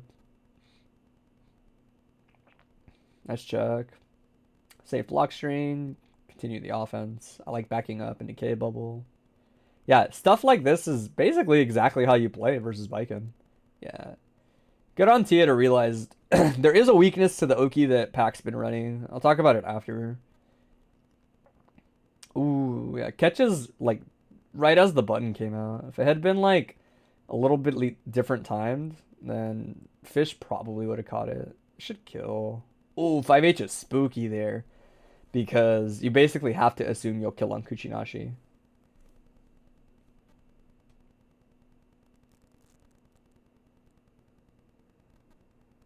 Yeah, good checks with 2K. It's like just a bunch of good matchup awareness so far, honestly. Usually I find that Dizzy struggle more in this matchup early on when they're not as comfortable with all their Okazeme yet. But for the most part, I've seen like a good amount of... Hold on, I do want to go back and watch this one thing. I have seen a good amount of like just responsible decision making for the most part versus Baiken as far as her options go.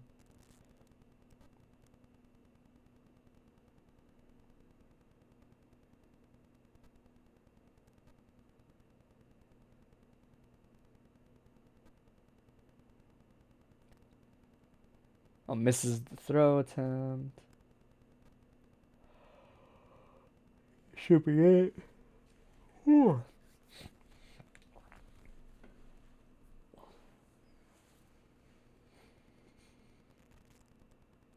Yeah, I was gonna say she's only I think -2 on regular block on Tetsuzansen.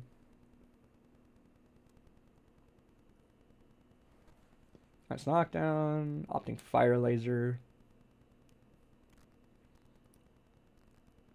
Ooh, a little off on the timing. I saw the vision though.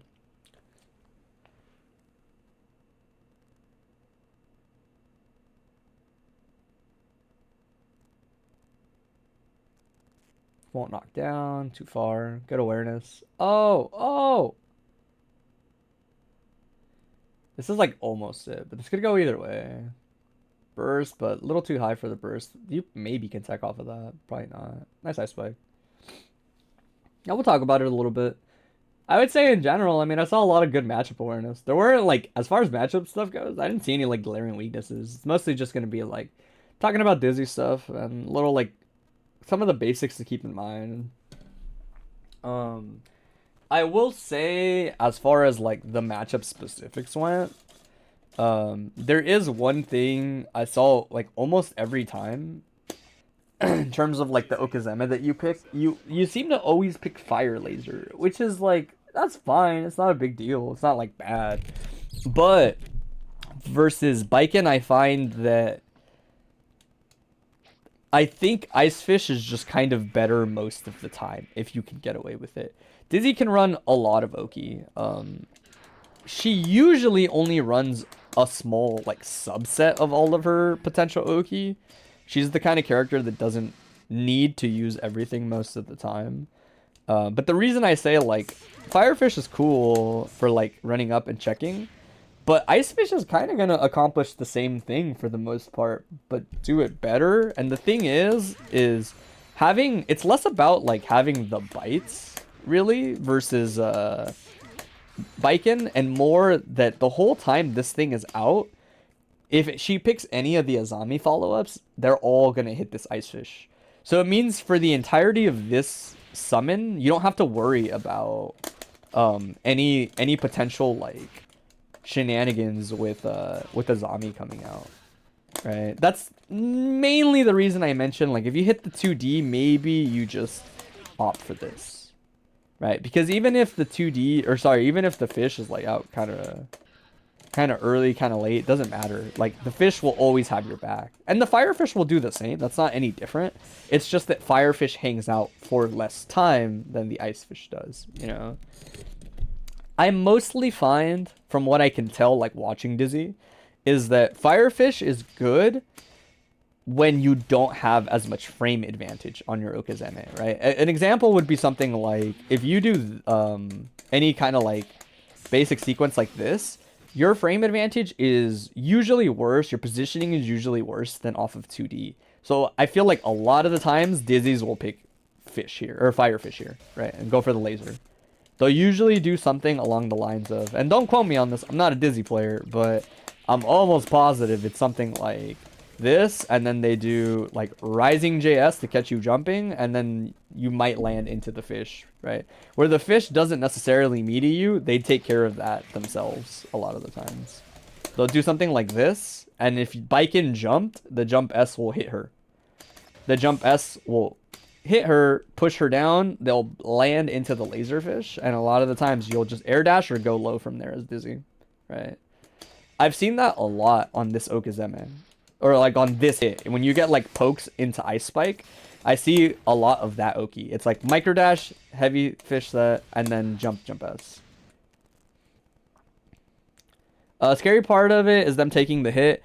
I mean, it's not that it's scary. It's just you would get the hit and then nothing would happen. But either way, nothing was going to what happened either way. It's less about a scramble. I would say the thing about a situation where if they eat this is that it's not that big a deal. A lot of the times you'll see it hit and you'll just go, oh, okay, it hit them. You know, press the button, right? The idea is you're kind of just pressing jump S with the anticipation of maybe hitting them, and if it does, then you just do this, and this is fine. You build a lot of distance, and they kind of land on top of you, but that's not a big deal. I think a lot of the times this is fast enough to just come out and protect you. Like, I'm not positive, but I'm pretty sure that this, in that scramble off JD, is just going to protect you most of the time. If you call that as your summon. It's also a string. Yeah, exactly.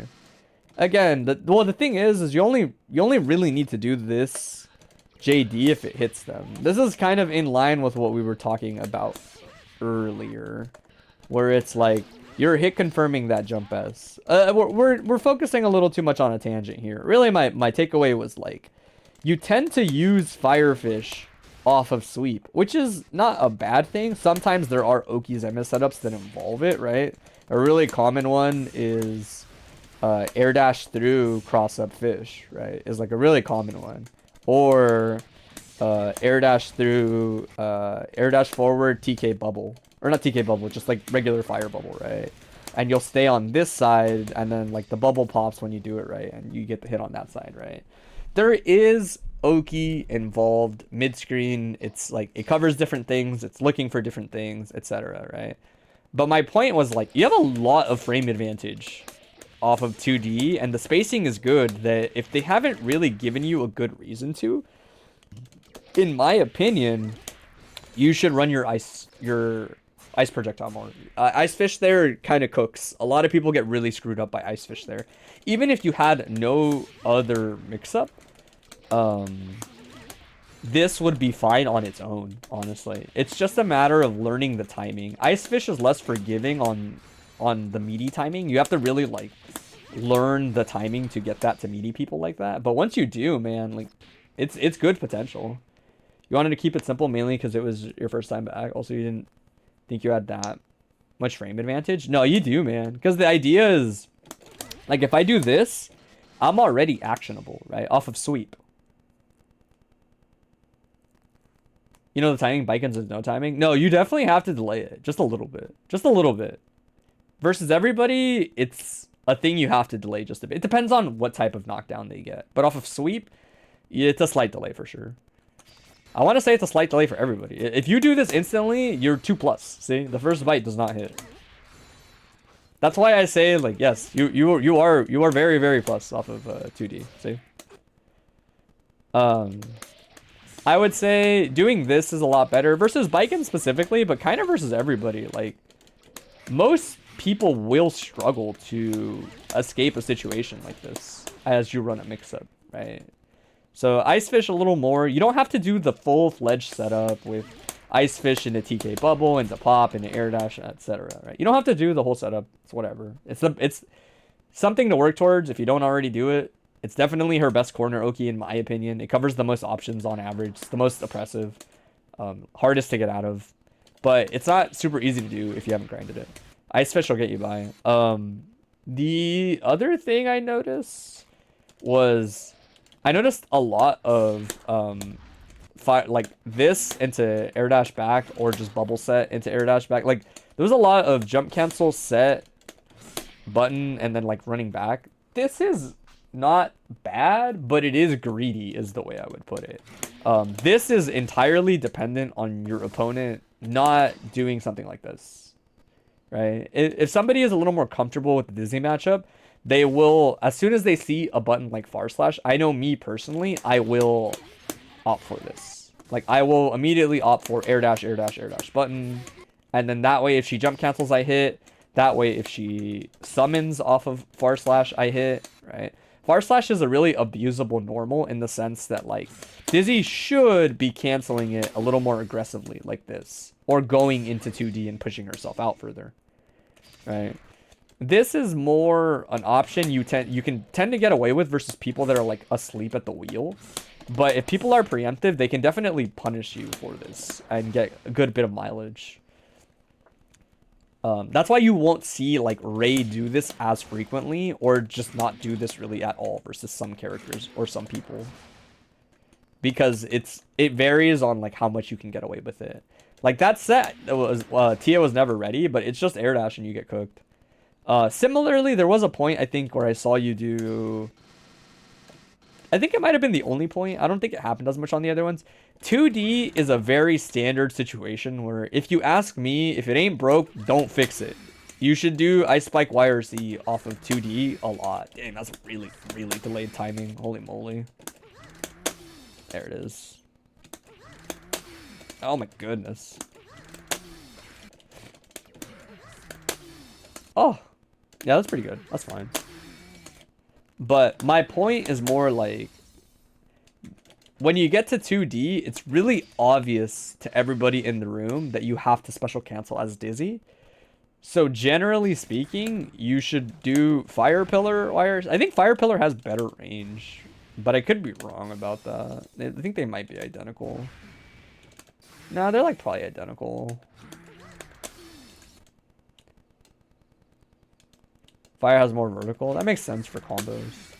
Yeah, this is a little trickier to get than that. There it is. This situation is brutal for the defender. It's really good. Because, again, most people, when they see this normal, assume Dizzy has to summon with something that has enough startup that it's interruptible, right? You can mash out of this situation as the defender, and it feels pretty safe. She can't jump cancel. She can't Gatling. She has to special cancel, right? So... things like any fish summon for sure gets blown up. Funny enough, where is it? Oh yeah, spears get blown up. God, where's it? Where is it? She's got so many special moves. There it is. Interestingly enough, this is, if you don't have meter, this is also pretty solid at covering this situation. I think it's the ice version is faster. Yeah, ice version is like a little faster. This is one of those things where, why would you ever do this? It's because sometimes people do just air dash at you after 2D. They know Dizzy can't do anything besides special cancels. So you're just putting something in front of yourself so that they can't punish you. Or be greedy and take space, etc. But 99% of the time, if you're watching Ray the Warrior, he is doing 2D into Ice Spike YRC if it's in range. Because there's not much the defender can do about it, honestly. Like, as long as you're in the range of it, this is super hard and uninteractive for the defender to deal with a lot of the times. This seems harder to time than the average thing. Fire Wheel YRC can be good too. Yeah, I can see it. It's a spacing thing. It's a spacing thing for sure. But I did notice that you got to 2D like a handful of times, and you never really opted for the Ice Spike YRC cancel, even when you were in range, even when you were like here and you did it. It's usually like a combination of like a really late special cancel and a really early YRC a lot of the times. Like, for getting them. This one seems especially tricky. Yeah, there it is. But you definitely can do it. It's a free pressure reset. You essentially just run up and do it all over again, right? Very, very strong. A big part of why Dizzy gets to keep going all the time in her offense. Yeah, I would say that for sure. Other than that, I didn't notice too much. I will say, if you're a big fan of running Laserfish, you should practice more Laserfish into air dash through on the hit, right? So Laserfish, air dash through. Oh, whoops. Right, you do air dash through. I think you actually want to knock down off of like close slash for consistency's sake. And then you do air dash back, JK. You get the pickup. Like that. That's a pretty standard one. If you want to have like a more direct mix-up, because doing laserfish into run up 2D jails, but you're not forcing a mix-up as much as you would with this setup.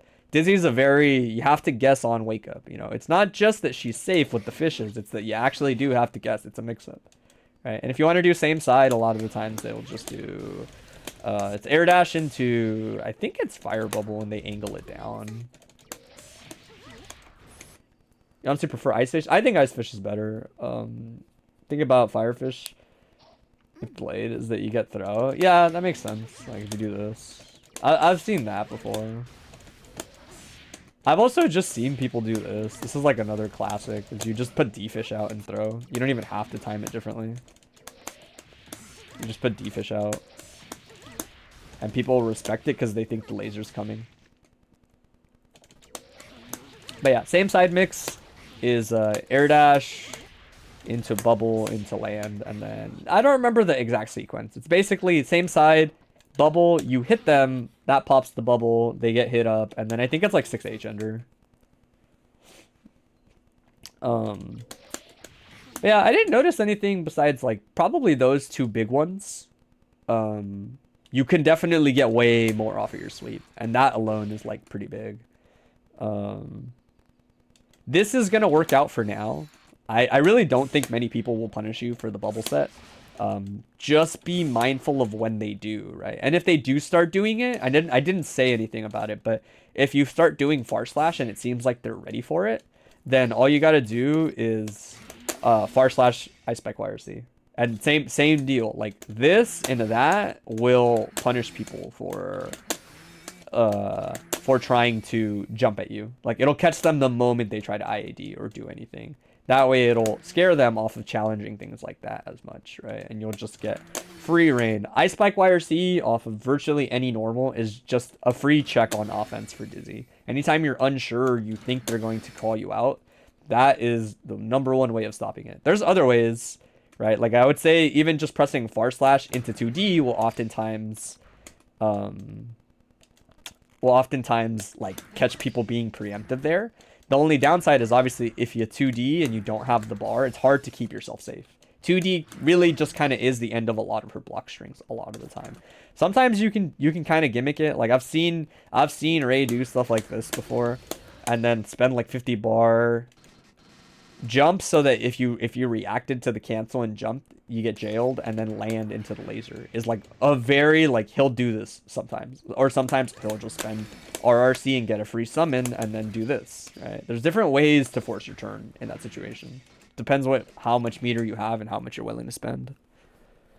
I would say those were like the biggest things that came to mind. I don't know if there's anything you have a question on that you want to ask specifically.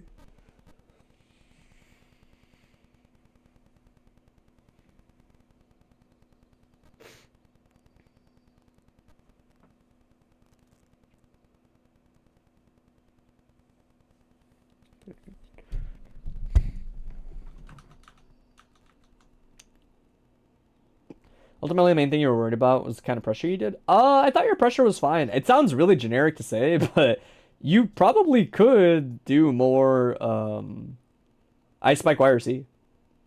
Yeah, I figure most Dizzies know that their Oki is just something they got to keep working on for like a really long time. I think it kind of just goes without saying. Oh wait, wrong playlist. DMCA. Where's... Oh, you know what? They don't have the SNK soundtracks on or not all of them, I think, on Spotify. You're concerned about doing it too much. Really bad habits starting out. I think you did fine. Like, from what I could tell, like the matches I watched and stuff, I thought it was pretty chill. I didn't think there was like any like glaring moments where I was like, oh man, don't do that. That's a terrible idea, you know?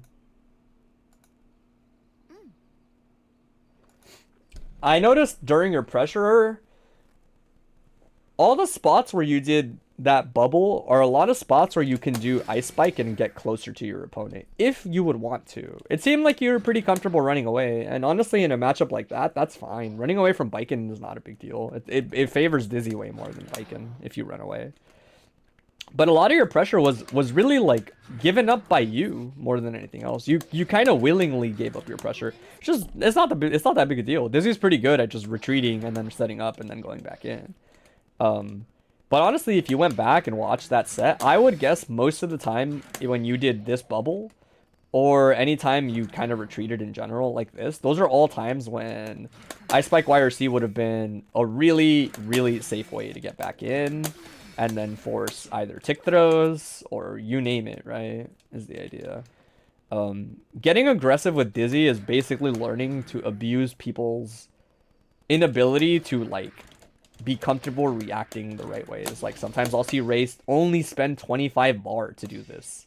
Jump, set heavy fish, and then just get a free mix-up. It's like, it's so fucked up. Like some people just aren't ready for this shit. And then he'll set heavy fish during YRC slowdown. If they jump, it's the same thing as that mid-screen Oki, man. JS hits, it jails you down, you land, and he does the mix-up right as you land into this laser.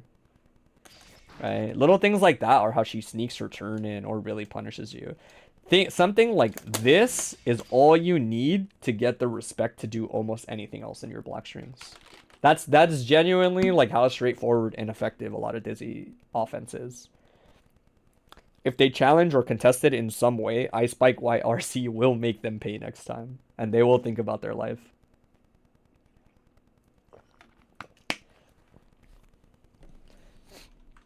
But yeah. I would say that's pretty much it. Let me see.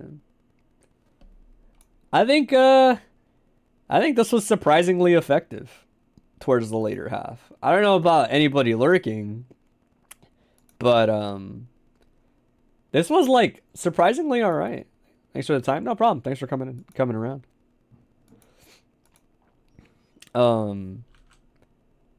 It's really funny because I think I did a pretty okay job not wasting too much time on like each individual review, but it was really funny because I want you to know how badly I wanted to keep talking about stuff. Is the best way I can put it. Like so many of them I'm like, oh, I could say more. I definitely could say more. And I'm like, nah, that's fine. Like I think this is enough. I only really gave, I think, each individual person like maybe 2 or at most like 3 things to think about or work on, which is fine. They don't need more than that. People don't need more than that. But in my head, it just feels really odd giving really short advice like that. I don't give short advice like that. So it feels weird, okay? That's like the best way I can put it. You say it all now, you won't have more to say later. It's more like I need to realize that it's okay. They only need bit by bit, you know? The whole point of me doing it every other Sunday is it's like, you had 2 weeks to work on it. If you want to come back and do it again, then maybe we'll find something else. People really don't improve that fast in Exerd anyway. So it's like, it's fine, you know? But no, I thought the pacing was fine. I think it was okay. I will say I still have to figure out when I'm doing the next one. Because the next one, if you look at like the calendar, it's right. So this is the 30th. It would be /back Sunday. So I can't do it. It's either 1 week sooner or 1 week later. And if I'm keeping it real, I'd rather do 1 week later. I don't want to do next Sunday again, especially because that's the weekend before /back and I probably do have stuff to do. It will probably be for the 20th, but it might be next week. Biggest mistake you see people make when they try to give lower level advice, trying to helpful. They try to cover too many things. What if situations? Yeah, I do that still a bit. As soon as I feel like that's what's happening, I have gotten better at putting the brakes on the situation and being like, look, this is good. Just use it. There's a lot of stuff that can happen from it. But the core thing is this is good. Do this. I was talking yesterday at the local and I said, so many people give advice. And the thing I've realized is the number one way you can tell right away if your advice is potentially like really bad advice depending on like the skill level you're teaching, is how many times you have to say if insert thing happens. If this happens, then you do this. If this happens, then you do that. If this happens, if the more of those that you add to what you're saying, the worse your advice probably is what I've realized just giving people advice over time. The more I start to do that, the more I'm like, no, I am missing the point. There is a point here, you know. It's not that if this happens is bad advice. It's that that phrase tells me that you're focusing on specific situations when there are a lot that could happen, you know. One situation, like one, say, example, I press something that's plus on block. There are maybe like 4 or 5 different things that could immediately happen after that. There's no point in trying to teach somebody every single situation when you should really just tell them, this is plus, use it, try this afterwards. You know, it's too much emphasis on covering everything instead of giving them what they actually need to put themselves in a situation where fighting games are simple. People will figure it out. Like, I don't need to tell you that backdash will beat something. Backdash will beat it, and you will see it. and then like that, enough is said. You know, that is what I frequently try to work on and do. You know, but yeah, I thought it was fine. I'm thinking my approach might be. I mean, let me turn my cam back on. All right. I think my approach would be like, I'm probably gonna put like a Google Doc thing, like a Google form out, and take VOD reviews. Really just so that people know where they are in line. I was actually pretty good on the timers. I realized I wasn't that far off. I think only like the first 2 I actually went over, and everything else I was actually pretty good about looking at the timer and not going over. We might be able to get away with 30 minutes per person, but I feel a lot more comfortable doing 35. So I'm probably going to chill at 35 minutes per person, and I'll probably put a Google form out just so that it's like, yeah, my pace got a lot better. Yeah, I'll use the Google form to form a line, and we'll do, this is only from 4 to 6, and I think I'll leave the last maybe 45 minutes. I'll do the math, but I'll leave maybe somewhere between like 30 to 40-ish minutes for like general Q&A at the end. And that one, I think, just for the sake of simplicity, will maybe be like first come first serve, for just like, I have a question. I don't need to like have VOD review, you know, that's fine. Some people want to do VOD review, that's fine. But some people also just want to walk in and be like, I always get hit by Raven Glide. What do I do about it? You know, I always get hit by Pineberry in neutral. What should I try to do to not get hit by Pineberry in neutral? You know, those things are a little independent from VOD review. And I might set that aside for the end. Do the Google form, take an insert amount of people. That will be on first come first base, like first serve basis. It's also nice because that way someone just knows if they're like already part of this Sunday review. The question is so real, you should answer that. I should.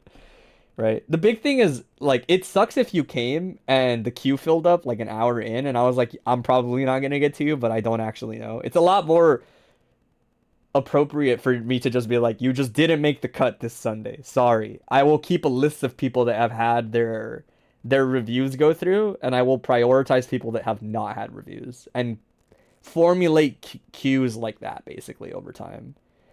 That way people just know when to set aside time, and also more or less know when to show up if they don't want to be here from start to finish. Yeah, I mean, it's cool if you want to be here from start to finish. You might learn more about the game in general. Also filters out a lot of unserious people. Yeah, that's fair. That's true. I will say, to their credit, I think everybody that was like, I'm gonna come through on Sunday, did come through, basically. Some of them got bodied because they showed up like an hour in and the queue was already cooked. So there's nothing they can do about it. But the Google form is a lot better. I will... Good, yeah. I mean, you learned stuff that helped even though you came in late. Everyone, a lot of things are just unique to characters, right? Like the thing when we talked about dealing with Raven Glide, there's a reason Daemendo and I had similar thoughts. It's kind of similar for almost every character in the game. It doesn't change that much, you know. Not gonna lie, you didn't mean to snipe like that. No, you didn't. You got in line before other people showed up and wanted help. There was nothing snipe about it. You were at the end of the queue. You were the last in line. But I thought this was cool. I thought this felt a lot better to me than the way I used to do VOD reviews. Appreciate the general advice. Yeah, no problem, man. I used to do way too much at once for a person, which is like, it's okay, I guess. But I'm gonna start to try to do them like this. The next one will probably be the 20th, and I will put a form out, be a little more structured in how I do it. And I will probably upload these to YouTube and try to timestamp them with people's general, like, from here to here thing, you know? That way, because Twitch is ass, and if you try to watch the VOD, you will get ads every, like, 10 minutes. And it's kind of annoying, right? So it's also just annoying to go back and forth in YouTube VODs. Or, sorry, Twitch VODs. So I will probably download this one, try to timestamp it. The last one was, like, way messier than even this one was. So I'll do it for that one, too. But that one really was, I only did, like, 3 or 4 people in the time frame. But I thought it was good. It seems like people like it. This is my excuse for when people praying there's never an anti-Slayer one. We'll see how this goes. It's nice to have something every other week to teach people a little bit. So that the next time I hear anybody bitching, it's like, no, actually, you didn't have to do your own homework. You just had to care. You just had to care enough to fill out a Google Doc and show up for like 35-ish minutes. This was fun. I did like this. We will keep it going. We will keep it going. I'm gonna give my cat a little bit of a treat so she wakes up. I'm gonna start to wrap it up. Nobody else is really streaming Exerd. It looks like I see PorkBun. PorkBun been on the grind, but I don't think they're mic'd up, so it's a lot of just like Exerd ASMR. But if anybody wants to go lurk, PorkBun stream is right there. They seem like they're the only ones holding it down for Sunday afternoon right now. But yeah, this was dope. Can't wait to do the next one. Nora.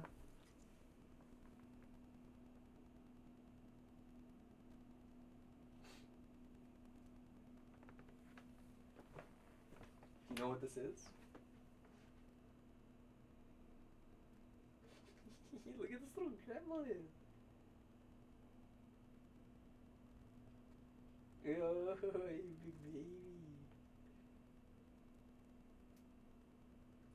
Dude, you go crazy for these. Yo, you were asleep. Little baby.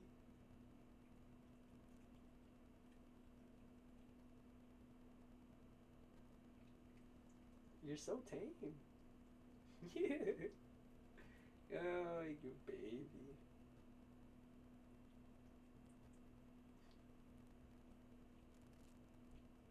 You. Alright. A little bit of cat cam fan service. Never hurt nobody.